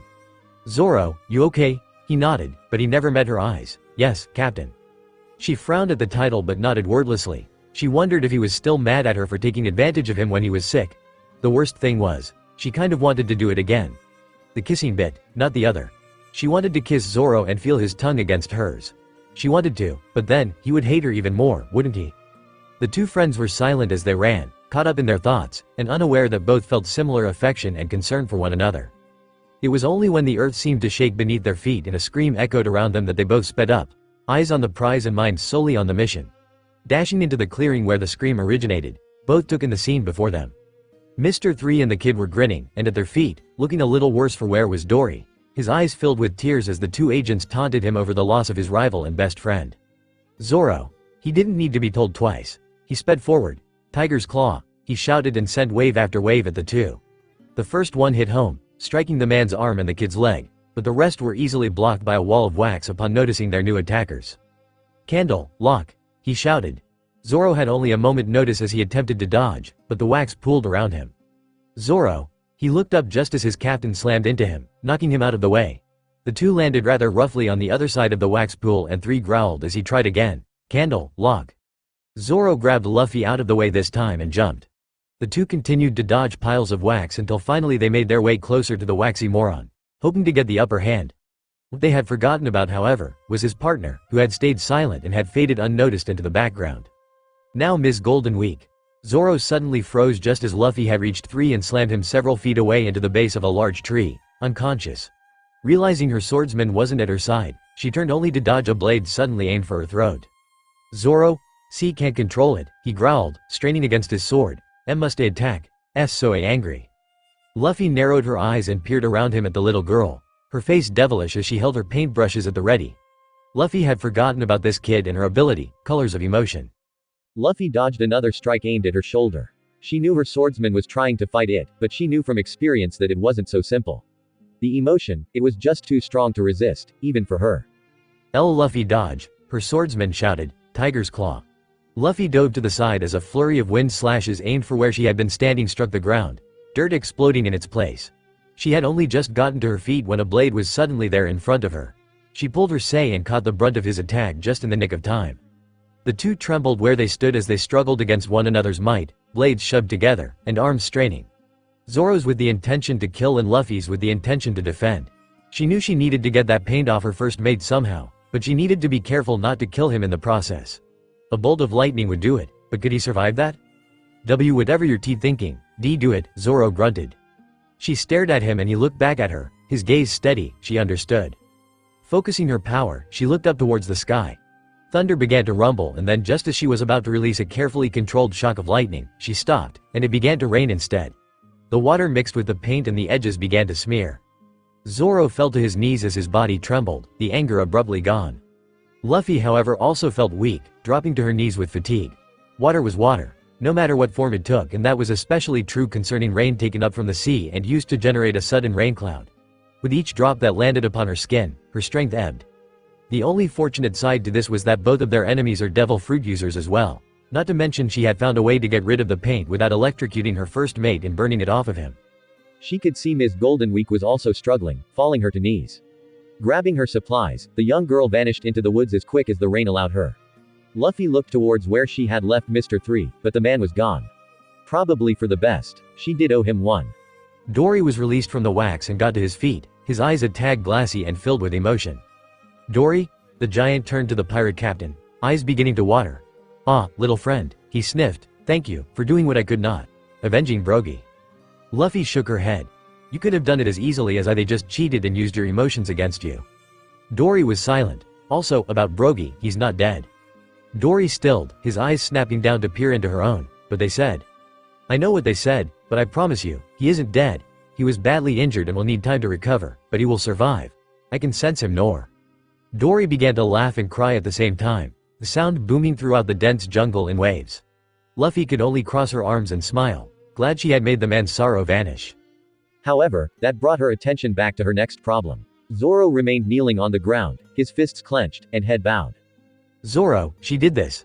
Not you, she tried to tell him. He didn't respond. He stood up and walked past her, never looking back. Luffy watched him go with a heavy heart as she followed him from behind. They had a kingdom to save and she knew exactly where a log post was located here on this island. Theirs for the taking. Luffy nor Zoro said a word as they made their way to the wax house. Only when they drew nearer and heard the sound of a door being opened and shut did they both grip their weapons, anticipating trouble. Both captain and vice tensed with their hands tightening on the hilt of their weapons when a shadowed figure stepped towards them. Oh, Luffy Don, Mosshead? What are you guys doing here? Luffy sighed in relief and laughed. Sanji, I could ask you the same thing. Sanji hummed. Well, I was taking my dinosaur meat back to the ship for delivery when I heard a den den mushi ringing. I answered it and wouldn't you know, it was Mr. Zero himself. Zoro narrowed his eyes. What did you tell him? Sanji huffed. Exactly what I should have. I told him my name was Mr. Prince and that me and my crew are coming for him. Also, I found something out that Vivi might be interested in. Alright, good. Wait until we regroup and you can tell everyone, Luffy told him. The cook nodded. You didn't happen to find a log post in there, did you? Luffy asked by chance. Sanji chuckled and tossed a shining golf ball-sized compass up and down in one hand. Oh, you mean this little thing? Luffy smirked as Sanji laughed. She glanced back at her swordsman with a smile on her face, only for it to fade when she found him glaring at the ground again. Come on, let's head back to the ship, she ordered. None argued. The princess was appalled. You're saying that the rebels and the kingdom's armies are now at war with one another? Yeah, Vivi-chan, I'm sorry, but that's what I found out from the big boss himself. Seems Crocodile has been playing the two against each other for some time. Not only is the kingdom experiencing rising levels of drought, famine, and crime, but civil war as well. Also, Sanji hesitated, his voice lowered, gentled. It seems he is planning to murder the king. Vivi stumbled back, horrified. Father, Jin and Red caught her, their grip strong and supportive as both watched her face pale. She leaned into their touch before turning and burying her face against Red's chest, her shoulders shaking as she cried. The rest of the crew looked on in silent worry. The atmosphere was disheartening as everyone stood around, unsure of what to say or do. Luffy looked off to the side and suddenly noted the giants heading their way. As the two appeared, both heavily bandaged, she grinned and cheered. Oh aye, giant old men. The two warriors laughed and even the distraught crew began to smile at their captain's antics. We came to see you off, little friend, Dory explained. Yes, it seems I have you to thank for saving my friend, Brogy smiled, and my own life as well, no doubt. Luffy just waved them off with a large grin. Think nothing of it. We should be going, Nami reminded her captain as she headed towards the wheel. Luffy nodded, bidding a final farewell to the giants before turning to her crew and shouting excitedly. Set a course for Alabasta. Goodbye little friends and good luck, the two giants bellowed. The crew waved back until the ship vanished into the setting sun. Zoro was using his weights on the deck, swinging them back and forth. They were much larger than what a normal person could hold, but then again, he wasn't really a normal person.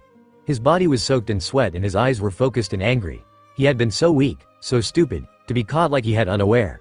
He even attacked his own captain. He attacked Luffy. He swung the weights again. 3,506. He counted out loud, 3,507. If he were stronger, he could have broken free on his own and saved his captain a lot of trouble. Instead, he had been a burden and he betrayed her trust, again. 3,509. Hey Zoro, could you? Usopp paused mid-sentence as he came down the stairs. The swordsman was kneeling on the floor of the ship, his head buried in his hand as his elbow rested upon his knee. You okay? Zoro just shrugged. Well, Nami wanted me to remind you that you have watch tonight. Zoro sighed. Right, thanks Usopp. The sniper nodded and started to walk away, but hesitated. Hey, I know I'm not Luffy, but if you ever need to talk, you know, man to man, I'm here. Zoro turned and eyed his friend. Thank you. The other smiled with a nod before walking away. The sun was already going down, so Zoro put away his weights and headed downstairs. He needed to shower before his watch tonight. Luffy, who stood on the upper deck, watched him go, concerned. Luffy, you alright? Nami questioned. Yeah, she sighed, it's nothing. The navigator didn't look convinced but didn't argue. She knew something was going on between those two, but for now she let it lie. Dinner is ready, Sanji shouted from the kitchen. Luffy grinned and jumped over the railing, dashing for the kitchen. What a glutton of a captain I have, Nami grumbled, but a fond smile negated the severity of her words. The entire crew was already eating when Zoro walked in and began to make himself a plate. Luffy normally was found to be scarfing down plate after plate, but the young captain just sat there, a strange expression on her face. Luffy, Jin called to her, worried. Everyone looked over at their captain. She snapped her eyes up and smiled, but only Zoro noticed it seemed somewhat forced. Sorry, just tired I guess. I think I'm going to head to bed, night. The others bid her a startled good night, concerned by her uncharacteristic behavior. Since when does she not finish her food before bed? Usopp questioned, glancing at her plate that was still half full. Maybe she really is just tired, Vivi suggested. Red nodded in agreement. I don't think she's really been sleeping, Zoro commented, though he didn't go into detail. It was her own businesses. She does volunteer for night watch a lot, Nami observed in agreement. The others were silent, but figured it was probably nothing. They assumed the need for sleep was just finally catching up with their captain. Well, I will just keep her food in the fridge if she decides she wants more of it later, Sanji sighed, worried about his beautiful goddess. The others nodded and went back to eating, chatting amongst themselves, but Zoro found himself lacking in appetite as well. He finished what he had on his plate to save himself from the cook's wrath, but then vanished back out the door to start his shift. He had a bad feeling. Luffy tossed and turned, her nightmares worse than ever. She woke up in a cold sweat, her body shivering. She felt exhausted beyond what she normally felt after a sleepless night, and a strange itch on her shoulder had her scratching the skin nearly raw. Standing up, Luffy swayed where she stood, barely balancing herself against the wall as she made her way through the cabin door to get topside. Maybe some fresh air would help her feel more awake? Zoro heard the door slam shut below and peered down. Who would be up at this hour? Curious, he jumped from the crow's nest and landed firmly on the ground deck. The silhouette stumbled and Zoro moved closer, his eyes adjusting to the darkened space. Luffy, he called out. Zoro, he frowned. Her voice sounded off. He placed a hand on the hilt of his sword. What are you doing out here? He asked her cautiously. She moved closer and he finally was able to see her. She looked pale, though her cheeks were flushed red with color. Her black curls were damp with sweat and her entire body seemed to be shivering. He released the hilt of his sword and stepped closer, suddenly apprehensive. Are you okay? You don't look quite right.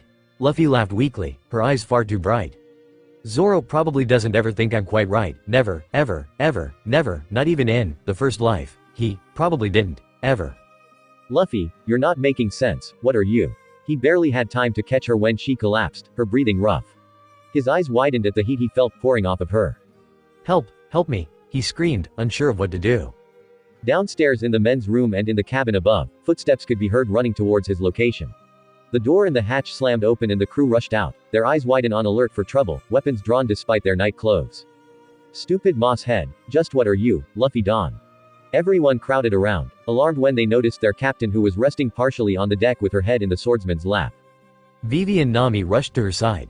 She's burning up, Vivi stated, her hand against the young captain's forehead. Nami frowned and began to bark orders.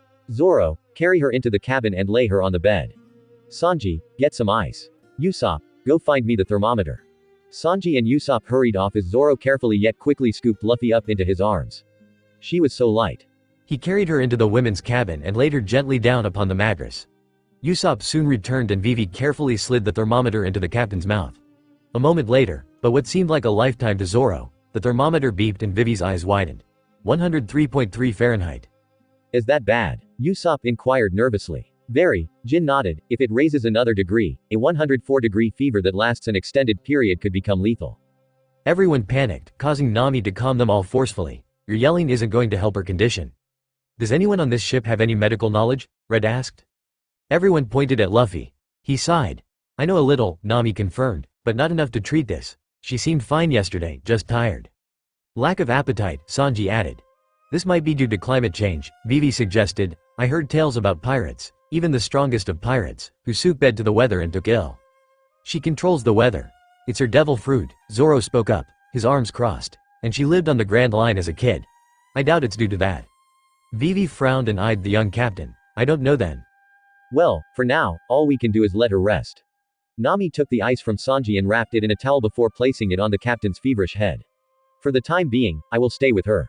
However, we might need to decide what to do if she isn't better by tomorrow morning. What do you mean, do? Usopp questioned. Nami glared at the sniper who raised his hands in a show of peace. Luffy is really sick, Usopp, and we don't have a doctor. We may need to consider stopping and finding one. And no, Luffy stuttered, newly conscious. Everyone turned to her, worried by how weak she seemed. She was never weak in front of them. Vivi, we can't stop. We need to get you to Alabasta. Luffy tried to argue, her energy spent as she collapsed back against the pillows. Vivi smiled kindly and brushed Luffy's dark hair back from her eyes. It was rare to see the young captain without her straw hat. I can't save my kingdom without you, Luffy, so my top priority needs to be saving you, Ms. Captain. Luffy sighed but nodded. Her eyes fell closed, her breathing deep and shaky. I know of an island nearby that has doctors, Jin spoke up. Its Kale's once owned by the world government, but after an uprising there a decade ago, it has been independently run as a free dominion. Last I heard though they recently just had another war. So, I can't be certain who runs the island or what we will walk into. We need to take that chance, Nami stated, standing up and grabbing one of her maps from the desk nearby. I know which one you are referring to. It's the only island around for several miles. If we don't stop now, we won't find another island for days. That could be too late, Vivi whispered, her eyes locked on the captain who has become her only hope. Then we head there, Zoro directed. Luffy comes first. No one argued that statement. As the others left to prepare, Vivi remained behind to tend the sick captain. Each member of the crew took a shift by her bedside, but Luffy rarely if ever stirred. It was disconcerting to say the least, since most of the time their captain was an endless array of energy and sunlit smiles. Zoro, of course, was the lucky one.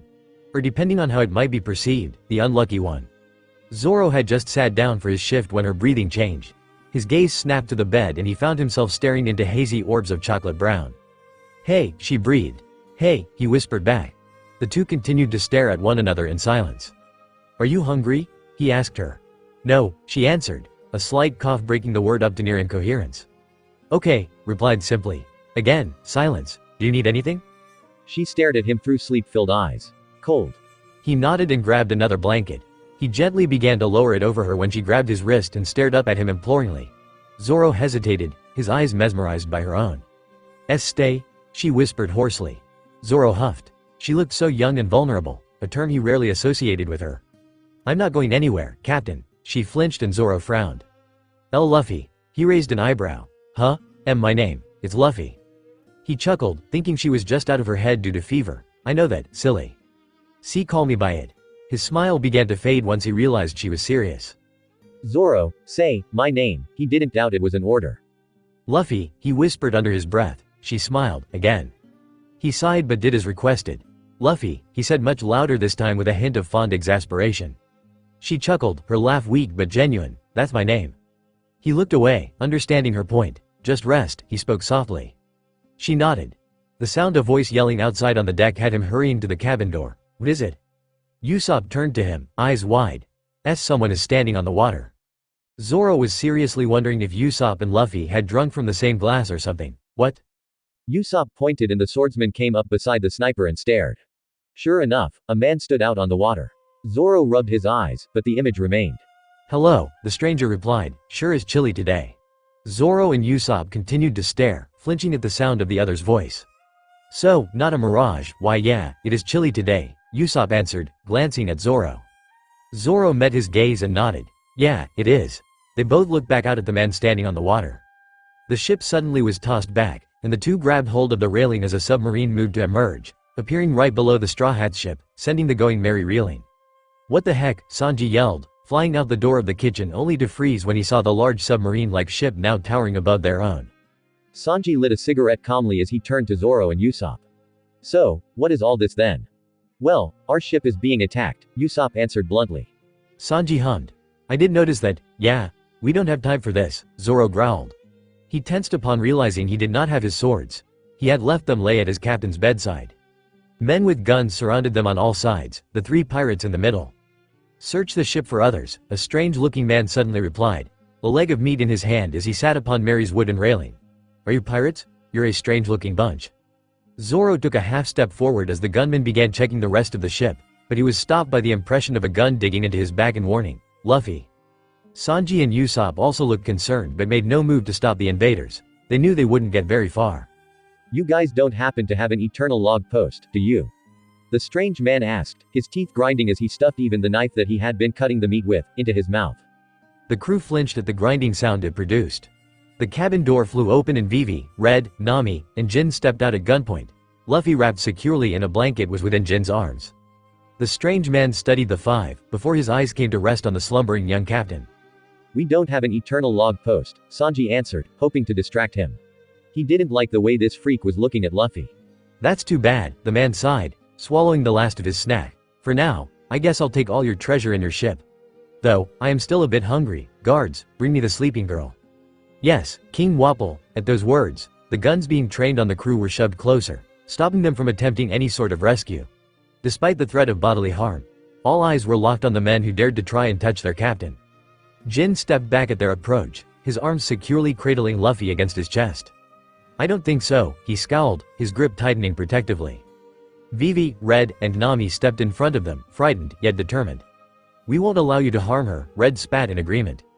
The strange man, Wapol, sighed. Guards. A sudden gunshot rang out and everyone flinched, their eyes wide when Sanji, who had been clear across on the other side of the deck, dropped to the ground, a hand pressing against his side as blood seeped through his fingers. Sanji. They screamed, but he schooled his expression and stood back up, waving them off as he stared defiantly at this so-called king. I'm fine, he told the others stubbornly, just a graze, nothing serious. Jin, whatever you do, don't let them take her. Jin nodded, his hands clenching his burden closer with care. Wapol eyed the crew curiously. Who is she to you? Surely you would be better off without someone so weak.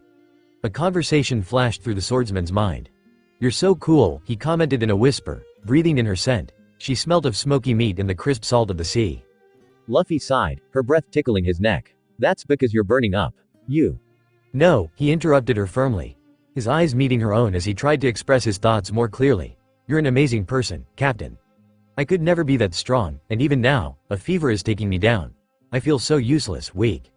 Luffy glared at him. You're not weak. Sickness is part of what makes us human. We all have moments where we need help and it takes someone strong to admit that. Zoro growled and stepped forward.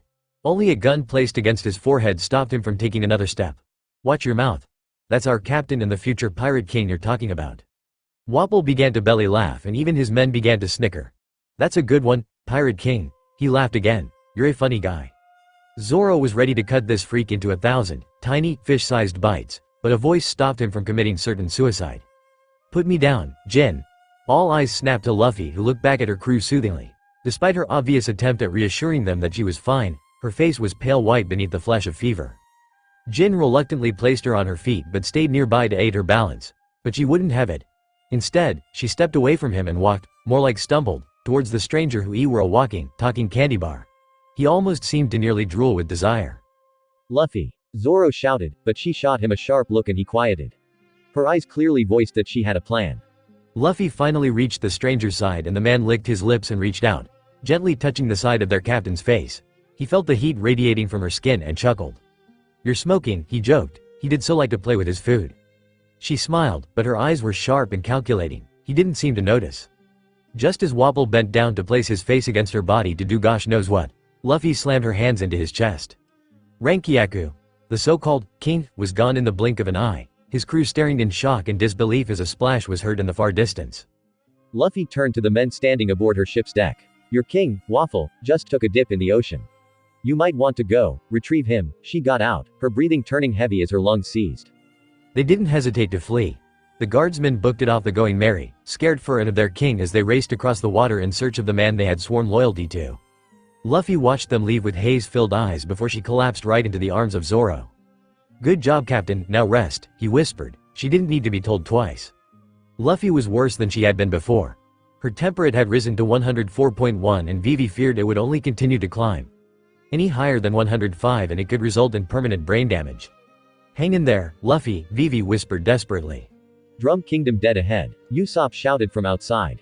Vivi hurried out and stared up at the snow-covered mountains and trees before them. She had never seen so much snow before in any one place. So, this is Drum Island, she thought with excitement and wonder. We should be able to anchor a little further upriver, Nami indicated the narrow mouth. As the ship sailed inward, Sanji made his way outside, his gunshot wound bandaged as good as it was going to get for the time being. It had been rather deep for a graze, but it wasn't life-threatening so long as it was kept clean and the bleeding stopped. Zoro, who stood at the front of the ship tensed, his eyes on the surroundings. It was too quiet. They set down anchor. Alright, let's get Luffy into town and Nami was cut off by a shout. Halt! The voice came from the island's ledge. Suddenly the ship was surrounded by men with guns on all sides. That's close enough, pirates, a man in green stated, stepping forward. So, we found people, but they don't seem too keen on finding us, Usopp muttered fearfully. Pirates, leave this place this instant, the man demanded. This is your only warning. We only came to find a doctor. Zoro shouted. We have a very ill individual on board, Red agreed, also shouting as he stepped up beside Vivi in order to protect her should they decide to shoot. Like we will believe such lies, one of the gunmen yelled. This is our island, we won't let any more pirates land here, another yelled. Leave now or we will blow a hole in your ship, the man in green confirmed. They hate us, and we only just met them, Sanji frowned. Don't talk back, a man yelled and fired, nearly hitting Nami who luckily jumped back just in time. They're shooting at us, Usopp panicked. How dare you, Sanji yelled, starting forward. Sanji, stop, Vivi screamed, hurrying forward to stop the angry cook from making a stupid, fatal mistake.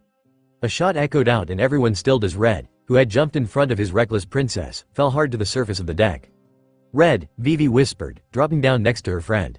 He pushed her away and sat up, his eyes serious as she gripped his arm to stop the bleeding. It's nothing, Vivi, I'm fine. Red turned to Sanji. But you're a fool. You could have killed everyone on board acting as you had. Sanji choked and stepped back, surprised by the reprimand and ashamed. Vivi looked up at the man in green who seemed to be the leader of this rabble. As you wish, we will not dock here, but please, summon a doctor. We have a friend who is in desperate need of help. She is very ill. Please, the princess knelt and lowered her head to the floor. Red shot Sanji a glance before following suit and kneeling as well. Vivi, Sanji whispered, confused. You're a failure of a crew. She whispered angrily to the Straw Hats who flinched at her words. Your captain needs you now. Pride comes second. Zoro stared at her before kneeling and bowing his head. Everyone gaped but soon began to do the same as their vice. Once everyone was bowing, Zoro looked up and spoke. I apologize for our actions. We were in the wrong, but please, my captain needs help. I beg of you, help us. The green-clothed man eyed them with a mix of awe and suspicion, but then after a moment he sighed and lowered his gun. All right, my name is Dalton. I will lead you to our village, follow me. Vivi smiled as she raised her head. See, she told the others, they understood. Usopp hummed. You're really something else, Vivi. Zoro nodded and stood up. Thank you. She grinned. Of course. Luffy is my friend too. As they walked behind the man called Dalton, he told them of his country and its wars. How the doctors had been taken from here by Wapol and how Blackbeard had attacked and burned the island not too long ago, running Wapol off for the time being. Dalton didn't seem happy to hear about the crew having run upon the false king before coming to Drum. It meant the tyrant's time of return was close at hand. The only doctor that remains on this island is a woman known as a witch who resides in the tallest tower located in the middle of the island. Her name is Dr. Kureha. Why of all places up there? Sanji shouted angrily as they entered Dalton's house. Can you call her down? Dalton shook his head. Afraid not. Even if we wanted to, there just isn't any way to contact her. She comes only when she wants to come and takes whatever she wants as payment. Those who are ill any other time aren't as lucky. Still, her skills are the real thing despite her old age of 140. She's still alive at that age. Usopp and Nami screamed in shock. But this is an emergency, Sanji rounded on the man, our captain might die. Calm yourself, Love Cook, Zoro barked. He turned to Dalton.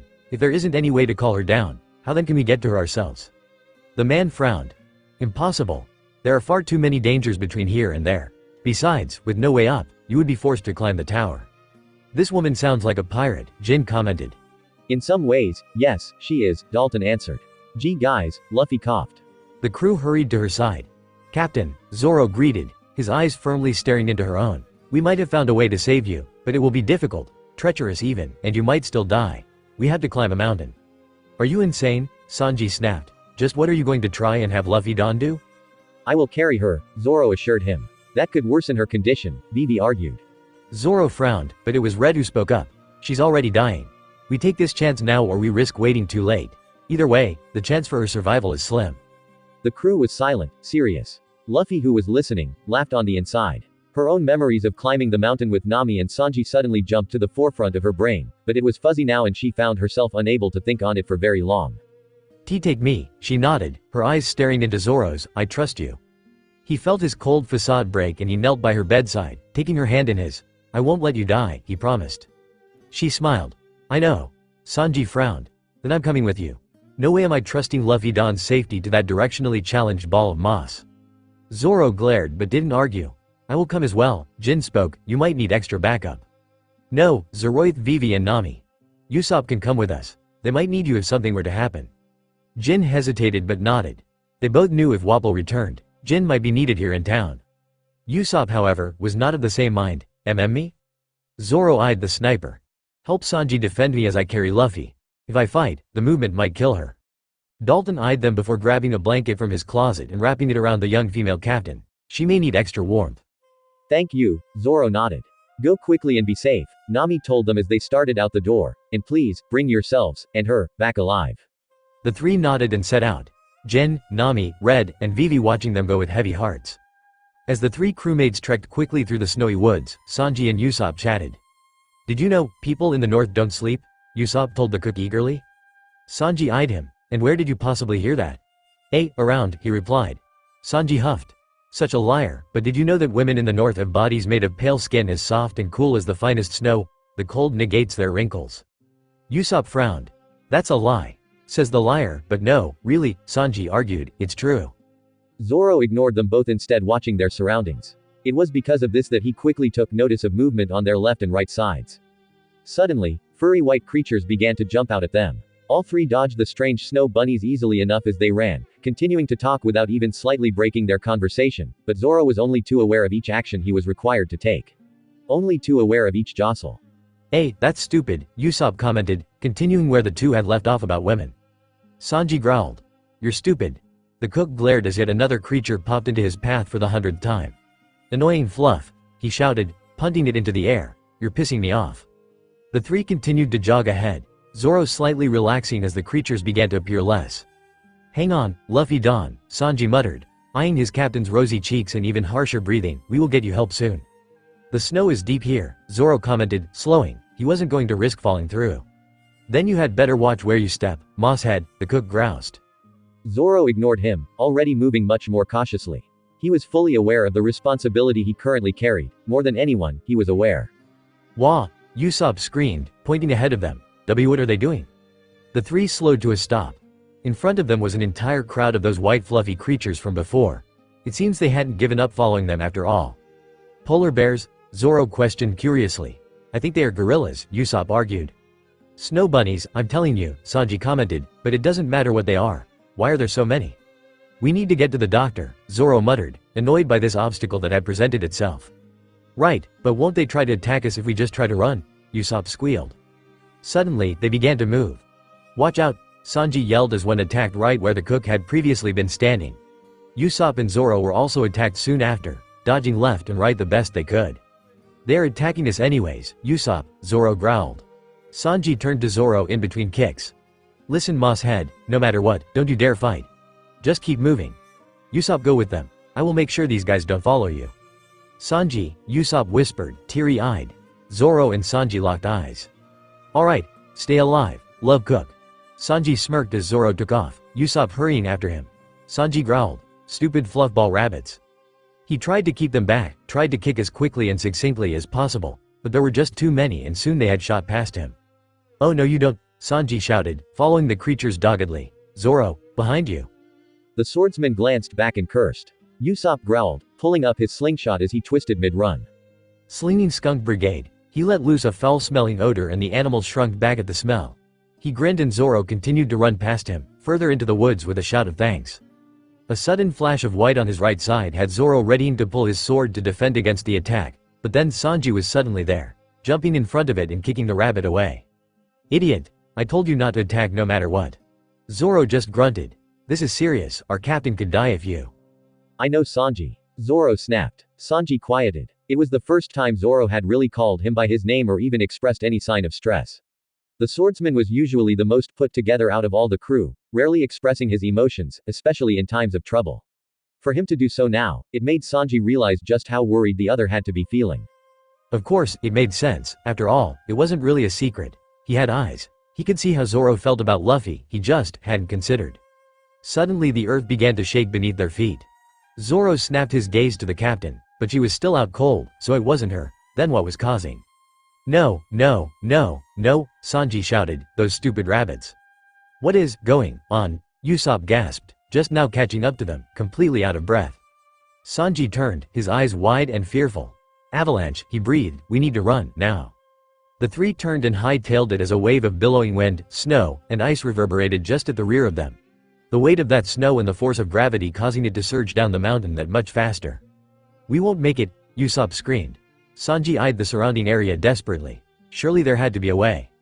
Suddenly, the rumbling stopped. He turned around to sneak a peek, stunned when he found the entire avalanche suspended in midair above their heads. Confused, Sanji turned and gawked at the sight that met him. Zoro and Usopp also staring with a warring mixture of awe and dismay. Luffy, her hand outstretched towards the mountain, was holding back the snow with a shaky bout of intense tenacity, all while still lying across Zoro's back, panting under the strain of it.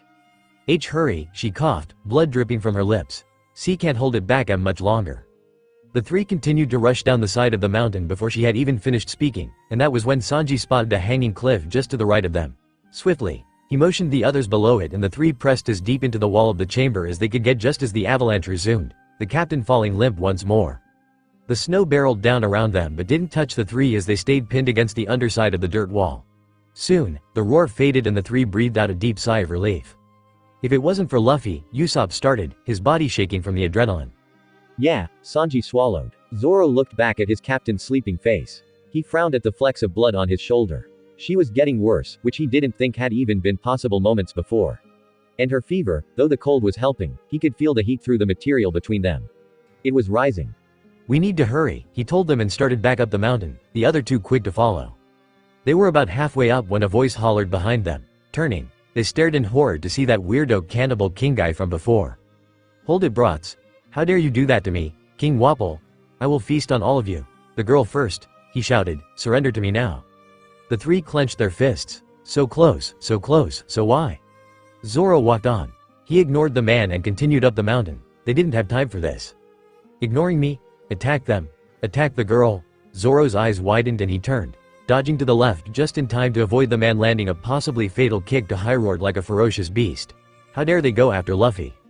Sanji and Usopp also gave their own shouts of anger and hurried to defend their captain and vice. "Keep running, Zoro, Usopp, and I will handle them," Sanji ordered. "Get Luffy to safety," Usopp cheered. Zoro hesitated, but he knew he had little choice but to leave it to them. Good luck. Running, he hoisted his captain up higher onto his back when he felt her slip. She was so hot, he didn't know how the two of them weren't suddenly combusting from the heat. "Just a little longer, Captain," he told her, then frowned, remembering her words from earlier in the cabin. "Hang on, Luffy. Please, just hang on." She groaned at the sound of her name but didn't wake. He felt his concern heighten.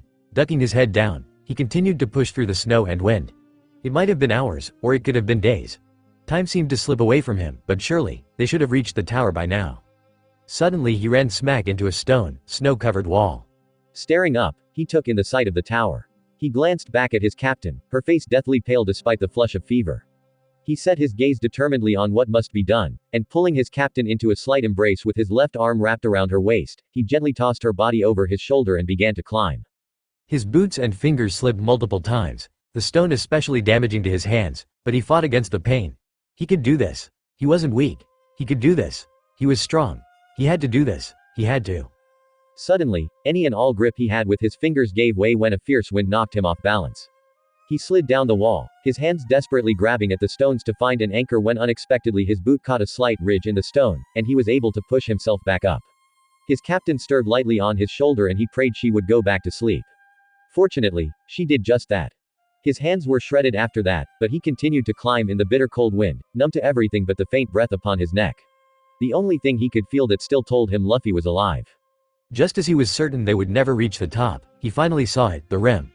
Adrenaline pumping with renewed vigor, he grabbed hold and pulled himself and his captain up and over the edge, collapsing into the snow, his eyes trained on the castle now lying just ahead. Cradling her against his chest, he could only rasp the words out, barely able to speak through his exhaustion. We made it, Luffy. We made it. He barely noticed the presence when it appeared. He could hardly tell what was going on around him, his body giving out now that he knew they had made it to the top of the tower. But when someone tried to take Luffy from him, he lashed out, desperate to hold on, to protect. Easy kid, you need to let me help her or she's going to die. Listen, it's okay. You're safe. Both of you are going to be okay, but I need you to let me help her. You're safe. That's right. Let go for me, kid. I won't hurt her. Zoro didn't recognize the gruff voice speaking to him, but when it said that he was safe, that both he and his captain had made it safely, he believed her. Chopper, this girl is near death. Can I work on her? Came a second voice. Do you know what's wrong with her? Her symptoms and this swollen place on her shoulder that looks like a strange, unique bug bite tells me it's probably a rare disease caused by penetration and worsened due to infection. With her fever, the peculiarities of the bite, and her congestion, I would hazard a guess that it's caused by a prehistoric pathogen. Perhaps tropical with how her body is reacting to the cold, slowing her symptoms. Correct. This man, did he really climb the tower while carrying her? He has the beginning stages of frostbite on his hands and face. Start him a hot bath and throw him in to soak. We need to hurry, Chopper. She won't last much longer. Zoro woke up. Had that all been a dream? He groaned and turned, only to freeze upon being face to face with a raccoon? Ah, the thing screamed, backing away fearfully from him. Zoro startled back as well, wincing when his hands encountered the mattress beneath him. He looked down at his fingers, noticeably wrapped in pristine white bandages. What had happened? You were suffering from the beginning stages of frostbite. The animal spoke and Zoro blinked. I treated your hands. And your face. Your skin will need time to recover after your climb. Luckily, I didn't have to take any of your fingers, but they will be sensitive for a while. Zoro winced at the thought of amputation. Without his hands, he would have lost his dream of becoming the world's greatest swordsman. Still, so long as Luffy was alive. How is she? He croaked, surprised at how rusty his voice sounded. The girl? She's alive and resting. You brought her here just in time. Any later and she would have died. Zoro sighed and flopped back, relieved. Thank you. Chopper watched as the strange human fell back asleep before the small reindeer made his way into the other room where the girl slept, attempting to recover. He could still remember her words when he and the doctrine had found them. Chopper, this girl is near death. Can I work on her? Do you know what's wrong with her? Her symptoms and this swollen place on her shoulder that looks like a strange, unique bug bite tells me it's probably a rare disease caused by penetration and worsened due to infection. With her fever, the peculiarities of the bite, and her congestion, I would hazard a guess that it's caused by a prehistoric pathogen. Perhaps tropical with how her body is reacting to the cold, slowing her symptoms. Correct. This man, did he really climb the tower while carrying her? He has the beginning stages of frostbite on his hands and face. Start him a hot bath and throw him in to soak. We need to hurry, Chopper. She won't last much longer. Suddenly, that same girl reached up and grabbed both their hands, her eyes clouded and desperate. PP please, help him. He's my nakama. The girl's grip faltered as her breath caught, blood speckling the snow around her as she coughed. Easy girl, the kid is fine. You're the one who needs the most help right now. PP please, she continued to beg, out of her mind with fever but still so determined, please. Chopper stared at the human. He found her dogged willpower commendable and rather inspiring. Nakama, he whispered. The girl suddenly stirred, and he backed up, once again nervous to be seen. She turned her head and her eyes locked with his sleepily. Remarkably she smiled when she saw him, and then she whispered his name. Chopper. He stared. How did she know his name? Surely, she couldn't have remembered it from just hearing it once or twice outside from doctrine. She had to have been out of her mind during that time, as ill as she was. How do you know me? He demanded, though he stayed as far from her as possible. She frowned for a moment as though confused before suddenly groaning. Right, different timeline, she whispered just soft enough for him not to make out what it was she had said. Sorry, I just think I remember hearing your name somewhere, she said louder. Chopper frowned but took her word for it. How else would she have known? You should rest. You have been very sick and almost died. I saved you with the help of Doctrine, but you still need time to recover. Luffy chuckled, albeit weakly, thanks to you, Doctor. Chopper couldn't help it. He blushed and began to prance with embarrassment. You don't praise me, you jerk. Luffy just smiled and closed her eyes. She had missed him dreadfully, she thought to herself. She remained laying there on the bed as her breathing evened out and her thoughts floated off into the wind. From across the room, her beloved doctor watched over her, his familiar steps a soothing lullaby. The sound of explosions outside woke Zoro from his long overdue nap, the entire tower shaking as he'd slept. Rubbing his face with his hands only to stop when a sharp pain reminded him his hands weren't at their best. It also had him wondering if he could even successfully grip his swords right now, let alone try and fight with them. Standing up, he grabbed his clothes lying folded beside the bed and hurried to dress. Then, slipping on his boots the best he could without the help of his hands, he took up his swords and hooked them to his belt. As he made to walk out of the room, only just remembering to grab his coat before braving the cold weather, his attention shifted when something fell out of his jacket pocket. Bending down, he picked up what appeared to be a pair of thick leather gloves. Glancing at his bandaged hands, he realized the extra protection might help him hold his swords better. He slipped them on, wincing as it placed pressure upon the sensitive skin, but once they were in place the pain dimmed and he felt better about his odds, should he have to try and use his swords. Stepping outside, he made his way down the stairs of the castle into the front gate. Once there, he froze, taking in the scene before him. An old woman who he seemed to be Dr. Kurha and the raccoon from earlier, now stood facing off with that false king and his two cronies. Beside the doctor, to his surprise and relief, were Sanji and Usopp. Both looked a little worse for wear, but at least they were alive. Zoro wondered if they had climbed the tower too.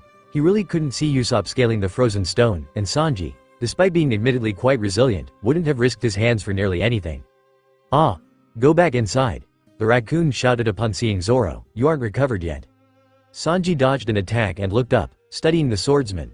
He took in the new leather gloves the other certainly hadn't been wearing last time he had seen him, and then the man's frost-burnt face, easily putting two and two together. Usopp just looked relieved to see Zoro alive. I'm fine, Zoro answered gruffly, noticing the glance Sanji had shot him. No, you're not. The creature shouted in loud disagreement, your hands took serious damage and, he paused upon seeing the gloves the swordsman was wearing. He had placed them there so the man would protect his hands a bit, and while he was happy to see them being used, he suddenly had a bad feeling the human would use them to wield those swords of his. Just stay out of this fight, Moss Head, Sanji scoffed, we can handle it. Zoro just watched in silence. Handle it, huh? He scoffed. Sanji and Usopp were getting pushed back by these losers 1 foot at a time, and their boss, Wapol, still hadn't even made a move. Sanji screamed as a bunch of Marimo static balls stuck to his clothes. Usopp tried to help, but they soon got stuck to him as well. This is so gross. Sanji shrieked. I can't get them off of me. Usopp squealed. That flag, Wapol muttered, and Zoro followed his eyes to the flag fluttering high over their heads. A pirate skull with sakura blossoms the shape of hoof prints was painted on the material. This is my castle. The raccoon growled and attacked the king at those words, but Wapol just laughed and suddenly, the raccoon-like creature was in his mouth. Chopper! The old woman shouted desperately. She had her guns but didn't want to risk shooting the youth she had come to think of as her own son. TCH. Zoro pulled just one of his swords, Watto, from his belt and winced as he got into position. This would hurt, but he owed the old lady and the raccoon for helping Luffy. Itoryu, 36-pound cannon. He jumped, slashing his sword across the air, and watched as a surge of razor-like wind slammed into the cannibal king, causing him to spit the raccoon out. Freed, Chopper cried out in fear and backed up, breathing hard as he stood shakily to his feet, as far from his enemy as he could get. How dare you? The king shouted, but then suddenly he paused and began to laugh. Everyone stared at him, unsure of what was so funny, but the king just shook his head and smirked. Chess, tell me what I ate today. Ah, well my king, you ate 2 cannons, several cannonballs, gunpowder, and a toasted house in the village, his crony listed off for him. Perfect. He turned to the pirates. Now watch you pirate S. Watch in awe as I, King Wapol, take you all on with the house technique. He raised his arms for emphasis and everyone froze in preparation, but nothing happened. Turning, he glared furiously at his 2 subordinates. I said the house technique. All right, the 2 hurried to his side and posed for dramatic flair. The king laughed exuberantly. Good. Watch now, pirate dogs, as I take on my true form. Everyone stared with a mix of disgust and horror as a chimney rose from the cannibal king's back, cannons taking the place of his arms, and his entire body became the shape and size of a small house. The Wapple House. He laughed maniacally, prepared to die, but to make things even better, he turned and suddenly he began to consume his own subordinates. That is, Usopp shivered, turning an alarming shade of green. I'm going to be sick. Sanji and Zoro could only gape, alongside the doctor and the raccoon. Wapple grinned as he swallowed the last portion of his 2 men. Feast your eyes on this. The door of his body opened and a combined version of the 2 stepped out. We are, Chess Marimo. Everyone stared, gobsmacked, and exasperated. It was all so dramatically overdone. Isn't one just riding on the shoulders of the other? Sanji suddenly questioned. I don't know, it does look kind of cool, Usopp hummed, taking in the combined duo. How is anything about that cool? Sanji yelled, his hands waving for emphasis, but the sniper seemed resolute. Zoro just continued to stare. All he could think of was, 2 birds, 1 stone. Easier target. Wapple laughed. This country is mine. Those who do not listen to my orders will be eliminated once and for all. Those who reject me will also die. I am the king of this country and no other. He turned his eyes once more upon the flag. This is my kingdom. He raised one of his cannon arms and the raccoon cried out, the small creature's eyes utterly dismayed. Mine. The cannon fired. Down below in the village, Red, Jin, Nami, Vivi, and Dalton were standing side by side with a select number of villagers. Surrounding them, Wapple's men had come to the village to try and stop any rebellions that might form before they had time to even get started. It was a smart move on their part, but it was too late. The Straw Hats, having met Wapple on the ocean surface, had given the people of Drum Island ample time to prepare for their arrival. As the King's Guard moved in, the citizens devised their own trap. Though the pirates, Dalton, and a select number of villagers who were known rebels had been surrounded and held at gunpoint, the guards soon found that they themselves had been encircled by unhappy citizens who wanted nothing to do with Wapple and would no longer stand idly by. The people of Drum were taking a stand. Everyone was silent as smoke wafted through the air from where the flag once stood. Wapple was grinning, but his grin soon began to fade when it became noticeable that the flag still stubbornly remained in its place. When the smoke cleared, you knew why. Everyone could only look on as Luffy stood above them, her hand firmly holding the slightly singed flag steady. Her face had much more color than the last time they had seen her, but she still looked slightly pale. She wore her usual clothes, but instead of her usual black leather captain's jacket, she wore a burgundy winter coat Zoro had placed on her before the trek up the mountain. Her eyes were as hard as flint as she stared down at the false king. Her stance and the tension in her shoulders told Zoro she was beyond pissed. You again? Wapple shouted with irritation. Luffy was silent and everyone else, having sensed hurt. Zoro sheathed his sword, his eyes trained entirely on his captain. Why would she? The raccoon started in a whisper. She cares, Sanji replied, kneeling beside the youth. She cares, because in her mind, nothing is more sacred than a pirate's flag. The youth frowned. Oi, waffle face. Luffy shouted down at Wapple, who sneered at the name. You're just a wannabe pirate, aren't y'all? Wapple growled. Who are you to be asking me questions, girl? He demanded. Luffy ignored him, her tone deadly. You do not understand the true meaning behind a pirate's flag. A flag's meaning? He laughed. Stupid pirate flags have no meaning. That is where you are wrong, she corrected him sternly. What? He bellowed, angry. I am not wrong. A pirate flag is no joke. Idiot, that's all they are, a joke, and, don't go putting that flag back up there when I just took it down. He raised his cannon and fired once more without warning. The raccoon screamed out. Dodge, run. Luffy glared at Wapple. Her fist clenched around the flagpole even more tightly than before as the cannon burst just behind her, barely having missed hitting her right shoulder. You cannot break this flag. Watch me, he shouted. This time the cannonball hit home and the area around the flag exploded into a flood of light, fire, and smoke. Luffy, Sanji shouted. Luffy, Usopp echoed. The raccoon gasped and the doctor was silent. Zoro kept his eyes firmly trained on where the flag and his captain had been standing. She must have been blown away. Wapple laughed. As the smoke cleared, however, the flag remained, and standing beneath it, slightly singed but still wholly unharmed, was Luffy. Her head was bowed, her straw hat hanging behind her back on a string, and her fist continued to clench the broken pole, but she was there, alive. See, not broken, she told him, raising her eyes defiantly. Wapple screamed in outrage. I don't know who this pirate flag belongs to, she continued to speak, ignoring the temper tantrum taking place down below, but since this flag is a sign that someone pledged to risk their life in an effort to make their dream come true. It was not raised as a joke, but as a promise. This flag is not something you can break while laughing. Everyone stared at the young captain, speechless. Incredible, the raccoon whispered, his eyes wide and filled with wonder. So, this is a pirate. Sanji chuckled, shaking his head. Nah, that's just our captain. The youth blinked before looking from Sanji to back up at Luffy, his voice filled with even more awe than before. Captain. This skull is a mark of faith. Luffy continued, "It won't ever break, never." Wapol growled. "Oi, Chopper," she shouted. Chopper stared up at the young woman. Once again, she had surprised him by knowing his name. "I'm going to beat the crap out of these guys now. What will you do?" Chopper stared at her, eyes wide. "What will I do?" "Idiot. If you want to protect that flag so badly, just stay up there forever." Wapol shouted as he raised both cannons, once again intending to shoot her and blast that flag to Kingdom Come. "I don't think so," Sanji shouted as he ran towards the false king. Behind him, Usopp raised his slingshot and Zoro gripped his swords. Just as Sanji was about to attack, he felt a sharp pain burst in his side. He stumbled and grabbed at it, pulling his hand away to see red blood coating his fingertips. Did he open the wound again? Crap. The king laughed. "Prepare to die." Chopper growled and suddenly his small form grew large like a man's. Luffy watched with pride as the rest of her crew stared on in shock. "Stop it right now," the kid shouted. "Go get him, Chopper," Luffy grinned. Ah! The reindeer ran up and tried to attack the king, only to be stopped by Chessmarimo who jumped into his path.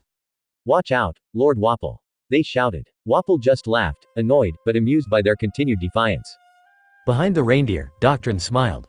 "That little brat, he found his courage like a true man." "You're a strange creature," Chessmarimo told Chopper. "You must have been rejected and had no friends with how strange you are. What a sad existence." "Shut up," Chopper yelled. "I may not have any friends, but as long as Doctor's flag exists, I will." "You do have friends," a voice shouted from the clouds. Chopper turned. His eyes trained on the young female captain who continued to hold Doctor's flag steady. She stared at him, her eyes drilling into his. "I am your friend." He gasped, the words hitting home, and she grinned. Suddenly, she stuck the flag deep into the snow sitting around her up on the roof and then spreading her arms out, palms down, she began to chant.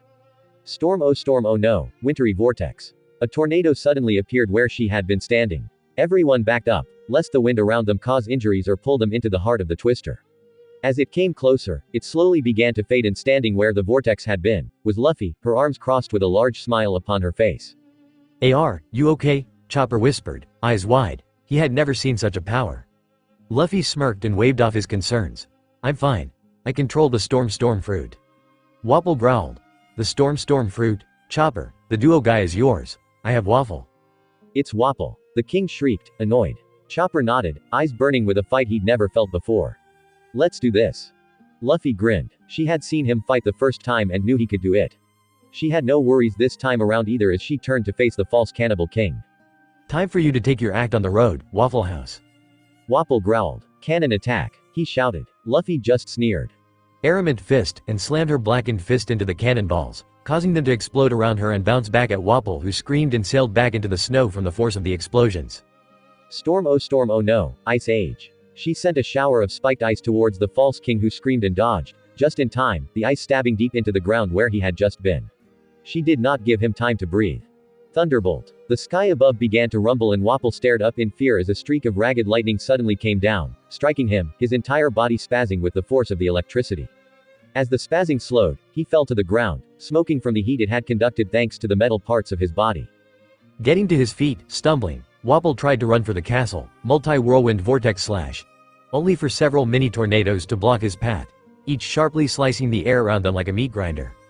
Wintry vortex. Wapol looked back, his eyes wide as a slightly larger tornado came at him and he couldn't dodge as it slammed into him, razor wind slicing into his flesh beyond the house and cannons. Wapol screamed out in pain. He backed up as the girl came closer.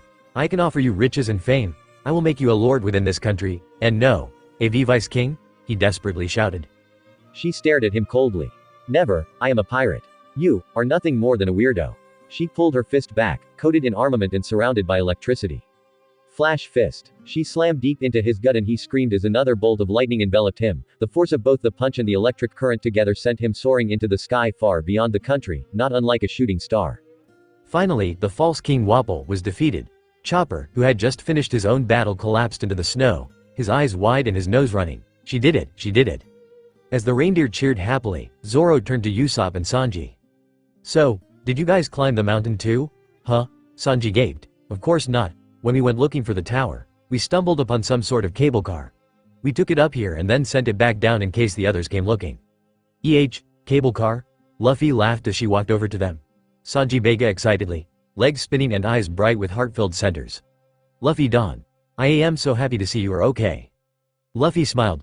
"Thanks, Sanji." "Eh? Usopp hollered, "Me too, Luffy." She grinned wider. "Yeah, thanks also Usopp." She turned to Zoro who eyed her with an ounce of uncertainty. Thank you especially, Zoro, she whispered, stepping closer. She hesitated, looking up into his eyes, but then upon realizing that he wasn't going to stop her, she gently kissed the swordsman on the cheek. Zoro turned as red as a cherry and Sanji cried out that the world was unfair as Usopp just snickered in the background. Luffy grinned, albeit a tad shyly, as she looked up at her swordsman who stared back at her, wide-eyed and embarrassed. "Luffy," familiar voices echoed. She turned just in time to be rammed into by Vivi and Nami, both hugging her desperately before the two drew back and began looking her over for any signs of lingering fever. "Glad to see you are alright, Captain," Jin greeted, his gaze full of relief. "Thanks Jin," she grinned. "We were so worried," Red cried, the girls nodding with him as the three pushed to check her over more closely. Luffy laughed and patted them comfortingly on the head. "I'm alright now, thanks guys." "The man we saw that was just sent flying," Dalton started, his eyes trained on the Straw Hat Captain, "was that?" "Yeah, your former king is gone, at long last." Dalton closed his eyes, tears streaming. "Thank you, pirate."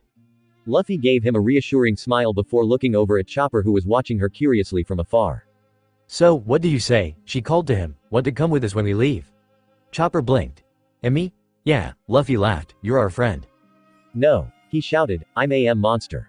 I'm not human. I have hooves and antlers and—" A huge heart, Luffy finished for him. "You're a great doctor, you have an awesome 7-point reindeer transformation ability, and you can talk to other animals. How much better can you get?" Zoro frowned. "I thought he was a raccoon," he muttered to himself in surprise. Chopper looked around at the other pirates, all smiling at him, nodding.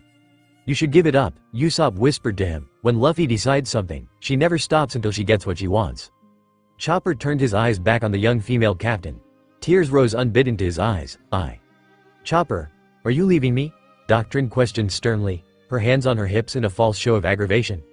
He stared at her before wiping his nose, and he knew what it was he wanted. "Yes," he nodded resolute. "I am." She stared at him. "Go on then and don't even think about coming back. If you were so determined to behave like that quack of a man, I don't want you here." He stared after her, quivering, his eyes watering as he watched her walk away. Doctrine. Later that day, as Chopper readied the sleigh and the others piled in, he was silent, lost in thought. It was not the goodbye he had expected nor wanted, but that was just how she was, he knew that. Taking one last look up at the castle that had been his home all these years, he hardened his heart and turned away. "Goodbye, Doctrine Kurha." The doctor watched her, son, leave with a heavy, but hopeful heart from one of the tower's tall window ledges. "You really have become a man, haven't you, Chopper?" she whispered proudly. Luffy leaned down as the sleigh sped across the sky, the shouts of the people beneath them echoing off the mountains of snow. "Chopper, you okay?" "Yeah," he muttered, but he didn't meet her eyes. Luffy frowned and glanced back at the tower. She would still do it this time around, right? What if she didn't? And Chopper thought the doctrine hated him. Sure enough, just as the sleigh began to land near the ship and Luffy grew more uncertain with every passing second, she noticed the spark she had been looking for. "Chopper, look up." The reindeer turned and stared, his mouth agape as lights shot into the sky overhead, and when they exploded, pink snow began to fall in riveting streams, like sakura blossoms. Doctrine, he sobbed, collapsing to his knees. The other pirates smiled, each watching the beautiful display in silence. It was a long goodbye. Wow, what a huge sea. Chopper breathed out in awe, staring at the waves around him. Amazing. Of course, Luffy grinned, this sea provides adventure for pirates like us. Like us. Chopper cheered excitedly. While the two were still admiring the ocean, a giant seagull suddenly shot over the top of the Going Merry. Chopper squealed in fright and Luffy laughed, eyes aglow with interest. Meet. The rest of the crew ignored the bird. Zoro, Usopp, Sanji Red, and Jin were all playing cards while Nami and Vivi were inside the cabin going over their plans for arrival. Suddenly, as if aware of the attention it had drawn, the bird dove down, and Chopper shrieked as Luffy was suddenly gone, her arm dangling from the bird's beak. It's terrible. Luffy has been eaten. Chopper shouted, running over to the group of card players who, despite the reindeer's frightened shouts, hadn't so much as flinched. "Ah, I want to eat Luffy Don too," whined Sanji. The others glared at the cook in disgust. "Keep your personal fantasies to yourself," Usopp grumbled. "We need to help her." Chopper yelled again. "Did she ask for help?" Zoro questioned the deer, his eyes still trained on the cards he held in bandaged hands. "Well, and no, then it's fine," he told the reindeer, though not unkindly. Chopper looked up distraught, watching his captain who still hung the mouth of the bird, but if he listened more closely, he was shocked to hear laughter. "Come on birdie, time for some meat," Luffy grinned. She placed a hang against the side of its beak and then sang out, "Stormo stormo no, vortex." A tornado formed around herself and the bird. The ship down below suddenly tossed as the sea rose up around them. Then, as suddenly as the rough waters and strong winds began, it was gone and the vortex dropped the dizzied bird straight onto the deck of the ship, unconscious. The captain landed firmly on top, hands on her hips. Sanji, meet. Luffy looked down curiously when she didn't receive the expected response. The sight of her crewmate's hands and feet sticking out from under the bird had her realizing where she'd just landed.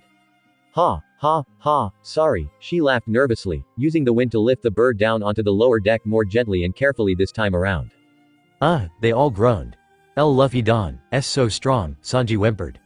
You had to put it here of all places? Usopp complained, his voice muffled beneath the bodies of his crewmates. Luffy just laughed cheerfully. Sorry, you don't sound very sorry, the sniper grumbled as he freed himself and walked past his captain to find someplace safer aboard the ship to hang out.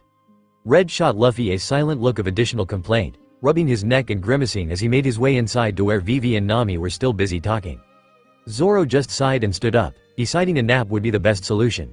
In his opinion, a nap solved many ailments, including being crushed by a bird. Or is it actually being crushed by your captain? Either way, a nap would help. Jin also moved past Luffy with poor Chopper riding upon his shoulder. The reindeer still looked a bit dazed. So cool, her doctor whispered as they passed. She smiled and shook her head, just like old times. She glanced at Zoro. Well, mostly like old times. Walking over to where the swordsman now lay, she stared down at her vice who seemed oblivious to her presence, but was most likely not. Zoro always seemed aware of Luffy, even when napping, evident of all the times he woke up right on K to save her, him, in their past life. Slowly, Luffy lowered herself to lie down upon the deck of the ship, and trying to be casual about it, placed her head squarely against Zoro's ribs. Closing her eyes, she brought her straw hat up and over her face to block out the sun, fully prepared to stay as long as it took. She needed Zoro. It was time they talked about whatever this was that sat between them. Zoro opened his eyes and glanced at his captain. He wasn't sure what to think at this point concerning their relationship. All he knew was that when she had kissed him a second time, he could no longer deny his feelings. He was falling in love with his captain. The question was, how did she feel about him? Surely her coming over to nap with him meant she had forgiven him for his betrayals, right? Well, it did not matter. Even if Luffy could forgive him, Zoro had no intention of forgiving himself. He had taken advantage of her once, and then he had turned around and attacked her. He didn't deserve to be the first mate. He needed to talk to her about that. She should choose someone else to be her vice. Her second. Someone stronger. Maybe Sanji? Nah. Love Cook doesn't have the willpower to argue with her, even when it's needed. Maybe Jin? Could work. Luffy? She didn't move, but somehow he knew she was listening. I don't think I should be your vice anymore. She still didn't look at him, but he felt her body go stiff with tension. I betrayed you at Kokoyashi village. I took advantage of you when you were drunk, and then at Little Garden, Wait, you took advantage of me? She questioned, completely flabbergasted as she sat up to better look Zoro in the eye. He nodded, his own gaze dropping with shame. Yes, I didn't know for sure how much you remembered from that night during the celebration, but I did. I truly am sorry I broke your trust. It was disgraceful of me to act out of lust. Then in Little Garden, when I attacked you. Lust? Luffy interrupted again. I thought you had a fever, she whispered, confused. He stared at her. Well, I did, but it wasn't that bad of a fever, and you were drunk, so. She turned to him, her eyes suddenly warm and filled with a completely new understanding. Anyways, I shouldn't have gotten into your personal space, but you looked so beautiful spread out on the bed like you were, and I. He watched her, his words fading when she was a mere inch from his nose. So, all this time, you wanted to kiss me? You weren't disgusted by me? He blinked, shocked. No, did you think I was? She nodded seriously. I thought you were mad at me for me taking advantage of you in your weak state, she admitted reluctantly. They looked at each other in silence. Luffy, he whispered, his eyes flickering to her lips and back, I want to key. She cut him off, crushing her lips to his. It was like a switch had been flipped. Suddenly both were pressed as close as they could get to one another and their hands were roaming over any skin available.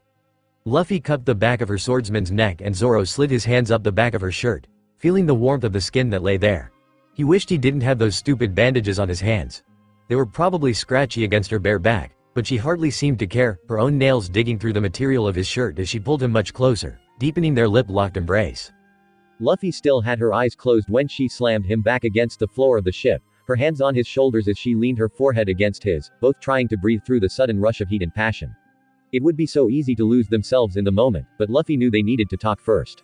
Zoro needed to understand. Little Garden, she spoke, and he tensed, wasn't your fault, Zoro. It could have happened to anyone. Flashbacks of her own emotions being used against her crew on Little Garden in the last timeline came to mind. She understood where the swordsman was coming from better than anyone. As captain, she should have been strong enough to overcome, but she hadn't been, she'd been helpless. And she knew Zoro now felt that same sense of helplessness. He felt weak and vulnerable. He felt as though he had betrayed his crew. Betrayed her. His next words only confirmed it. But it happened to me, Luffy, towards you, he whispered, if I had hurt you, or if the others had arrived and I hurt them. But you didn't, she argued, eyes open. If you had, I trust you, more than anyone, I trust you and so do the others. Now trust me and remember, it wasn't a betrayal, because you could not control your actions.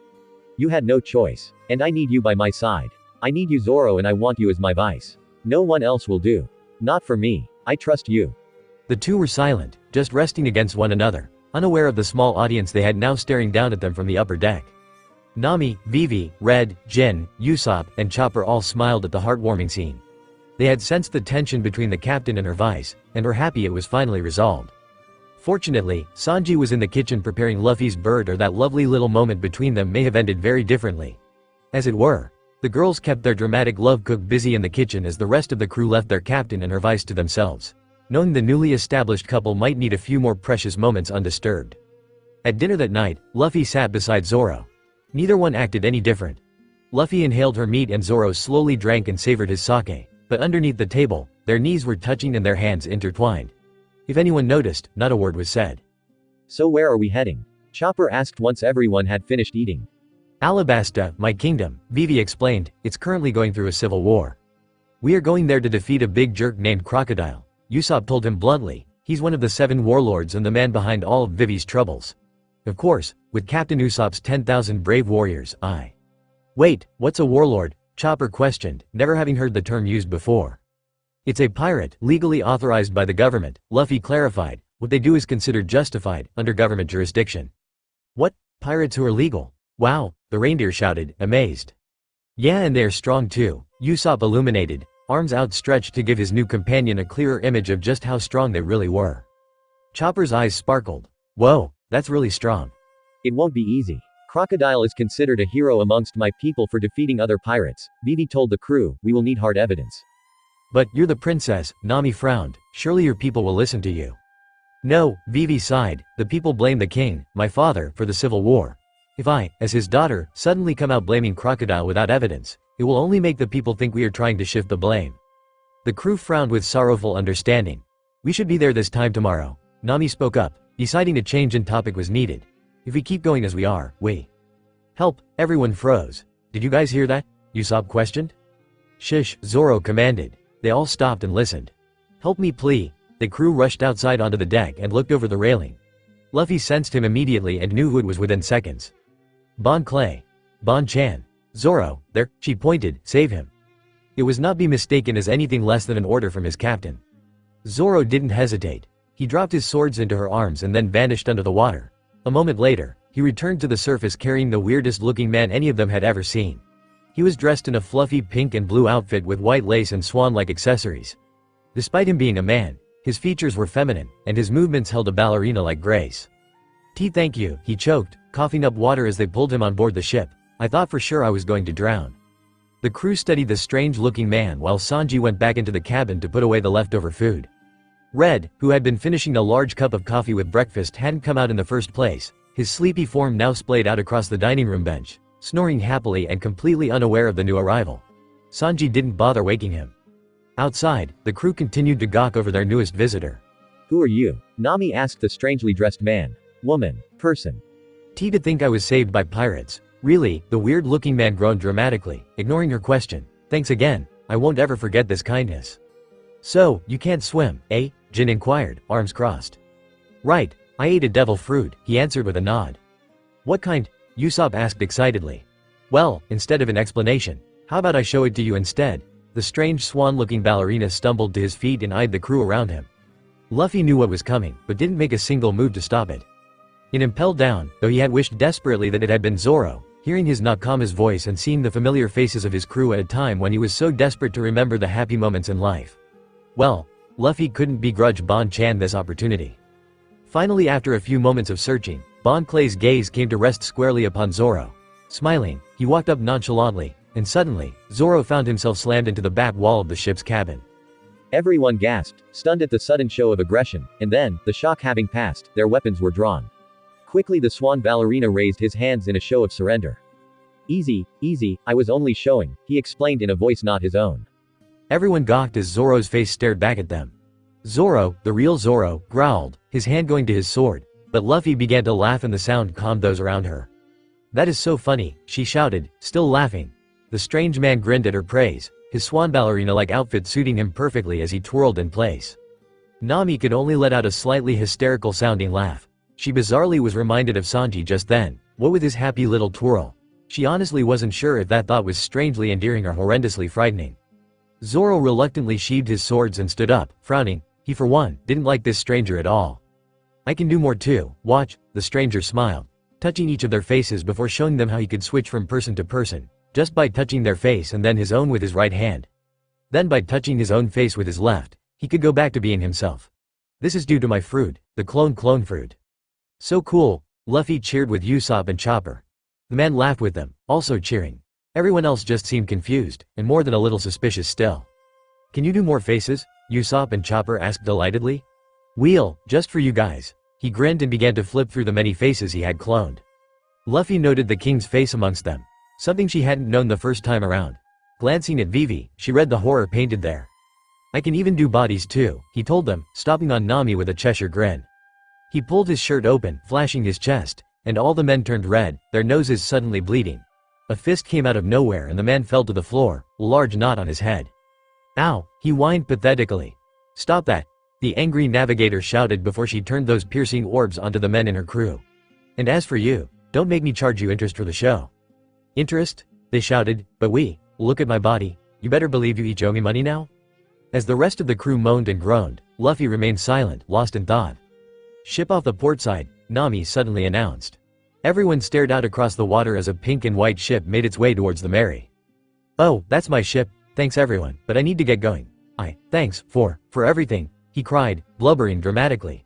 You saved my life, I owe you one, my friends. Friends already? Usopp and Chopper screamed, stunned, but enthusiastic nonetheless.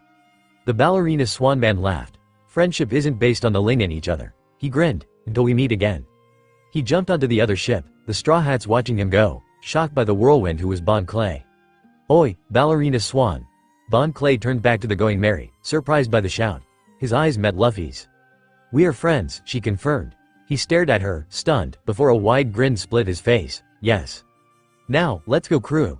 The ballerina shouted to his crewmates. Yes Mr. Point 2, Bon Clay sir.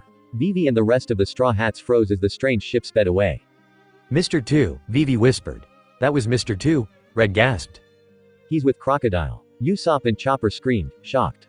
Zoro, Jin and Luffy were silent, their eyes trained on the ship as it departed. With a power like the one he showed us, he could do a lot of damage, Zoro muttered. Yeah, Jin agreed. Well, whatever. It's not our current problem, Luffy told them, turning to her crew with confidence. For now, we need to focus on what we can solve and not concern ourselves with the what-ifs. The crew nodded and their captain grinned. On to Alabasta. As her Nakama raced to prepare, Luffy's gaze once more locked on the small pink and white ship drifting away in the distance. Bon-chan, Nanohana, dead ahead, Nami shouted. The crew stood on deck, each smiling as they took in the view of the Alabasta shore. Finally, Vivi whispered tearfully, I'm home. Listen guys, try to use self-control and don't act on instinct or start any fights, okay, Nami sighed. Easier said than done, Luffy laughed, I want food. The crew groaned. It was always about food with their captain.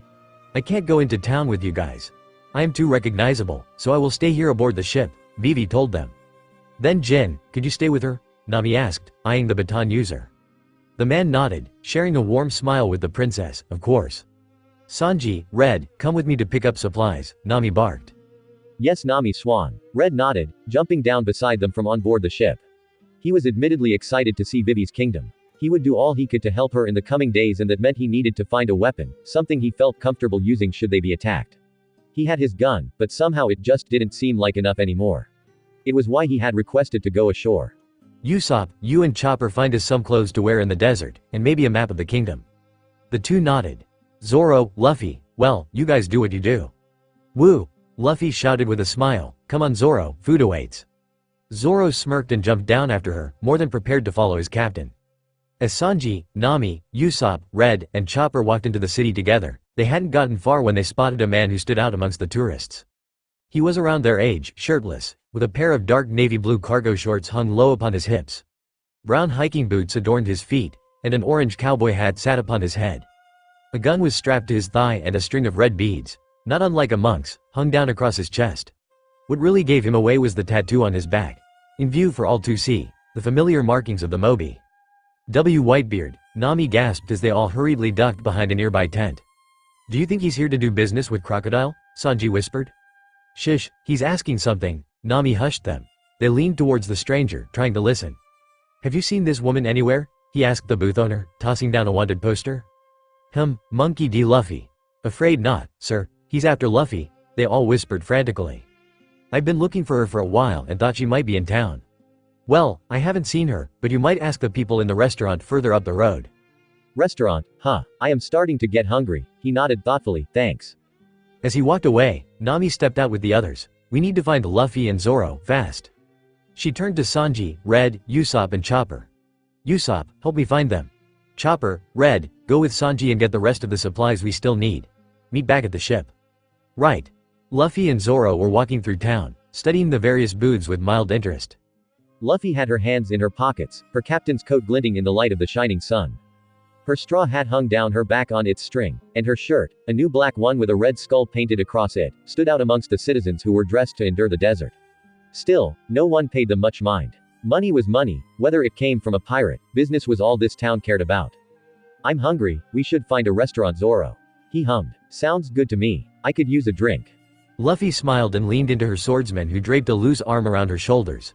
This relationship was still new to them, but they both felt comfortable in the presence of one another, and simply acted on instinct. Luffy reached out with her observation haki and found who she was searching for. She smiled, pleased this tidbit hadn't changed despite the differences in this timeline. This way, she motioned to Zoro, guiding her swordsman, with a firm hand wrapped around his waist so he wouldn't get lost, towards the restaurant. The two made their way through town but slowed when they heard commotion outside the eatery they had been aiming to enter. "What's going on?" Zoro asked one of the onlookers. "Some guy just died while eating. 1 second he was chewing, the next, bam, dead." "Luffy, maybe we should." Zoro stopped when he realized his captain was no longer by his side. "Hey girl, what are you doing?" People shouted. Zoro pushed through the crowd. He was about to reach out for her when he stopped and took in the expression she was wearing. A warm, rare, genuine smile graced her lips, but her eyes held such a deep heartache, he felt his own skip a beat. Walking forward, Luffy pulled her fist back and coated it with armament. "Ace," she yelled, slamming it into the dead man's head. The supposed dead man screamed out, his face covered with potatoes as he jumped to his feet, hands cradling his aching head tenderly. "Who the heck?" He froze, eyes locked with Luffy's own. She grinned. "Hey stranger," said dead man, who was obviously not dead, laughed and wrapped his arms around her, gently pulling her into a warm, tight embrace. "Luffy, I was looking for you," he breathed with relief. Zoro stared and felt the sharp sting of jealousy. Just who is this guy? Luffy pulled back from the hug, her expression bright. The sadness of earlier now gone as though it had never been, but Zoro knew better. "Why were you looking for me?" she asked him, grinning wildly. The two sat down at the bar as Luffy ordered a plate of food. Zoro sat on her other side, ordering himself a glass of whiskey. It was obvious Luffy had forgotten about anyone but the man she was talking to. Perhaps he should have felt stung by that realization, but his captain was never really one for multitasking. When she was interested in something, her entire focus went towards it, so for now he would wait and ask questions later. "Didn't you get my message at Drum Kingdom?" Ace asked her, confused. "No," Luffy blinked. "What message? What did it say?" "Oh, nothing important. I was just telling you I would be here. Isn't that why you're here?" "No, but I can explain why later. It's really good to see you, Ace," she grinned. He laughed. "Same, Lou. Is Sabo here?" she questioned, glancing around, though she already knew the answer. "No, I'm on Whitebeard business. I did check and see if the bookworm was free to travel, but my contact reported he was currently out on a mission of his own."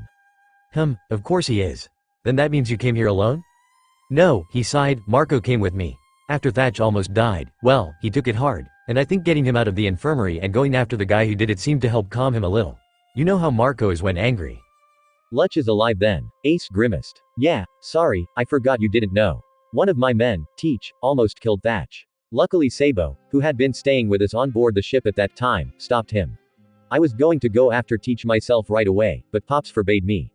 He said that Thatch was alive, and I couldn't blame myself for what almost happened when it was out of my control. And Thatch? Is he going to be okay? Yeah, it's been almost a month since then.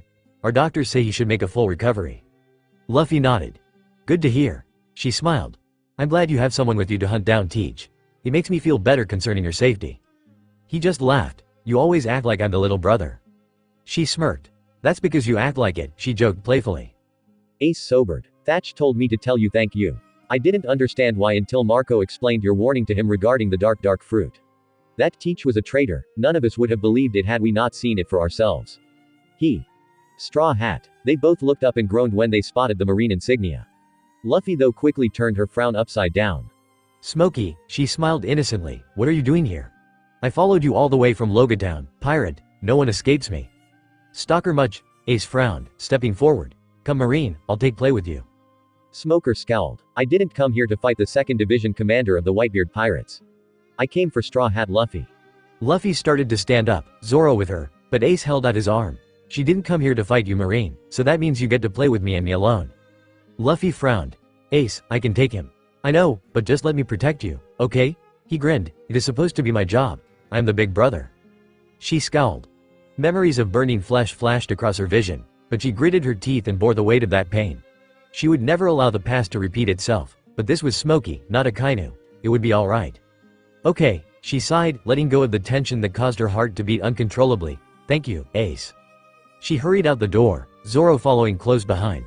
As the two ran down the street, Zoro looked to his captain and girlfriend? Lover? Who was that?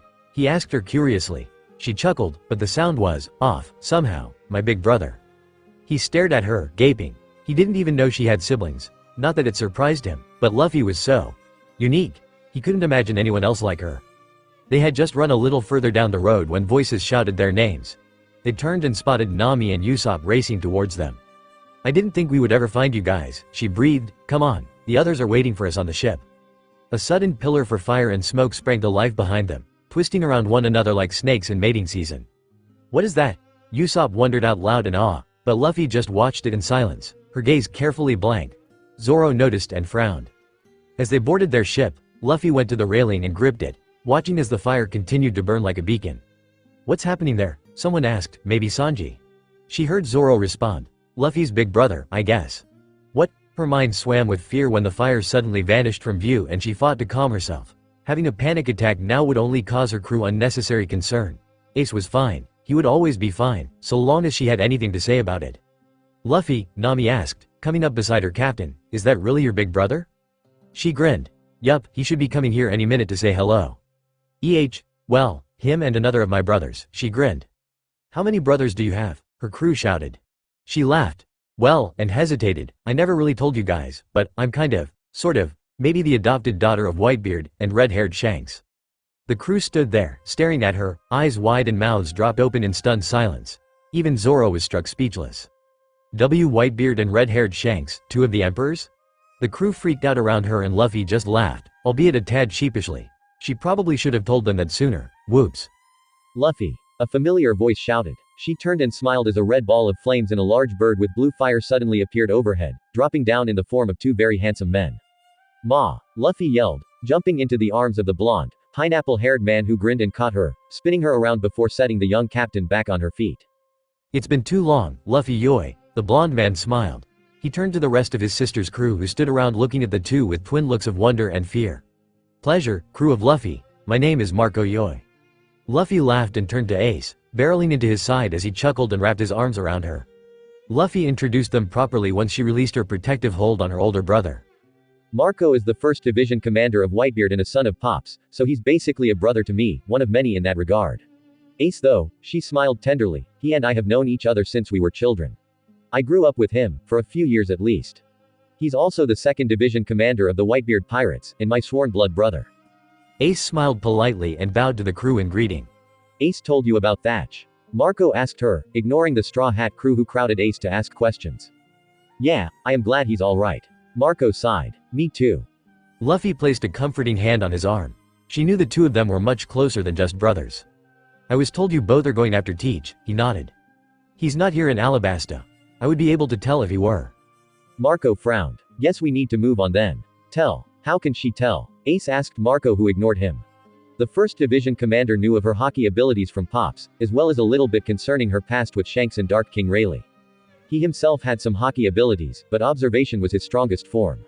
Armament was one he was still working on perfecting. He also just recently unlocked King's Hockey, but he had barely begun to scratch the surface of that particular ability. For a girl so young to have such incredible control over all three forms, it had been obvious since the day he met the child that Luffy was no ordinary human being. Then again, it wasn't every child that was adopted by two pirate emperors either. And when he found out about the voice of all things, well. Marco. He looked back at his sister. Be cautious of Blackbeard. He's sneaky, even if he doesn't possess the dark fruit. I know, he promised, his eyes drilling into her own. I promise, Ace and I will be cautious. Marco stepped back from Luffy and looked for Ace, who was pinned in the corner by an overly curious crew. The Fire Fist caught the Phoenix's eye and nodded, communicating he was ready to leave whenever Marco was. You're departing already? Luffy asked him, sulking. He nodded but smiled as he ruffled the girl's hair. Yeah, Teach needs to pay for what he did to Thatch. He needs to know the Whitebeard pirates take betrayal seriously. Especially the attempted murder of a brother. She huffed childishly but nodded. I know. Before you go though, could I formally introduce you to each of my crew? He grinned. Sure. She stepped towards the others, who looked up at her approach, letting poor Ace slip free from the intense interrogation. Marco remembered how Luffy had explained when she was young her intention of finding a crew with specific abilities to become her nakama. Watching her now as she introduced everyone, he was pleased to note how happy she looked as she talked about each of her nakama and how they were the best. It seems after years of travel, she had finally found a place to call this as my navigator Nami. She likes tangerines and money and is the greatest thief I've ever seen. Hi, Nami greeted, suddenly a bit shy under the gaze of two very handsome men. My sniper, Usopp. He is great at telling stories, though he's a bit of a liar. He has wickedly sharp aim. Yo, Usopp grinned nervously. The two Whitebeard pirates smiled back, albeit curiously. My cook, Sanji. He makes the best food and he's a damn hard kicker. Pleasure to meet Luffy's brothers, Sanji replied seriously. Pleased to meet you, Yoi, Marco responded in kind. Ace nodded to the cook with a smile. My doctor, Chopper. He has an awesome transformation ability. Hi Mr. Ace, Chopper stuttered, Mr. Marco. Ace knelt and stared at the small, adorably cute reindeer. He kind of reminded him of Beppo, the small bear Trafalgar had taken in right before they left Dayton to become pirates. Nice to meet you, Dr. Chopper, Ace grinned. Chopper squealed. You don't please me by calling me doctor, you jerk, he danced. Ace just laughed and stood back up.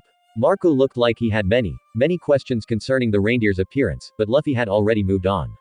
This is Vivi, the princess of Alabasta, Luffy smiled, and her former partner, also a former agent of Crocodile's, Red. Marco and Ace knew that had a story, but nodded to Vivi and Red anyways, deciding it was probably best they didn't know. Princess, a pleasure, Yoi. Likewise, Mr. Phoenix, she replied with a smile. You too, Red-san, Ace greeted. Same, Red nodded. This is Jin, my baton user. He's really strong and a great wheelman, said Wheelman shook their hands in silent greeting. And this, she replied, stepping up towards Zoro, this is my vice, my three-sword using swordsman, and, she hesitated, knowing the next two words would get a reaction, my boyfriend. Ace stared. Marco stared. They both rubbed their eyes as thought it might change their reality, and then stared some more. Behind him, the crew was struggling to hold back Sanji, who had looked murderous for all of 10 seconds before he suddenly went white and fell to the ground, his soul floating above him dramatically. Sanji. Chopper screamed. We need a doctor. As Usopp shouted at Chopper that he was the doctor, Ace and Marco continued to stare at their sister. At their sister and her boyfriend. I'm Zoro, the man replied, his hand outstretched. Marco noticed the bandages on his hands, voice running on autopilot. Yeah. Nice to meet you, Yoi. Ace continued to stare. Luffy chuckled, before groaning. She had kind of expected this reaction. Her brothers had always acted like she knew nothing of romance. Then again, she guessed it had to do with the fact she had always been more a tomboy than a girl around them. She also wasn't surprised when Ace came out of his shocked state and blew up. Literally. A wall of heat erupted before suddenly the 2nd Division commander was all but flying into air due to the intensity of his flames. Marco just sighed and Luffy snickered. Zoro looked a touch nervous. Boyfriend, Ace shouted as he continued to freak out, far from the going merry. For which Luffy was grateful. She did not need her ship set on fire, no thank you. Marco paused and took a breath before smiling as genuinely as he could manage. Please, Zoro was it? Take care of her for us, Yoi. Zoro nodded seriously. Of course. Luffy laughed and hung on her boyfriend's arm. She hadn't really talked it over with Zoro before introducing him as such, but fortunately he didn't seem to mind. He actually looked relieved, and she wondered for a moment if he had thought she was going to hide their relationship. Silly Zoro. Ace, finally calmed, but certainly not any happier, stepped back up beside Marco. Look, Luffy, the real reason I wanted to track you down is to give you this. He held out a blank piece of paper and Luffy stared at it. He frowned when moments passed, and she still hadn't made a single move to take it. It's a life sheet, or better known as a Viva card, and it will allow us to meet again sometime soon. What? You don't want it? She blinked, still dazed. No, I'll take it. She reached out, her hand shaking. Every pain she had ever felt in relation to Ace's death came back tenfold as she took it from him, wanting nothing more than run and never look back. Ace and Marco studied her, both concerned by the uncharacteristic behavior, but Zoro's arm suddenly encircled around her waist and she leaned into him, grateful for the support, eyes closing. You okay? The swordsman whispered. She nodded. Yeah, she forced a smile. Thanks, Ace. Her brother nodded, hesitating only a moment before giving her another tight, desperate hug. Above her head, Ace glared at the swordsman, who tired not to appear too nervous.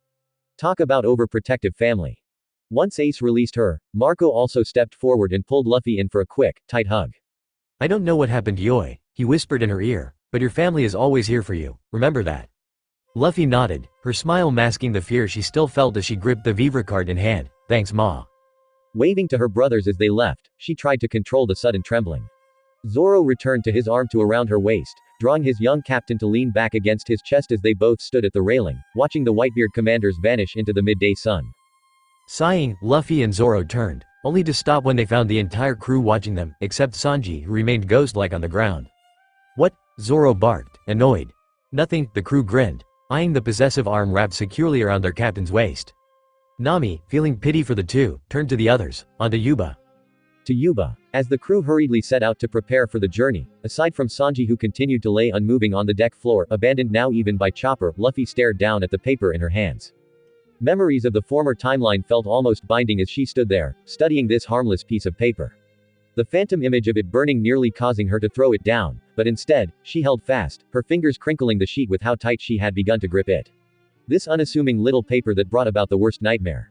It was all so confusing, and with each change in the timeline, Luffy wondered if this time would really be any different than the last. All she could do was try. Everyone changed into the clothes Sanji and Chopper had purchased for their trip into the desert. Luckily, the small reindeer doctor had been able to convince his friend that the belly dancer outfits he had originally wanted for the girls wouldn't be appropriate for the desert heat. In so saying, Nami changed into a white and pale blue robe with a white hood. Vivi took the purple and white robe, one with a purple hood. Sanji himself wore a light blue robe with a dark blue hood. Jin took a yellow robe with a white shawl wrapped around his head. Red selected a green robe with a yellow shawl. Usopp grabbed a tan stripped robe with a green hood. Zoro grabbed a white and black robe with an orange shawl, and Luffy took a burgundy robe with a light blue shawl. Chopper just wore a small children's robe that was light purple in color with his usual pink top hat. It would still be a few minutes before they parted for land. As the crew prepared provisions, Luffy noted the new titanium bats that Red now carried strapped to his back. Did you get those at the market? She asked him curiously. Red smiled, nodding, as he pulled the bats from their slings and held one out for her to inspect. The metal was made of a light material, but still solid. A wide golden ring separated the grip of the bat from the rest of the blunt force instrument. It was a beautiful pair of weapons, and she was pleased Red seemed more confident while carrying them. As Zoro went to throw down anchor upon reaching shore, the entire boat was found to be surrounded, turtles, seals. Zoro had no idea what they were, but he was currently having a stare-off with one of them who seemed to be glaring at the swordsman, daring him to toss anchor. What are these? He asked out loud instead, drawing everyone's attention to the strange little creatures surrounding their ship, and who were now, strangely, pumping their fists into the air. Kung Fu dugongs. Vivi spoke in awe. So many. I've never seen this many in one setting before. If you want to come ashore, you will have to beat me first, or else go back to the other shore, you cowards, is what he says, Chopper explained. Ha ha ha. Captain Usopp will handle this, the sniper shouted, jumping from the boat. Usopp, wait. Dugongs are. They are all stared as the man collapsed to the ground after one hit, his jaw swollen. Really strong, Vivi finished weakly. I win, Luffy shouted, already having jumped down on the other side. The dugong collapsed before her. That's bad too, Vivi gasped. The sea turtle seal thing suddenly rose up and bowed to her. Luffy stared at it. Oh. Crap, she sort of remembered this happening before. If you win, they follow you for life, Vivi explained exasperatedly. Everyone watched as more dugongs crowded around Luffy, who laughed happily and began to show them some simple fighting moves to practice. The rest of the crew unloaded their supplies, deciding that for the time being, it was better for their sanity if they ignored what was happening. Okay, let's go, Luffy cheered several moments later. An entire crowd of the creatures stood behind her, ready to follow and eager to please. Everyone gawked at the army of dugongs now following their captain. She's created a following, Usopp stared. Luffy, we can't take them with us, Nami frowned. They need water to survive, Vivi agreed. Luffy sighed. She knew that, but still, she couldn't help but be fond of the little guys. She turned and looked at her disciples with watery eyes. She did sort of owe them for helping her in the past timeline. Luffy turned her said watery, puppy dog eyes on the girls. Vivi and Nami felt their hearts breaking. Sanji swooned. The creatures were so cute, and Luffy being involved only made it 2 times cuter. And that much harder to say no to. Enough, Zoro gently slapped the back of his captain's head. Your teasing is going to break them. She chuckled. Zoro always could read her best of all. Ah, I know what can make them stay, Chopper shouted. Wait, I got this. Luffy waved her doctor off before he was forced to give up their provisions. Hey guys. As your master, I want you to guard our ship for us. It's a very important mission, and I can't ask anyone else to do it. It might even be dangerous. Think you can handle it? The dugongs cheered and raised their fists in a show of strength. She grinned. The others smiled at her quick thinking. As she turned to follow her crew, a sudden memory popped into mind. Quickly, running back to the dugongs, she lowered her voice so only they could hear. Listen, if a guy in a strange pink outfit with makeup on his face and swans on his shoulders comes to try and take the ship, let him.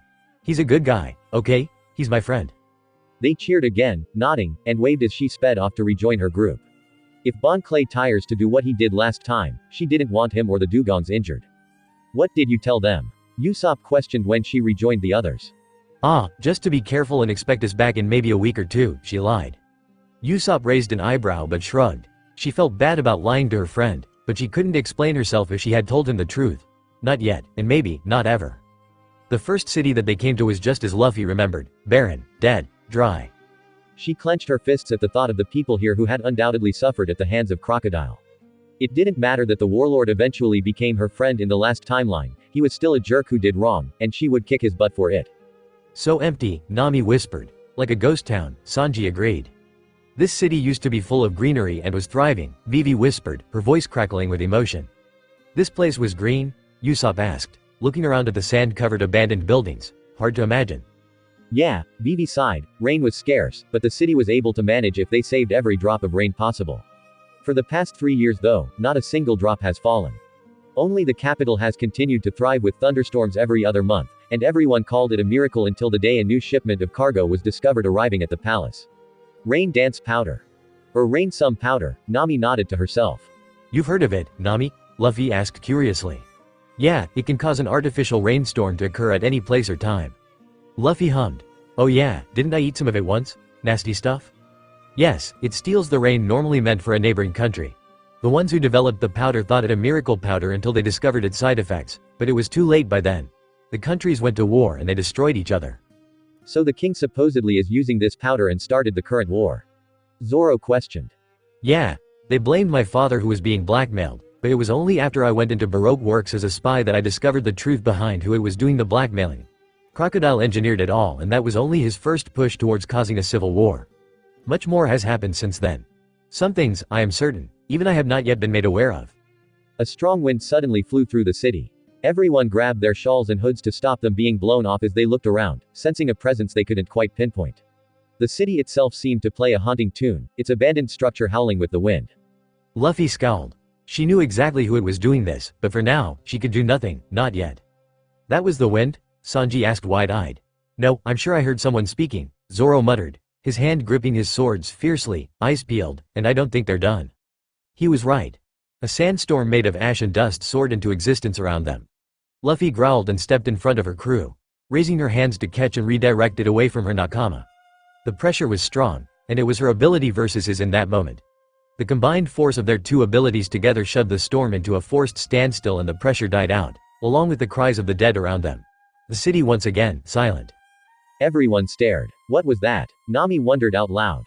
It was like, Aramalu was crying, Vivi whispered, horrified. Zoro noticed his captain's anger. Luffy? Crocodile, she replied, it was him. They all stared, aghast. Then, all this sand and destruction? Vivi cried out. Yeah, Luffy turned to his friend. Don't worry Vivi, we will defeat him. You have my word on that. Hey look, over there, Usopp pointed, is that a person? Vivi took off running, the others closed behind. Luffy walked, her eyes trained on what she knew would only be a skeleton. She could remember everything about Alabasta now very clearly. The stench of death she had first sensed in this place during the last timeline, and how angry she had been back then. How angry she was now. What did these people ever do to deserve this? Vivi whispered, her hands gently hovering over the skull with a respectful tenderness. Luffy glared, her hate for Crocodile resurfacing. Nothing, the young captain spat, they did nothing to deserve this. Su-hottttttt, Usopp moaned, his steps dragging. Zoro was silent, pulling the small wooden raft they had made to carry Chopper. The reindeer having come from a winter island made it hardest on their young doctor. Poor guy, with all that fur. Sanji and Nami looked just as hot, their faces bright red. Jin tried to act unaffected, yawned exhausted and completely over being under the hot sun. Vivi walked alongside Luffy, the two of them silent. Neither one of them were too affected by the heat. Vivi, because she was from this country, and Luffy, because of her ability to control weather. All in all, the captain stayed rather cool this time around and was grateful for it. Looking back, she remembered being miserable in the last timeline. It must have mostly been due to her rubber fruit abilities. She had felt like she was melting the entire time they walked. Now that she really considered it, she supposed that actually made sense. Rubber under the hot sun does have a tendency to melt in prolonged exposure. Huh. Well, she survived. That's the important thing. Isn't there something you can do to cool us down, Luffy? Usopp begged. Luffy sighed. He had asked her that same question a million times already. Aside from making it overcast, which she did, there wasn't a lot she could do. No, Usopp. I told you, I can only work with what's provided. I can't form rain out of nothing with no water around. He sighed. I know. Luffy hummed, in thought. But, if we wanted to use up some of our drinking water, I might be able to make a small rain cloud. No, Sanji, Vivi, Zoro, Jin, and Nami denied. Why? Usopp screamed, desperate. Because we don't know how long we will be walking and we need that water to drink, idiot, Sanji snapped. Usopp and Sanji began to wrestle and the others just sighed and kept walking, leaving them to it. Maybe cactus juice? Jin questioned. Dangerous, Luffy and Vivi answered at the same time. The two girls blinked, looking at each other in surprise. What? Luffy asked, trying to appear innocent. Stupid timeline. Nothing, I just didn't know you knew so much about the desert, Luffy-san, Vivi answered with a smile. Oh, well, I've been in a couple deserts during my past travels as a bounty hunter. Nay, Chopper, how about giving me a ride on that raft? Usopp whined. The reindeer ignored him, causing the sniper to sigh dramatically. Luffy looked back at him. Hang in there Usopp. Night will be upon us shortly. What's so good about that? He complained, kicking up sand. The night is cold, Vivi explained, so cold in fact, you will almost wish for the sun again. I doubt it, Usopp muttered. Luffy and Vivi shared amused glances before they continued walking in silence. Sure enough, a couple hours later, the sun began to fall. Behind those big rocks, it might make a good area to camp out for the night, Zoro indicated. The others nodded and followed his lead. They soon began to set up tents and unroll the sleeping bags. Luffy made a quick fire with her lightning, as Sanji prepared a meal, and Nami reviewed their current location with Vivi on the map. With their stomachs full, everyone began to turn in for the night. Vivi and Nami took the tent, telling Luffy before they went that they had room for her if she wanted to join them. She thanked them, stating she would be fine taking first watch, and then observed as Sanji also laid down for the night, snuggling under his covers. Jin laid by his side. Both had seemed a bit tired, but Luffy knew that was probably because they had both taken the middle two shifts for night watch the other day and didn't get much in the way of undisturbed sleep. On the other side of Sanji, Chopper and Usopp lay together, cuddled near the fire. Look at all those stars, Chopper exclaimed with pleasure, laying back on his bedroll. Couldn't you see the stars on Drum? Usopp asked curiously. No, it was always too cloudy. Luffy watched them with a gentle smile. She had missed these times with her crew the past several years. As Sanji, Chopper, Jin, and Usopp began to snore while crowded around the fire, she felt a comforting presence move closer to her side just as a familiar arm slid smoothly along the small of her back. Want to tell me what's wrong? He asked her, his breath hot. She glanced up at Zoro, his dark eyes watching her intently. Just memories is all. He nodded, no questions asked. She loved that about him. Even when she had been a he, Luffy had cherished Zoro and his ability to understand his captain and trust in his orders without question. That hadn't changed, no matter the timeline. Well, I'm here if you need me, he told her kindly. She smiled gratefully. I know. The two cuddled into one another for warmth. Technically it was her watch. Zoro's was next, but he didn't seem ready to go to sleep quite yet. She certainly didn't want him to. Memories of Ace poured through her mind. She wished her brother had been able to travel with them, even if only for a little while. She missed them all so terribly.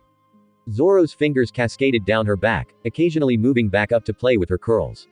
She enjoyed the feeling of his hands running through her hair, and it seemed to calm him just as much it did her, which was a bonus. Slowly, the memories of her brother's death and her cruise dissipated from her mind, and all she found herself focusing on now was the loving touch of the man beside her. Zoro pressed a gentle kiss to her ear as though reading her mind. The swordsman still wasn't exactly sure how to treat Luffy, what with their relationship being that of a captain and her vice, not just your average everyday couple, but he assumed a little PDA here or there wouldn't hurt if it helped remind her of just how much she was loved by him and the crew. Zoro, he looked down at his captain, her eyes half-lidded as she gazed up at him. He could tell she was tired, but more than exhaustion, he saw desperation. It hurt him to know she was hurting and he couldn't stop it. He wished he knew how to help her, but they all had their demons. Zoro, she whispered again as she pushed her lips against his, climbing to her knees to be able to reach him better. He kissed her back, lovingly at first, gentle and warm, trying to show her how much he cared about her. Soon the kiss turned into something hotter, more passionate, but still careful in assessing.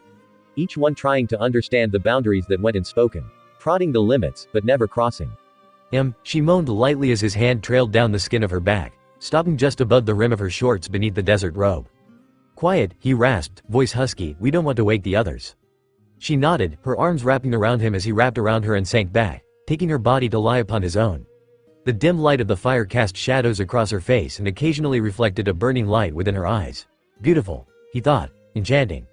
Luffy ran her hands up and down his back. He started to do the same but stopped when he suddenly came across a familiar texture. He traced it, the scar, as she kissed down his neck, nipping at his skin and causing him to grunt. He traced the length of them with his fingers as he kissed her shoulders, hands roaming. 3 deep, long ruts carved into her back between 2 smaller, much more shallow scars. Drawing back to see her face, he frowned, still tracing the scar's outline. What are these from? He asked her curiously. Luffy paused for a moment. The feeling of his hands running along her upper back tickled and she huffed, trying to hold back the urge to laugh. It was rare for Zoro to ask a question pertaining to her past, so she felt he deserved an honest answer. Claw marks. I got them when I was young. How? He asked, his face only an inch from her own. Their breath ghosting over one another, causing goosebumps to rise along the skin of their arms. Saved Ace from a tiger lord. Tiger lord? Yeah, big tiger on our home mountain. It was stupid, we were kids. Anyways, that's how I got them. Covering him. He grinned, I like a woman with a battle trophy. She chuckled. Got plenty of those, I assure you. Good, me too. They lip-locked again, their hands roaming beneath their clothes only to freeze when Luffy suddenly snapped her head up, eyes narrowed toward the surrounding, taking note of her reaction. If there was anything he trusted, it was the instincts of his captain. They were almost always spot on. What is it? He whispered. Not sure, yet, her eyes widened as a memory flashed. Sandstorm, guys, sandstorm, get up. Everyone blinked, sitting up, rubbing the sleep from their eyes. The girls pulled back the flap on the tent. Luffy, what? Nami started. Vivi's eyes widened when she felt the shift in the air. Sandstorm. Hurry, get behind the rocks, now. No questions asked, everyone hurried behind the rocks. They all watched, peeking above their protection as a sand twister spiraled towards them. It soon split into 1, then 2, then 3. Finally, it split into 4 different funnels. Holy cow! Usopp exclaimed, his voice quivering, Luffy. Can you stop it? Luffy frowned. She could try, but that many, even with her ability, it would be pushing her limits. As if reading her mind, Zoro looked to Vivi. Will we be safe behind these rocks? Yes, as long as we keep down as low as possible when the sand hits. These rocks will protect us from the razor winds. Then let it be, Zoro told his captain, as long as they aren't an immediate threat, there is no reason for you to exhaust yourself for nothing. Luffy nodded in agreement. Last thing they needed now was for her to collapse from lack of sleep and pushing her abilities beyond their limits. As the sandstorm drew closer, everyone hunkered down. Zoro pressed his body over Luffy. Sanji did the same to Nami. Jin and Red covered Vivi. Usopp covered Chopper, knowing the little guy could easily be blown away. The sands were strong, and even with the protection of the rocks, they felt the winds cutting at their skin and clothes. Breathing became difficult, but they all tried to keep their mouths tucked against their sleeves to get through until the end. Finally, when the winds passed minutes later, and the waves of sand died down, the Straw Hat Pirates emerged from their cover. The entire camp was buried in a good inch or 2 of sand, but luckily, they were all safe and sound. Sanji sighed and helped Nami to stand as Zoro did the same for Luffy. Jin and Red assisted Vivi while Usopp picked Chopper up in his arms, all looking around the area with equal looks of weariness. Digging out their tent and sleeping rolls from under the sand, the pirates struggled to reclaim lost sleep. What a start to a new day, Luffy sighed. She did not doubt it was a sign of things to come. The crew had been walking for a while under the hot sun when they heard a strange noise ahead of them. It sounded like birds crying out in pain. Curious, the crew drew closer and found some strange, long-legged, long-beaked birds lying there in the sand, seemingly wounded and dying. Oh no, Chopper cried. Doctor, we need a doctor. You're the doctor, Usopp yelled. Oh yeah. The little reindeer started to head towards the birds, but Luffy was quick to stop him. Wait Chopper, it's okay, those birds don't need our help. That's right, Vivi nodded, explaining, they are called Warasagi birds. They are known for tricking travelers in the desert and stealing all their provisions, like water and food. Everyone kept the birds in their peripheral as they moved around them. The further they walked, the group heard yet another strange noise. Just ahead of them, a camel was groaning as it walked through the hot desert sands. It looked beyond thirsty and more than a little tired, but it was still alive and able. What's a camel doing out here? Sanji wondered aloud, and with no rider. Let's go grab it. We might able to use it to lug supplies and give people breaks from walking, Jin suggested. Wait, Luffy grabbed her Nakama's arm. Jin hesitated, seeing how serious his captain's eyes were. He studied the sands, looking for any sign of danger. The others also tensed, wondering what had made their captain hesitate. Suddenly, the ground the camel was walking across erupted, and giant plants began to attack the creature. The plants snapped at it, the camel barely dodging in time. Luffy growled. Those dang things. She remembered them. I got it, she growled, sprinting ahead. The others stayed where they were, watching. Luffy drew her sei and spread her arms. She spun around, nearly dancing as she continued to run and twirl, her eyes set on her targets. Dark Moon, then, still spinning, she brought both arms across her body so the sei had crossed one another, creating an X-shape, thousand-fold burning eclipse. A brilliant blue X-shaped ray of energy burst forth, its shape slicing into anything it touched as it shot across the sand. Just as it reached the center of the plants, it exploded into a rain of energy bullets, and the plants screamed out in agony as they began to burn a brilliant blue. As the plants fell to the ground writhing where they slowly burned to ash, the camel let out a cry of panic and shot towards their captain. Luffy barely had time to sheath her weapons when he slammed into her. She grunted at the impact as she held on tight as he ran, right past her crew. Luffy! They shouted, running after her. Luffy scowled at the stupid cowardly camel. Oi, put me down, stop. The thing ignored her. Sighing, she snapped her gaze up with intention. Stop now. It froze immediately, sending them both tumbling across the sand and straight into a giant rock. She groaned, clutching her head. Maybe she should have thought that through a little more. Luffy! Zoro shouted, sliding to a stop beside her. He kicked the beast aside who whined pathetically at the abuse. The animals weighed nothing for the swordsman as he knelt beside his lover and captain. You okay? You hurt anywhere? She sighed, slowly sitting up. She was covered in sand, but she seemed okay. Or at least, she thought she was okay until a trickle of blood suddenly ran down the side of her face and dribbled down onto the front of her robe. Zoro frowned and turned her head to see the damage. Slight graze, but not too bad. Still might need to have Chopper take a look, just in case. I think you must have knocked it against the rock when you fell. Luffy nodded as he helped her stand. Luffy, Chopper shouted, running up with the others. You okay? They all asked at different volumes and intensities. She chuckled. Yeah, just took a nosedive. She glared at the camel who began to sweat at the look she was giving him. You're lucky I don't eat you, she grumbled as she moved to sit down so Chopper could look her over. Not too bad, still might be a touch sore for a couple days. You're lucky you didn't get a concussion with how hard you hit. Luffy shrugged. My ability usually protects me, but since I hadn't been expecting the blow, I wasn't concentrating enough to actually use it. Everyone turned to eye the camel who was now standing up and making his way over to them. Thank you for saving me from those plants, Chop spoke, translating as it grumbled towards the crew. I am a freedom-loving, hard-boiled, loving camel. I was really in a pinch and am truly grateful for the assist, but only women can ride me, no men, he says. Sanji eyed the camel. So basically, it's a perv. I'm manly, Chopper translates again for the beast. I can't help it if the ladies love me. The men, while shouting obscenities at the beast, contemplated beating the stupid camel within an inch of its life. But Nami was quick to act. Walking up to the poor camel, she slid her hands along its neck. I'm so sorry. The boys are so ill-bred. You're a good boy though, aren't you? What should we name you? I vote idiot, Sanji starts. Moron, Usopp calls out. Pervert, Jin offers, camel breath, Red declares. Nami ignores them all. I know, how about plant food? Luffy suggests with a smirk. The camel huffs but doesn't reject her touch as the captain pats his side. Nah, how about absconder or Abe for short? The camel jumps happily at the name while Nami frowns.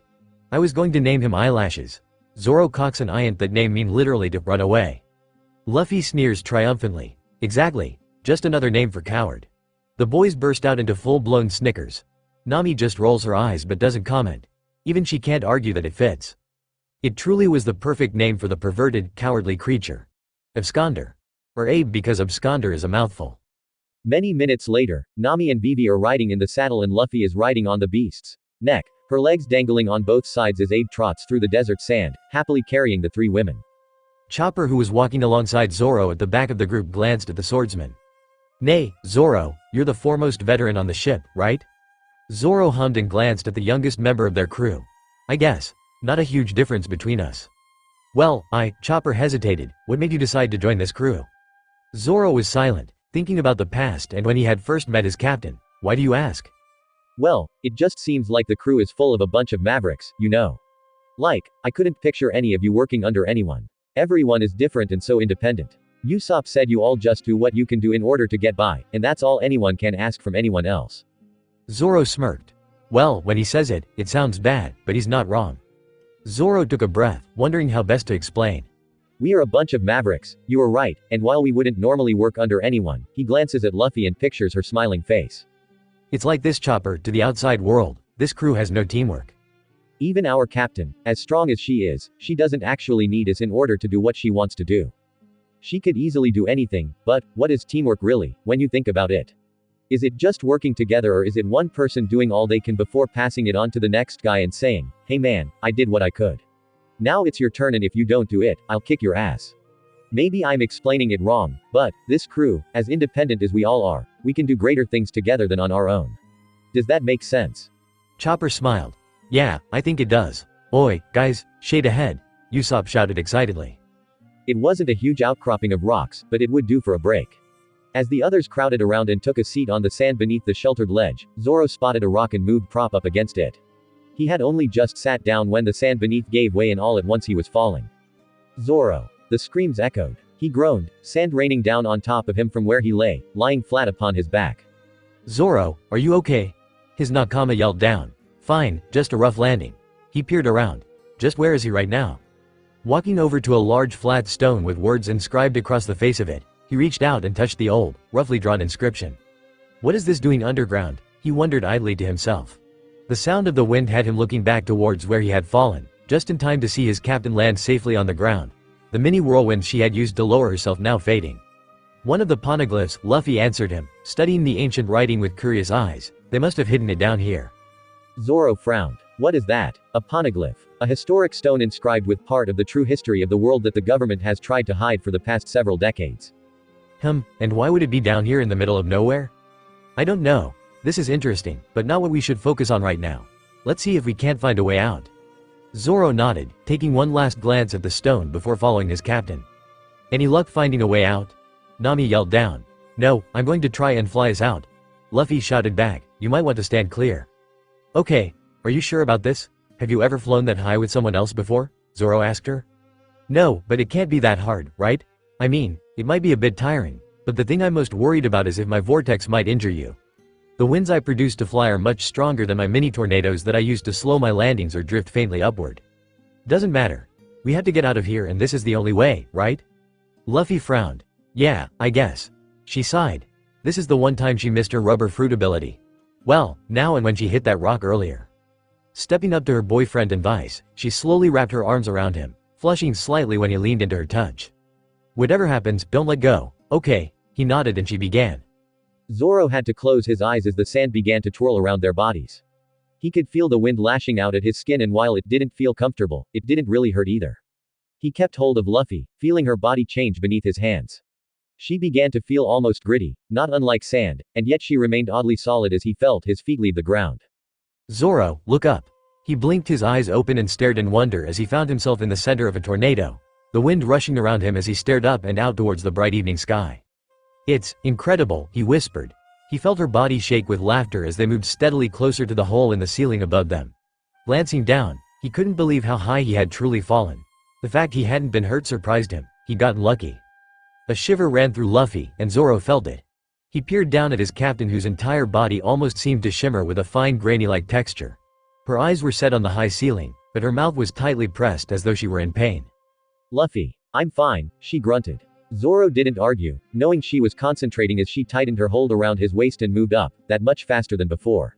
Everyone above ground had moved back, several feet away as a vortex of sand and stone suddenly spiraled out of the hole and soon vanished, leaving two dirty-looking pirates in its wake. Luffy sighed in relief, her knees giving out just as Zoro caught her. He easily hoisted her up and onto his back. Rest, he told her. She nodded and closed her eyes.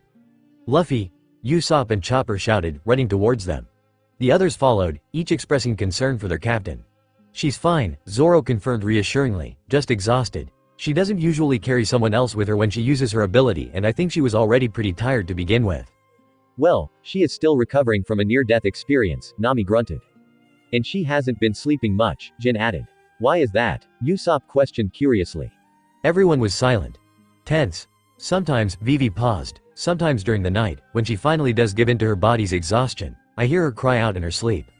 I have too, Zoro nodded. She told me she often has reoccurring nightmares. I just didn't realize how often really meant. Everyone was subdued for a moment, each lost in their own thoughts as their captain slept on, deaf to the world around her. Surely there's something we can do to help her? Usopp questioned worriedly. I could prescribe her a medication to help her sleep, Chopper suggested. I could also make her some warm tea or milk before bed, Sanji added, already thinking through items he knew usually helped people to get a good night's rest. I could always read her a book if she seems unable to rest, Nami hummed. Oh, I know, I could maybe make her a nightlight or something. That way she wouldn't feel so afraid in the dark, Usopp grinned. Zoro smiled. He felt warmed by how much his Nakama cared for their captain. They all sound good, he praised. Maybe we can start trying these ideas out after we finish saving Vivi's kingdom from civil war. I'm sure Luffy would appreciate it. Everyone laughed and smiled, happy that they might finally be able to help their sea back at said captain, and took note of the small smile she tried to hide, unconvincingly. You heard that, did you? He whispered. She hummed against his neck. Maybe. She soon fell back asleep, but he could tell it was a peaceful rest for a change. He was glad. Perhaps the crew was already helping just by showing they cared. Is this supposed to be Yuba? Sanji asked, looking around the deserted city in horror. Hard to see much of anything with so much sand flying around, Jin grunted, trying to peer through the wind. Vivi's eyes widened. Sandstorm. Yuba was hit by the sandstorm. The pirates made their way through the abandoned, sand-covered city, their moods dropping the further inland they walked. Isn't this place supposed to be an oasis? Nami asked, peering around. The sands raised the ground. The oasis must have been swallowed up, Vivi whispered, aghast. The sound of a shovel cut through the silence, and Luffy turned, eyes widening in recognition. Old man, you travelers must be tired after your long trek through the desert. He greeted them without looking up. I'm sorry, but the town is a bit dried up right now. He continued to shovel, his entire focus on the deep hole before him. However, you're free to rest here if you wish. There are plenty of inns to choose from. They were this town's pride and joy, after all. We came here because we heard the rebel army was in this city, Vivi explained. The man turned his eyes on the crew. Everyone was stunned by how cold they were. What business do you have with the rebel army? He growled. You brats, don't tell me you're wanting to join. If you're looking for those fools, they left town some time ago. They what? The Straw Hats gasped. No, Usopp cried. A sandstorm just hit, as you no doubt saw. This isn't the first town to be hit by those freak storms, and certainly not the last. Sandstorms have continued to appear without warning the past couple years and unfortunately show no signs of stopping. With no water or supplies able to be found around here, the rebels were forced to move on. They moved to Kotoria. Kotoria? Is that close by, Vivi? Sanji inquired. It's an oasis near Nanohana, Nami replied sourly. Oh, that's where we got supplies, before we started out towards Yuba. Oh, Chopper realized. Right, Sanji sighed. Then, we didn't even have to come all this way, Zoro groaned, facepalming. Vivi, a voice whispered in baffled awe. Everyone turned to the old man who was walking towards them, hands outstretched, and expression that of someone who just saw a ghost. Did you just say, Vivi? He asked again. Wait, old man? Vivi isn't the lost princess. She's just, Usopp tried desperately to stall him. Don't tell him that, you moron, Jin and Sanji shouted, kicking the sniper into the pile of sand at their feet. The old man ignored them, his eyes trained on Vivi. Are you, really Princess Vivi? She eyed him with apprehension. I'm so glad, he cried emphatically. Don't you recognize me, Princess Vivi? She continued to stare at him, now more confused than cautious. I suppose you don't. I did lose some weight, he sighed, hands shaking as he gently placed them on her shoulders. Hello Vivi, my girl. Those words, only one person called her that, Grandpa Toto, she cried, shocked. The old man smiled as she covered her mouth in dismay. Was this really him? She could still remember him leaving to start the city of Yuba all those years ago. He had wanted to make the kingdom a lusher, more profitable place, and now. She cried into his chest as he held her. He had once been such a large, cheerful, optimistic man. Now he was so sickly looking, and so thin. Vivi, I have faith in the king. He's not someone who would betray this kingdom. Don't you agree? He asked desperately, tears sliding his world-weary face. Well, don't you? She found herself unable to answer as grief stole both of their voices. Excellent work today, my crew, Usopp shouted cheerfully in the room he and the others had chosen to sleep in. Let's rest and regain our strength for tomorrow. Good night. He laid down and was out almost immediately. Zoro and Jin shook their heads as they prepared their own beds. It was nice, not having to sleep on the ground or in a hammock for a change. Sanji, that's my bunk, Vivi frowned. Yeah, I know, he grinned. I thought it might be lonely sleeping all by yourself. A pillow suddenly struck him in the face and he growled, Who? Another followed right after the first. Sanji jumped to his feet, glaring daggers at Jin who grinned, eyes narrowed with challenge. The two landed in a ball of arms and legs as they wrestled across the floor. No mercy to be had. Do you guys even understand the meaning of sleep? Nami shouted, throwing her own pillows at the two. Vivi giggled into her hand. This crew, she really did love them. Outside, ignorant of the pandemonium happening between her crew at the inn, Luffy stood watching the old guy as he shoveled. Hey, old man Toto, can I give you a hand? He stopped and wiped his forehead, glancing up at the young girl curiously. Shrugging, he replied, I don't mind, but just make sure you keep your dirt on your side. She chuckled, remembering the last time she tried helping him. I think I can do that, she hummed. This time, she added on in an amused whisper. The stars glittered in the night sky above as she swiped an arm across her sweat-drenched forehead. She was still tired, but being outside under a canopy of stars, she couldn't help but feel a sense of peace for the first time in a while. It was like being back on the ship, sitting upon her figurehead. She knew that technically her crew hadn't needed to come all the way out here to Yuba, but seeing the destruction Crocodile caused, it put things into perspective. They needed to realize the true impact the warlord was having upon the citizens of this nation, and they needed to understand why Luffy was willing to put her life on the line. Still, things were always so simple. She already knew this time around everything would play out differently. It had already begun to. What with all the sandstorms? Last timeline only one or two had passed their way. This timeline, it was so much worse. So much more devastating. Still no water, old man, she told him, reporting in as he had requested every hour. There will be. Yuba is still alive. The oasis, though buried, can be revived. I know it can. I believe it. Luffy couldn't help but feel in awe of this man in his dream. Whatever you say, old guy, she told him flatly, but really, she was smiling even as she dug. What had to be hours later, the old man sighed and stretched. Well, let's see how she did. He climbed out of his own hole and stared in surprise down at the one beside him. It was far deeper than the one he had dug, and down at the very bottom, sound asleep and leaning curled against the dirt wall, was the young woman. He smiled warmly. She reminded him of Vivi when she was a child. So innocent and so dedicated when given a cause. Slowly, he bent down to try and pick her up, but a hand on his arm stopped him. He glanced up and found one of the men from Vivi's traveling party standing there. He was a strong-looking youth with intense eyes and bright neon green hair. I got her, old man, but thanks. He nodded and stepped aside, allowing the young man to pick up his companion who nuzzled into his neck intuitively. She did this? The youth questioned. Toto nodded. Yeah, she just came out and randomly asked to help dig. She did more than I've done the past several days in just one night. Zoro smirked. That sounded like Luffy. This town, the king trusted it to me and I don't plan to fail him. So, if she wakes, tell her that for me. Tell her I said thank you, though I will be making sure to tell her all of that myself tomorrow. Zoro shrugged. Don't feel obliged. I have no doubt she was more than happy to help. Zoro walked away with his burden, and Toto washed them up of children, he thought to himself fondly, and continued to dig. Zoro walked into the room at the inn where the others were sleeping. Everyone was out cold as he made his way through the rows of cots and towards the back where he had set up a bed for himself and Luffy. He gently placed her down on the mattress. Next, he grabbed her boots and quickly slipped them off before doing the same to her robe, which he quickly unbuttoned and tossed to the side, allowing her to just sleep in her shorts and t-shirt. Drawing up the covers, he placed her straw hat beside her on his bunk, gently running his fingers through her black curls before pecking her sweetly on the forehead. Satisfied she was as comfortable as she could be, he made his way back outside and helped dig until late morning. When the sun came up, everyone was rearing to go after a good night's sleep. Sorry we didn't have more time to talk, Vivi my girl. Oh, it's no problem Toto, really. I understand you're working hard, and I thank you for your great efforts. He smiled as he turned to the young woman who had helped him dig last night. "Lady Luffy, I have something for you." He walked forward and presented her with a small barrel of water hooked to a string to wear around her neck. "Water?" she guessed, though she remembered it clearly from the last timeline. "Water?" Usopp gasped, wanting. "You found some, old man?" Luffy grinned. He chuckled, nodding. "Thanks to you. After you fell asleep last night, I reached a moist layer of sand right beneath where you had stopped digging. That water is the moisture I was able to extract from it." Luffy laughed good-naturedly. "That sounds so complicated. Thank you for this, really." He smiled. "It's genuine Yuba water. I'm only sorry I couldn't give you more."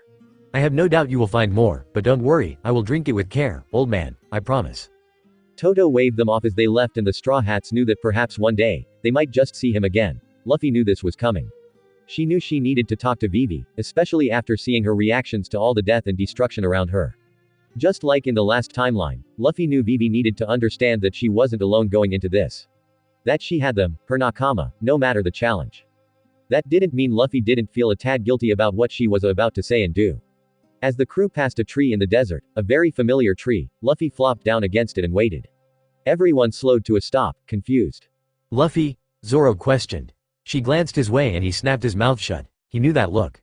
"What's wrong, Luffy?" Vivi asked. The others all stared, also a bit concerned about their captain's sudden strange behavior. "I think we should quit." Everyone gaped. "Huh?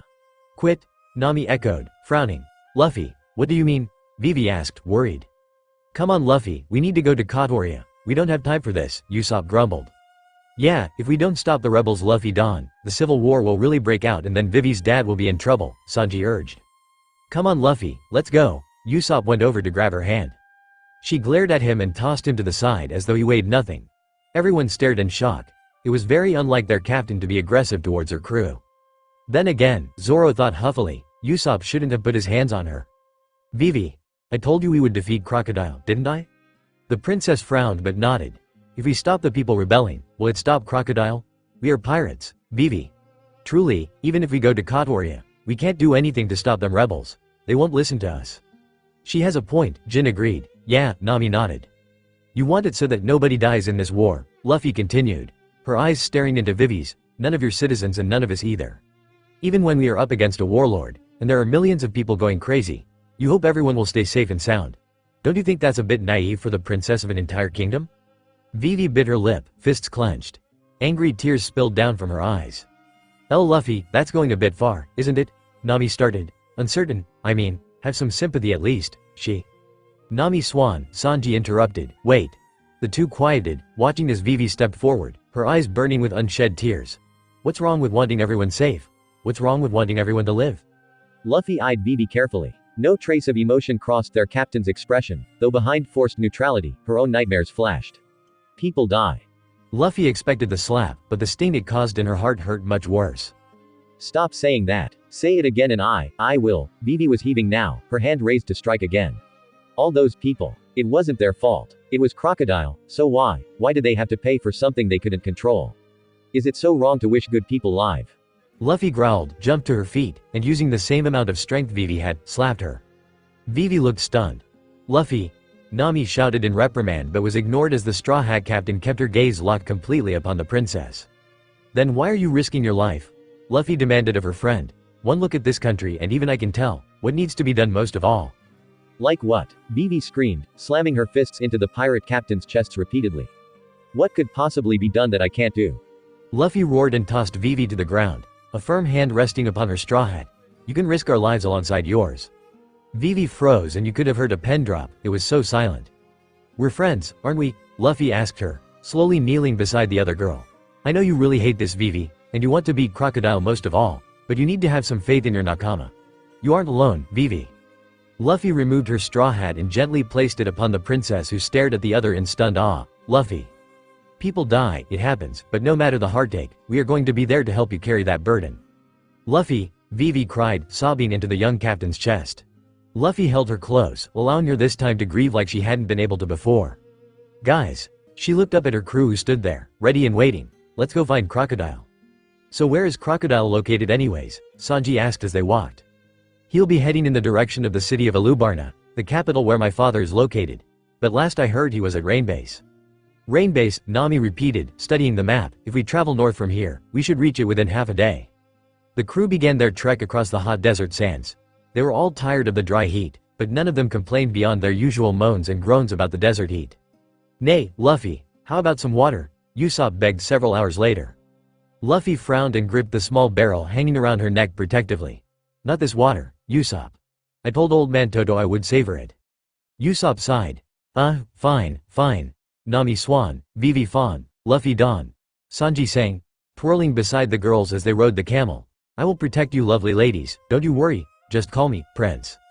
Zoro hummed with amusement. "Prince," he snorted. "Not you, stupid moss head." Sanji screamed. Rainbase. Usopp and Chopper cheered, their mouths drooling, dreaming of food and water when they spotted the small city structure in the distance. Luffy smirked as the two raced ahead, completely ignoring the calls of Nami as she yelled after them. "Geez, those two. I'm surprised you're not running with them." Luffy Sencho, Vivi chuckled. Luffy grinned. "Well, I thought about it." Zoro glanced at her. Maybe no one else could see it, but Luffy had seemed somewhat shaky as of late. Beyond tired. He was worried about her.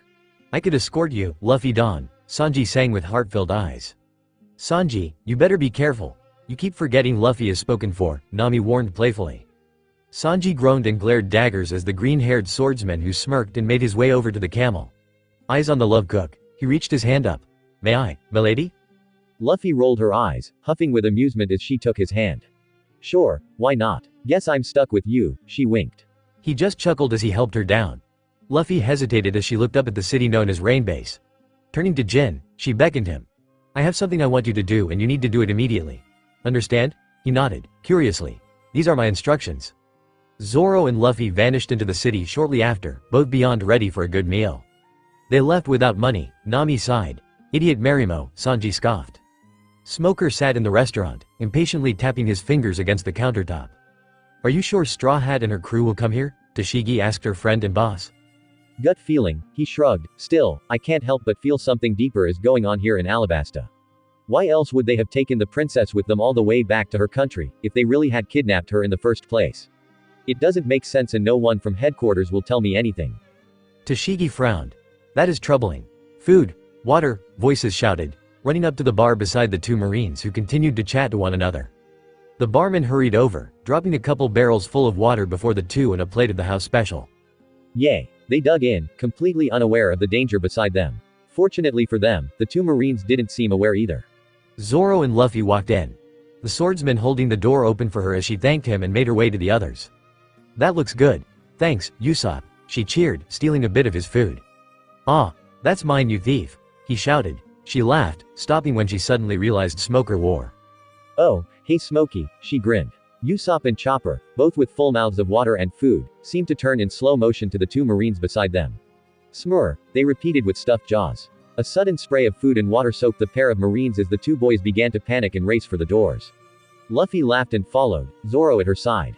"Hold it," Smoker yelled, he and Tashigi racing after them.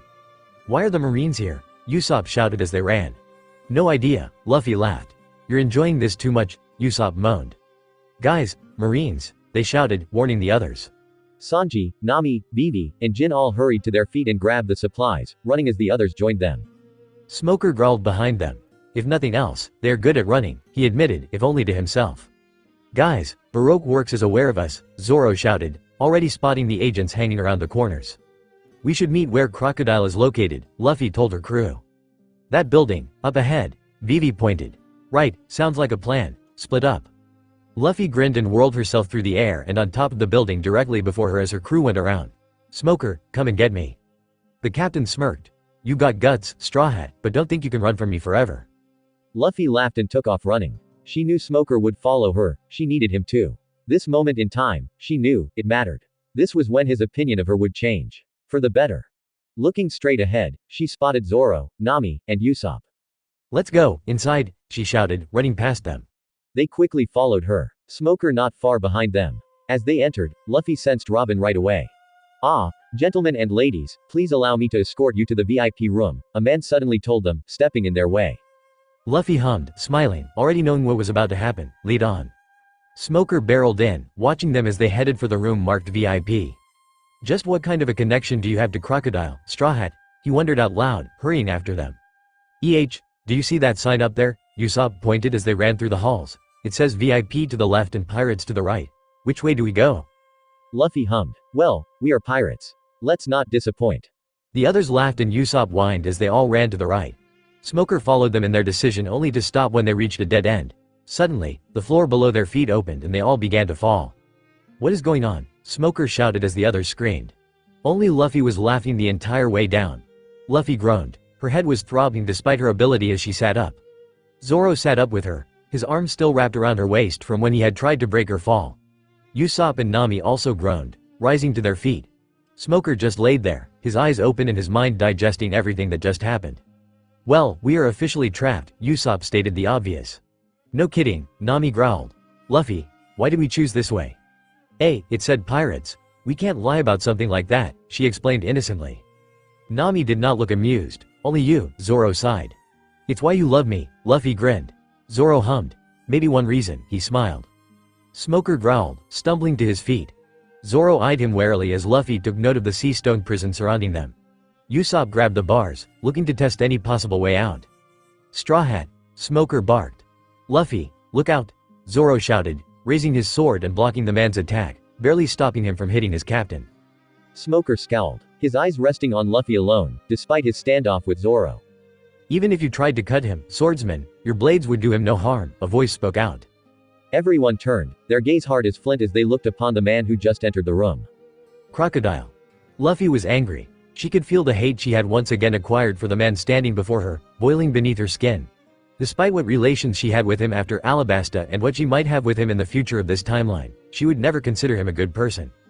He was a hooligan, in every sense of the word. She despised him and knew he felt the same, or would feel the same, soon enough, about her. Even their precarious alliance in the future never dented their grudging rivalry. True people may change, and this timeline might be different than the last, but for now, she would kick his ass. You should try to get along while you can. You will all die together, soon enough, the man continued to blabber. Crocodile. Luffy roared, but she didn't move from where stood behind Zoro. She didn't dare touch the bars this time around, but she did glare at the man with all the hate she could muster for hurting Vivi and the citizens of this kingdom. Crocodile, who turned at the sound of his name, actually flinched at the look in the girl's eye, but then he calmed and began to laugh. So, this is a warlord of the sea, Nami whispered, stunned. Smoker scoffed. This is the long-awaited host, sir. Crocodile, yes, but warlord? He's never lived up to that title. How you even became a warlord, I will never understand. Crocodile glanced at the marine captain, an amused grin on his face. I guess the reports of you being a wild dog are true then, Smoker. You came to Alabasta despite having been given direct orders to stay away. No such orders were issued for me. I merely chased the Straw Hats here and this is where I landed. Both men eyed each other. Smoker with rage and Crocodile with interest as he turned his eyes from the marine to Luffy. No matter. You will still die here. I will inform the government you fought bravely against the straw-hatted girl and that you died, doing all you could to stop her. Smoker growled. Luffy frowned. Oi, let me out and I can show you what a real fight between men looks like, Luffy shouted. Crocodile laughed and Luffy glanced at her friends who gaped at her. What did I say that's so funny? You're a girl, Luffy, Usopp deadpanned, while Nami sighed. More of a man than him, she mocked. Crocodile growled and stepped forward. Straw Hat Luffy. You did well getting this far, but be patient. I will kill you properly in time. Our guest of honor has yet to arrive. Guest of honor? Nami questioned. The one you call, Vivi, I believe. Vivi? Usopp and Nami shouted, horrified. Luffy snarled. If you touch her, Crocodile, I will. Crocodile sneered. You what? He walked away, ignoring the pirates and the marine behind him. You can do nothing to stop me, he replied, and left, slamming the door shut behind him. Sanji impression. Who the hell ate all the meat? Usopp imitated in his best low, flat-sounding tone. His fingers to his lips as though he were smoking a cigarette. Luffy giggled from where she sat in Zoro's lap, making certain to keep him in between her and the bars of the cage at all times. Nami sat on the right side of Zoro, her knees pulled up to her chin as she watched in mild amusement. At least he is keeping himself entertained instead of Usopp whining about needing to leave because he has some strange cage disease or something, Nami thought with a sigh. Still, that didn't help their current stance. I really wish you guys would take this more seriously, Nami groaned, we are captured. Shouldn't we be trying to escape? Well, we could try, but currently we're not, Luffy cheered happily. Nami's eye twitched, but she held it in. That's just how Luffy is sometimes. Instead, she turned to Zoro. Don't be encouraging this horseplay if that's what you're doing. She needs to be serious. Zoro raised an eyebrow, before shrugging. She can do whatever she wants. I'm not stopping or encouraging her. Nami looked resigned as she turned and sat back down. You're quite the bossy thing, aren't you? Crocodile mused from where he sat at a table, once again back in the room, waiting and hiffed. You can act big now, but when Luffy gets out, you won't know what hit you. Crocodile chuckled and turned his eyes to the young girl burrowed into the chest of her swordsman. Said swordsman glared at him warningly, but he was ignored as Crocodile addressed the girl. Your crew seems to have real trust in your abilities as captain, he commented. Trust, however, is the most useless thing in the world. Crocodile. Vivi. Luffy jumped to her feet, watching as the princess made her way down the staircase. Welcome, Princess Vivi of Alabasta, Crocodile grinned, or should I say, Ms. Wednesday. You did an admirable job slipping through the fingers of my assassins. I'd come to you, no matter where you hide. I'd come to see you die, Mr. Zero. If you had never stepped foot in my country, she jumped, beautiful jeweled, silver chains spinning in her hands as she moved to attack him. Vivi, wait, Luffy shouted. Alabasta would have had peace. She screamed and thrust her weapon at him. Peacock string slasher. The chain slammed right where Crocodile's head should have been, but all it produced was sand that quickly reformed into Crocodile's highly amused face. How futile, Smoker grunted from the cell. Satisfied? Crocodile asked as his body dissolved into sand and reappeared behind her. Being from this country, you should already know that I have the ability of the sand fruit. He wrapped an arm around her waist and placed his hooked hand right at the base of her throat. Should I turn you into a mummy? He whispered into her ear. He's a sandman, Usopp exclaimed in a panic. Leave Vivi alone, Crocodile. Luffy shouted, slightly panicking herself. What if one of the changes in this timeline was Vivi's death? She had never considered that happening. Sit down, Crocodile ordered, slamming the princess into a chair at the table. The party is just about to begin, isn't that right, Ms. All Sunday? Luffy snapped her gaze to Robin, who suddenly walked into the room, a forced smile plastered upon her face as she nodded. That's right, Mr. Zero. Party? Questioned Nami. Operation Utopia is now in effect, Robin agreed. Utopia? Nami and Usopp repeated. Crocodile laughed and turned to Vivi. It is your kingdom that will soon die, Ms. Wednesday. Their blind love for this country will be the very thing that destroys them and pulls them into a darkness they can no longer escape. Operation Utopia has begun. What a horrifying plan, Nami trembled, as everyone else stared in disgust and hate after Crocodile's revelation of what was about to happen to the people of Alabasta. Now, as for you pirates and you Captain Smoker, look around you. Everyone glanced around the room. That's, Nami gasped, are we underwater? Bananawani, Vivi whispered in terror. Banana what? Usopp trembled, eyeing the giant crocodile-looking creatures swimming around their cage with dread. Crocodile feasted on their fear and took the key with him, walking towards a small area his pets could come in and out of. Vivi tried to get up, but Robin pushed her back down. Crocodile grinned as he lifted the key and let it fall from his fingers, landing amid all those giant man-eating beasts. No, Vivi screamed. What happened? Usopp yelled, confused. The key, the Bananawani ate it, the key to your cell. Whoops, so clumsy of me, Crocodile laughed, seems you will never get it back now. Zoro scowled and Luffy huffed in irritation. Crocodile walked towards the main doors. Robin by his side. Give it up, Princess Vivi. Hanging on to your faith will result in nothing. Just like that foolish old man in Yuba who continues to dig despite the sandstorms that continually strike that forgotten old town. Luffy clenched her fists. Old man Toto. Let's see how long you survive. The warlord laughed and walked out, the door banging shut behind them. Suddenly, the traps in the ground around them began to spray water, the floor of the room filling up. It's flooding, Nami shouted, watching in horror as water began to rise throughout the room. Vivi collapsed to her knees, her head in her hands. Luffy, I don't know what to do. Vivi, you need to leave, Luffy encouraged her. We will all die if you don't move. Get out and find the others. How about a fun game? Crocodile spoke through a speaker, such as, feed the Bananawanas.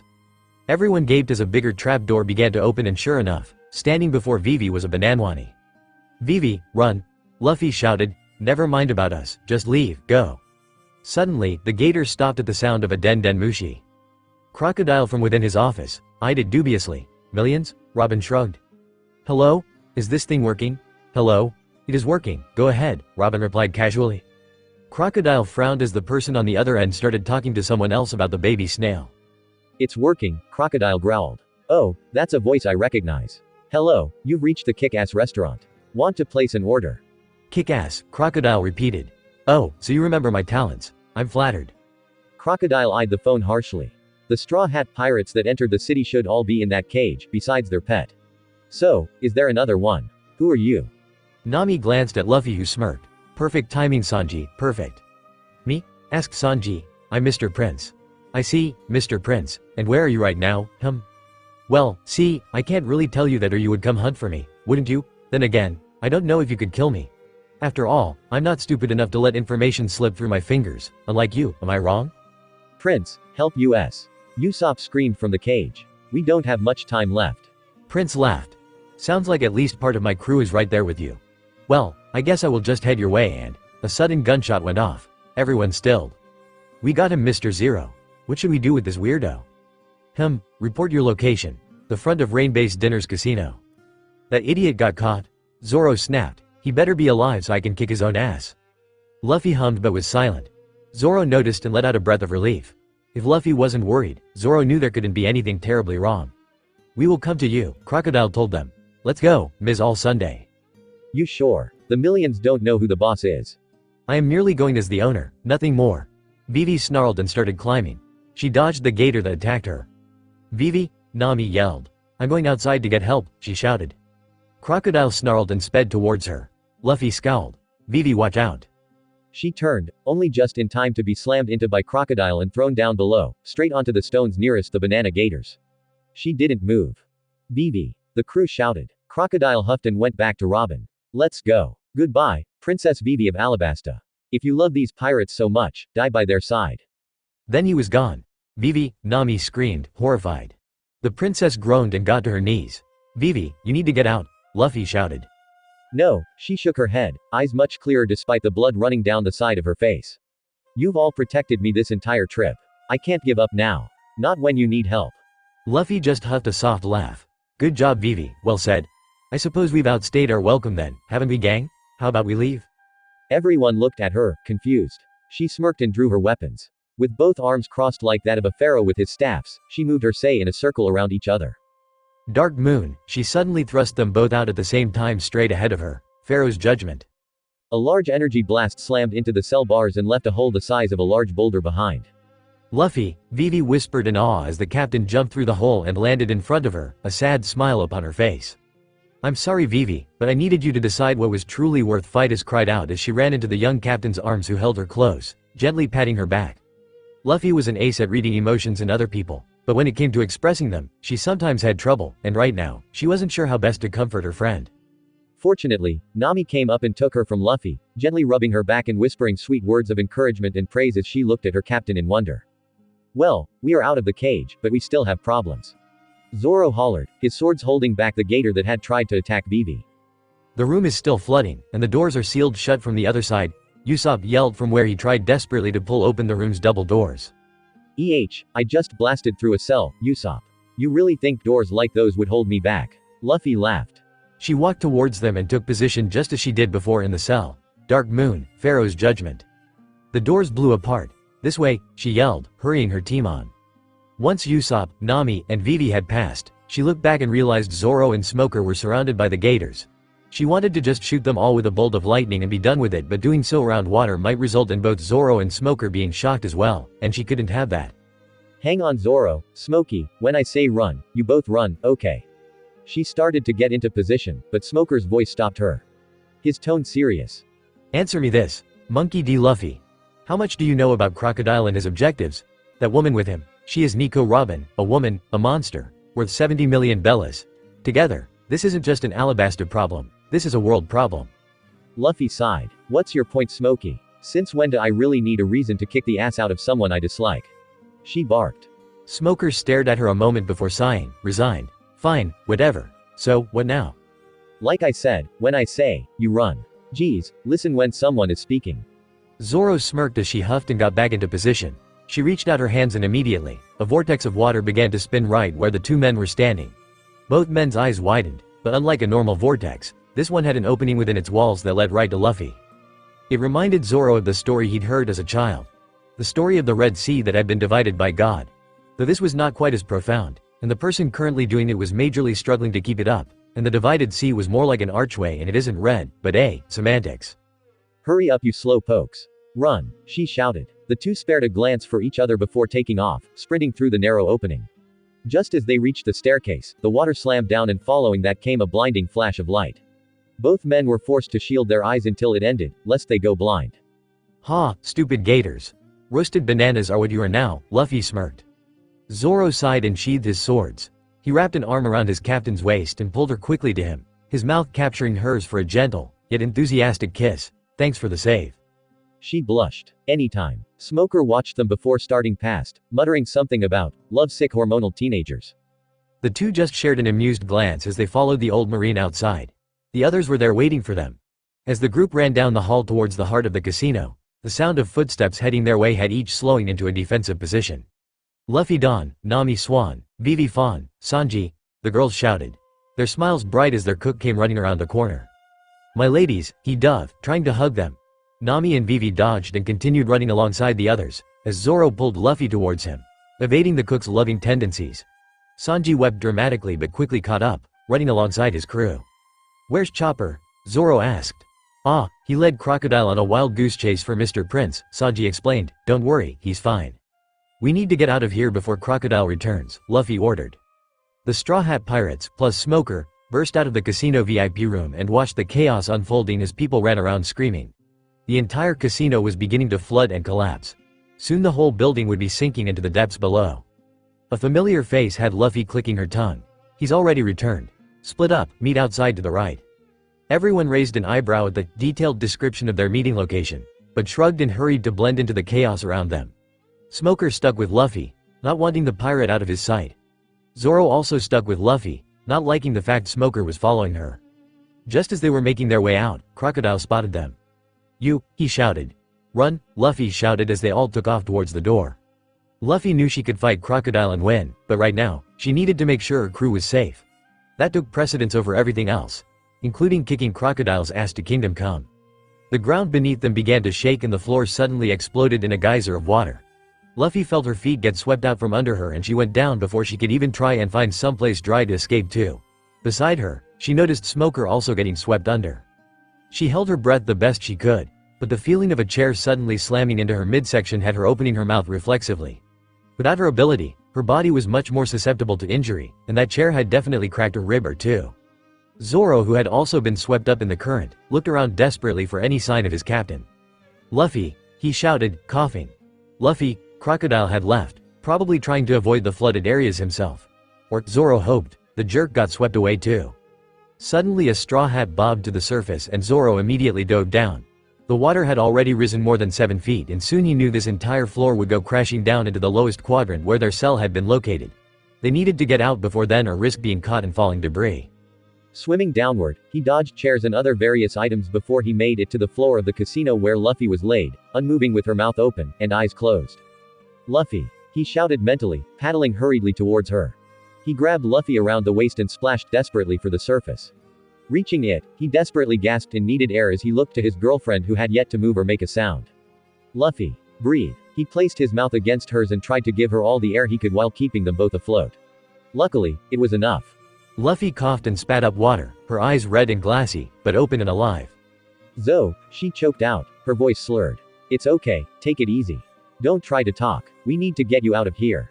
And no, she pushed back, and he stopped, confused. She looked around frantically. Smee? He took a quick look around. There was no sign of the marine captain. Zoro. Luffy Don. He snapped his gaze to where Sanji came swimming in, his eyes relieved when he spotted his two crewmates. Zo, get him. Smee. He sighed. Yes, Captain. When Sanji was close enough, he handed Luffy to him. Take her and get her out of the water. I'll meet you there. Sanji frowned. Where are you? But the swordsman was already gone, having dived down almost the moment Luffy had left his arms. Sanji hesitated, not wanting to leave the swordsman, but he noticed how pale his captain looked and how shallow her breathing was. He needed to get her out of here. Unaware of his crewmate's hesitation up on the surface, Zoro dove down as deep as he could, eyes open. He knew, like Luffy, the marine was an anchor and would sink straight to the bottom. He swam around the room, looking with what breath he had left for any sign of TN. He spotted him. He noted the marine's hand still clutching that odd weapon of his. Smoker was unconscious with his mouth open just like his own captain's had been. If the man weren't dead, he soon would be.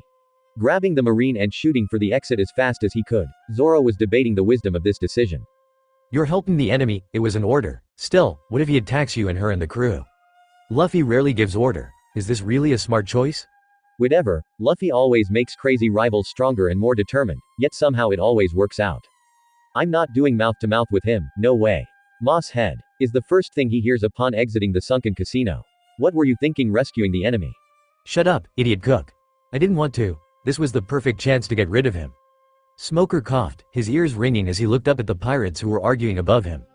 Then why did you? He rasped out, his throat sore. Zoro stared at the man. Captain's orders, so don't thank me. It's what she wanted.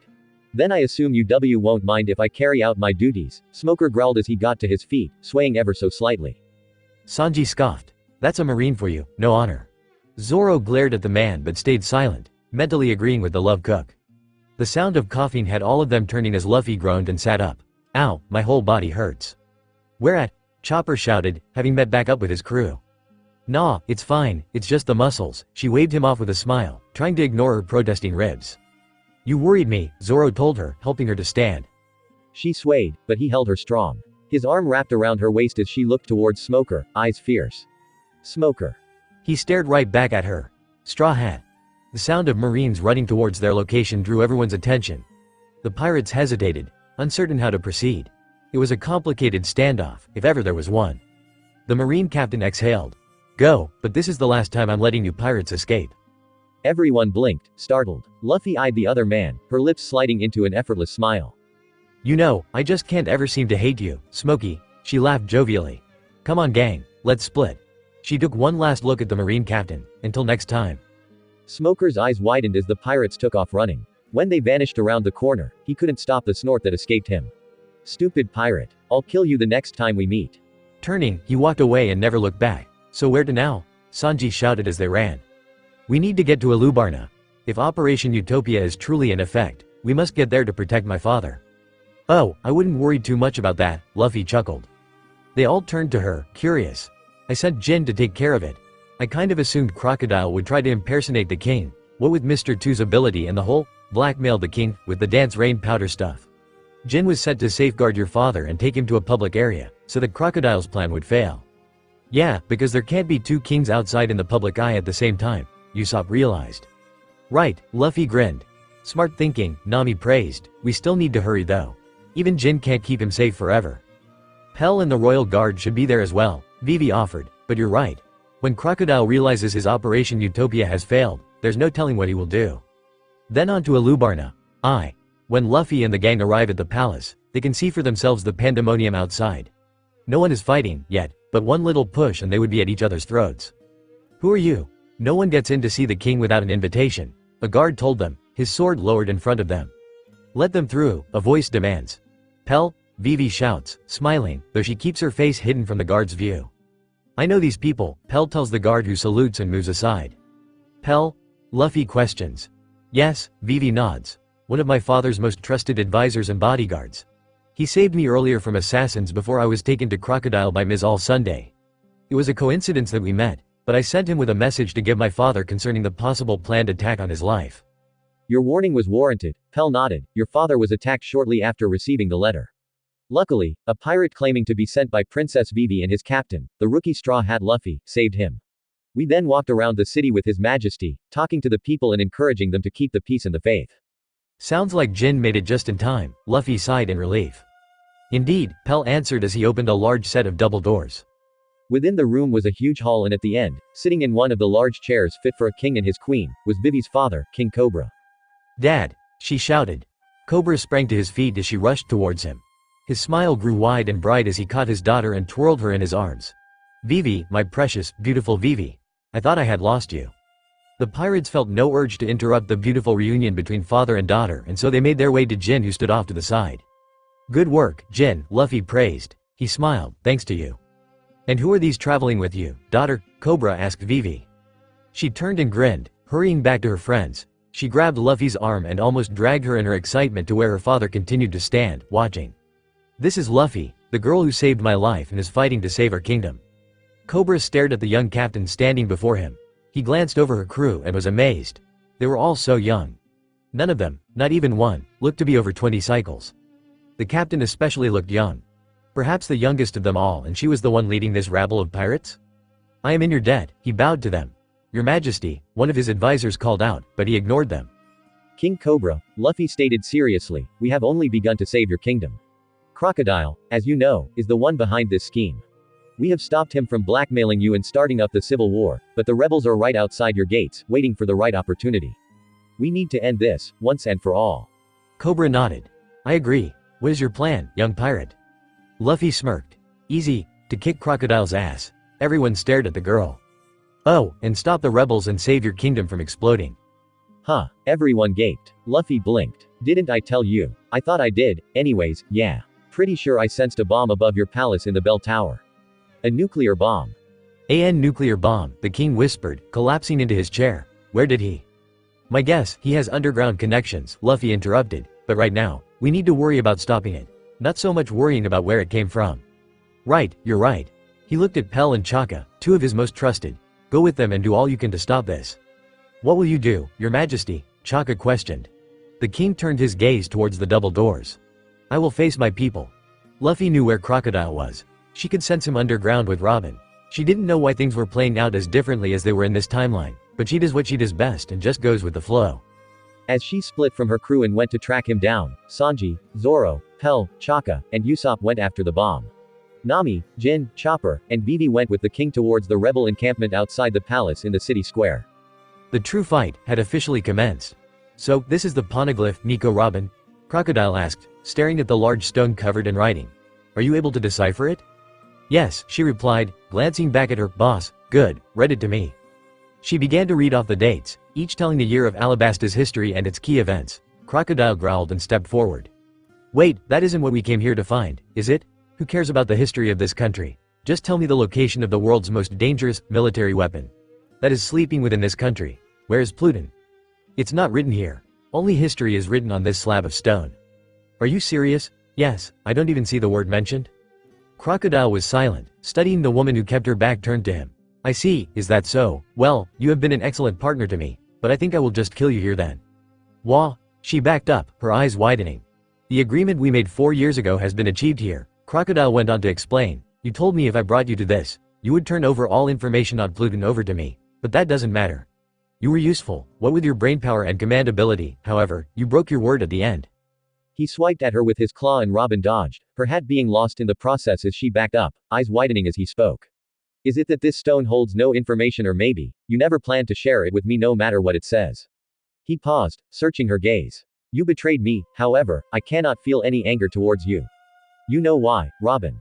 How silly, we were a team for 4 years, Crocodile. I knew you'd pull something like this. She tossed a vial of water at him, but he caught it, and as she went up to try and stab him with a knife she pulled from her belt, he tossed the water down at her feet, shattering the glass.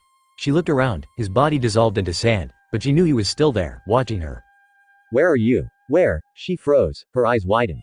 She looked down and stared, almost mesmerized, as a spray of red liquid blood, her brain set began to leak out onto the floor. I will forgive you for everything, Nico Robin, Crocodile whispered in her ear from behind, because I never trusted anyone, especially you, from the start. As her body began to fall, Crocodile began to walk away. His plans may have failed, but he would still destroy this country before he left, once and for all. He paused, the body of his comrade never making contact with the floor like he expected. Turning, he expected to see her perhaps stumbling or holding herself up, if only barely. What he didn't expect to see, was what he found. Straw Hat Luffy stood there. Her left arm wrapped firmly around Robin as her other eyes cold and unyielding as she stared him down. I've come just as I said I would. It's time to kick your ass.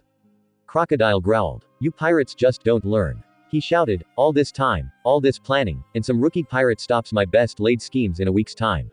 This country is dying and you're merely one against millions of souls ready to begin war. What can you do? Why would you?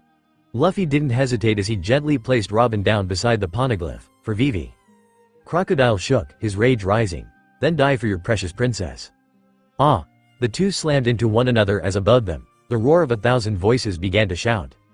King Cobra walked down the stairs. He could hear the roar of voices outside. He could hear his people suffering. He had watched it, he had tried to stop it, and he had failed, blinded by the trust he had placed in a man unworthy of the title, hero. Are you ready for this, father? Vivi asked him. He glanced at his daughter. He was so happy to have her home. No, but it must be done. She nodded and the two threw open the doors as they started outside towards the capital's center. Behind them, Chopper, Nami, and Jin walked silently, chatting amongst themselves. Who thinks that the king's reception may not be all hugs and roses? Jin asks the others quietly. Definitely, but we will protect him and Vivi. We have to, Nami agrees in a whisper. Surely, they will listen, Chopper said, looking at all the destruction they passed with grim hope. They have to listen. It may be too late, Vivi turned to her friends, hearing what they said, but we have to try. We owe it to the people. People like Toto. Yeah, Chopper nodded. Vivi smiled sadly and gently pet the reindeer's soft fur as he walked alongside her. He had taken his animal form, so that he wouldn't frighten the public. Murmurs ran up and down the street as the king made his way through. Vivi saw looks of pride from those who supported her father. She saw looks of hate from those who don't.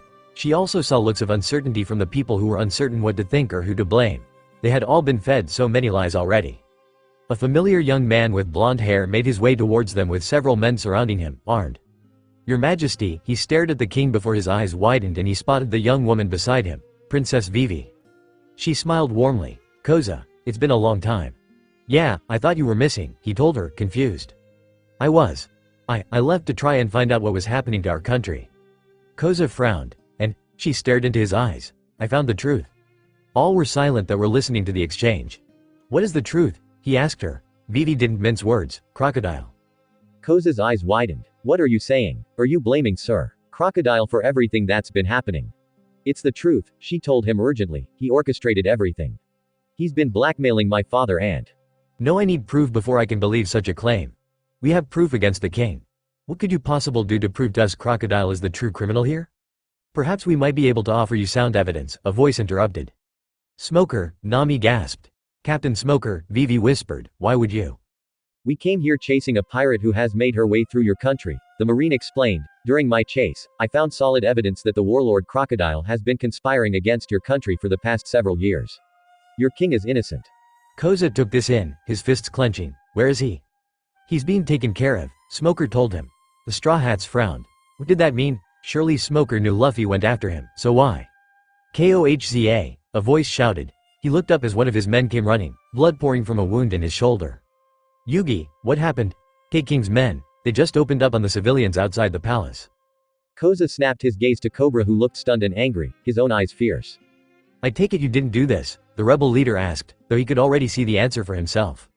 Crocodile's men, the king growled and took off running. Father! Vivi shouted, running after him. The pirates and rebels only hesitated a moment before following. Behind them, the Marines also moved to form up. The palace gates were lined with fighting soldiers. The rebel army versus the king's guard. No matter who started it, both sides had joined the fray as the final push for war was achieved.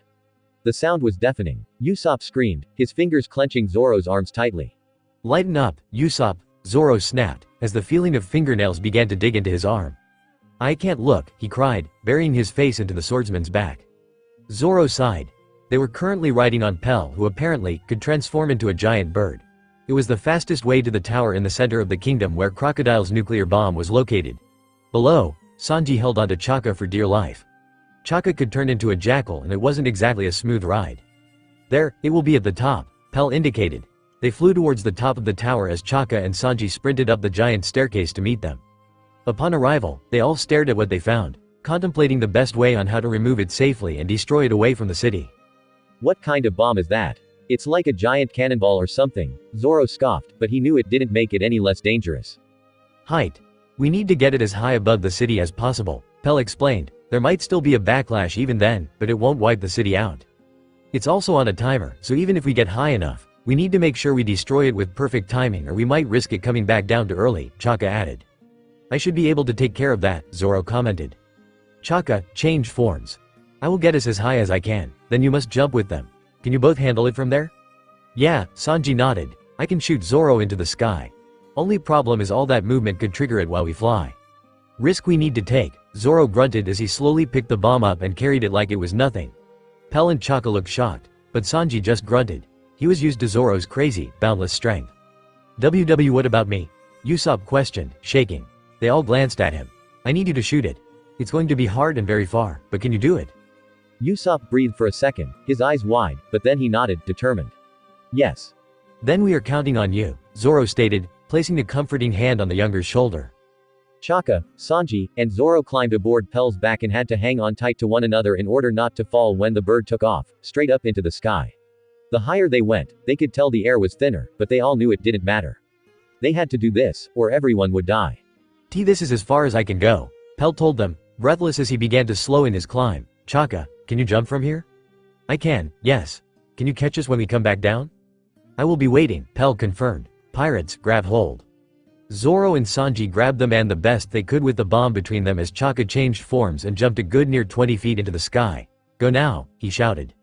Sanji grabbed Zoro and this time he jumped off of Chaka, nearly the same distance. Ready, Mosshead?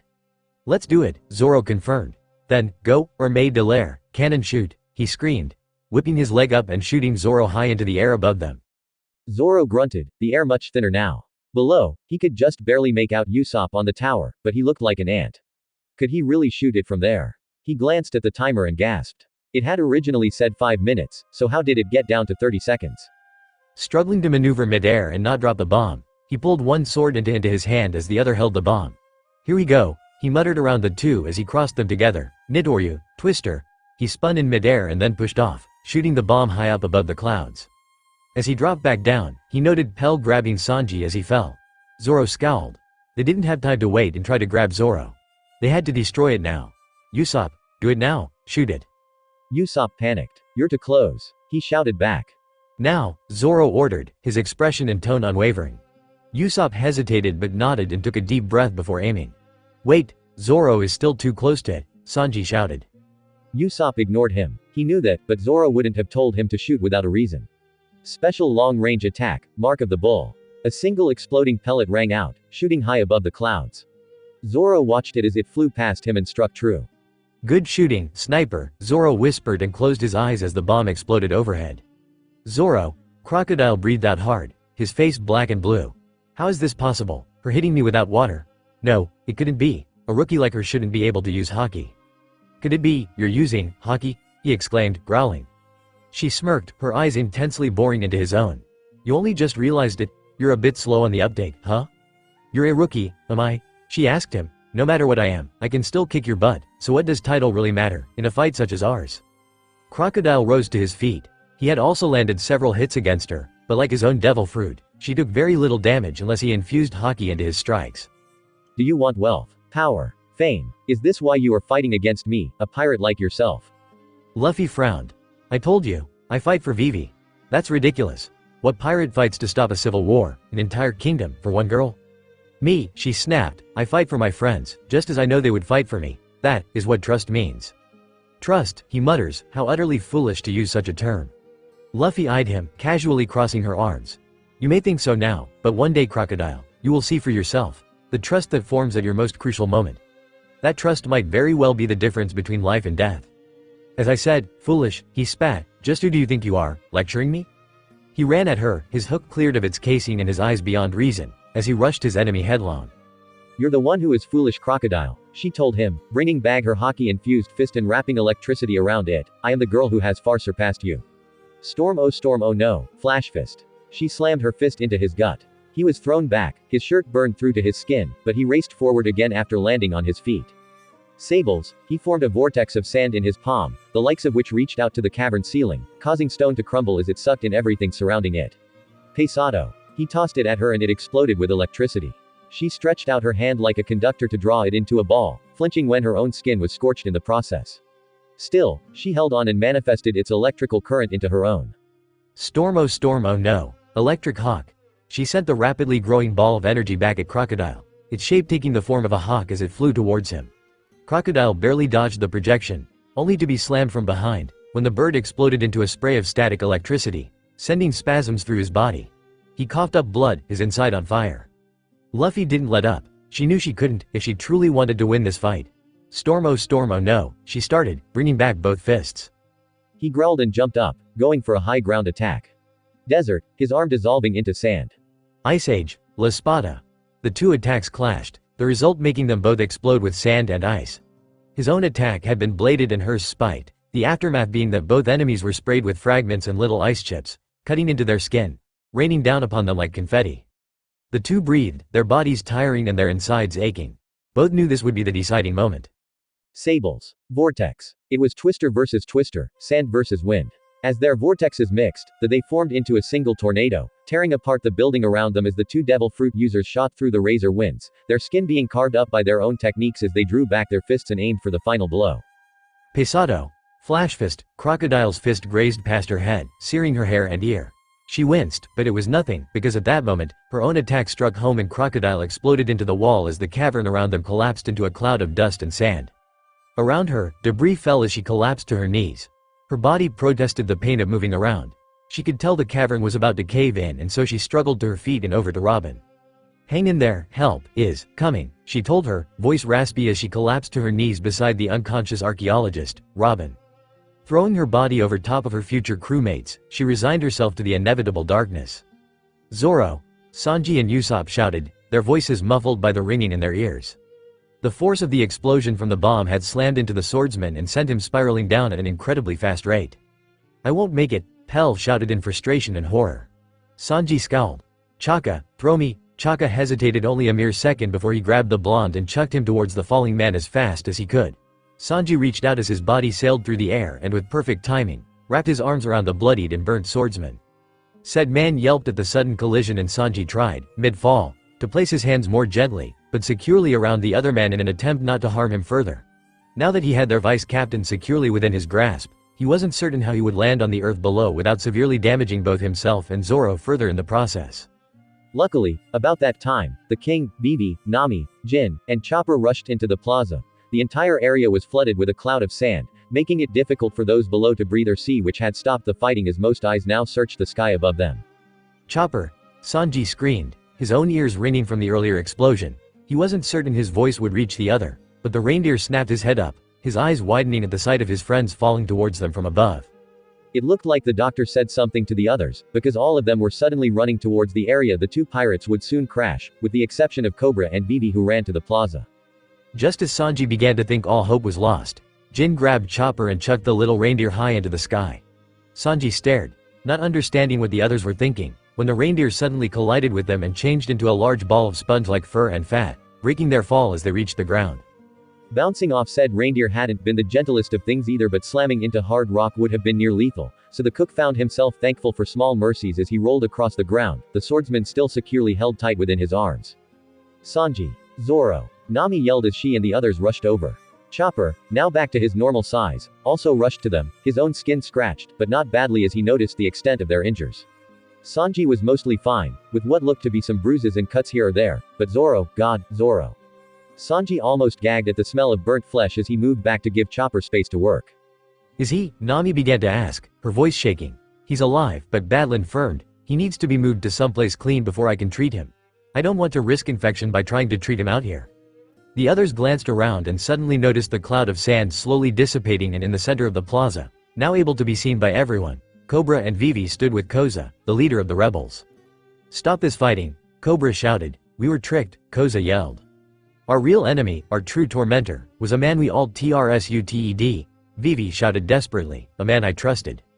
All three stared out at the faces around them. Sir Crocodile, the warlord. The people gasped and murmurs of disbelief spread like wildfire, until the sound of marching was heard. All eyes snapped to the palace as swarms of naval troops rushed in, led by Smoker himself. "By order of the Navy, we hereby revoke the title of warlord from the man known as Crocodile. He has hereby been found guilty of treason, invoking civil war, blackmail, civil unrest, attempted murder, theft, and terrorism. So, it stands in accordance with the law of the government and World Council." Everyone couldn't believe it as all eyes turned to the king, their rebel leader, and the kingdom's heart, its princess, Vivi. "This war is over." The words echoed across the plaza and troops of both sides began to drop their weapons in realization, just as the skies above opened for the first time in 3 years. It rained. Luffy could hear muffled sounds, her eyes struggling to open. "Are you awake?" a voice whispered. She groaned and tried to move, only to find herself pinned. She instead turned her head the best she could and found herself lying on top of a warm body. The body of Robin, who now stared up at her with a cloaked expression. "Robin, you okay?" The woman frowned. "I should be asking that of you, Straw Hat." Luffy scoffed.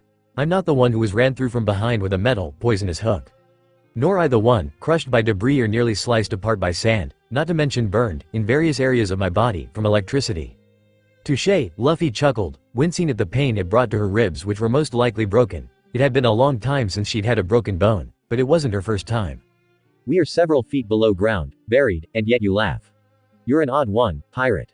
Luffy sighs, her chin resting just between the other's breasts. "Luffy." Robin stares at her in confusion. "My name, it's Luffy." If we are going to be this intimately smashed together, the least you could do is call me by my name, she joked. Robin seemed to test the name on her lips before vocalizing, "Very well, Luffy." The two were silent, continuing to lay there for a moment. "You told me, if you reached Alabasta safely, you would request something of me. What was it?" Luffy hummed. "What indeed," she whispered. "I will tell you in the future." Robin blinked. "The future, are you suggesting we will meet again?" Luffy lifted herself, just enough, to look her archaeologist in the eye. "I'm suggesting you come with us, away from this place, free, to fulfill your own dream." Robin looked away. "You have no idea what my dream is." "History." Robin snapped her head back to the captain in surprise. "You. Am I right? History of the world government and the Council of Kings, better known as the Void Century," Robin interrupted, eyes wide. "How do you know of such things?" Luffy's own eyes were masked, trying to hide the emotion she felt brimming beneath. "Perhaps one day I will tell you." "Luffy!" Voices shouted overhead. "Guys," she shouted back. "I'm here, guys." "Over here. She's here," someone shouted.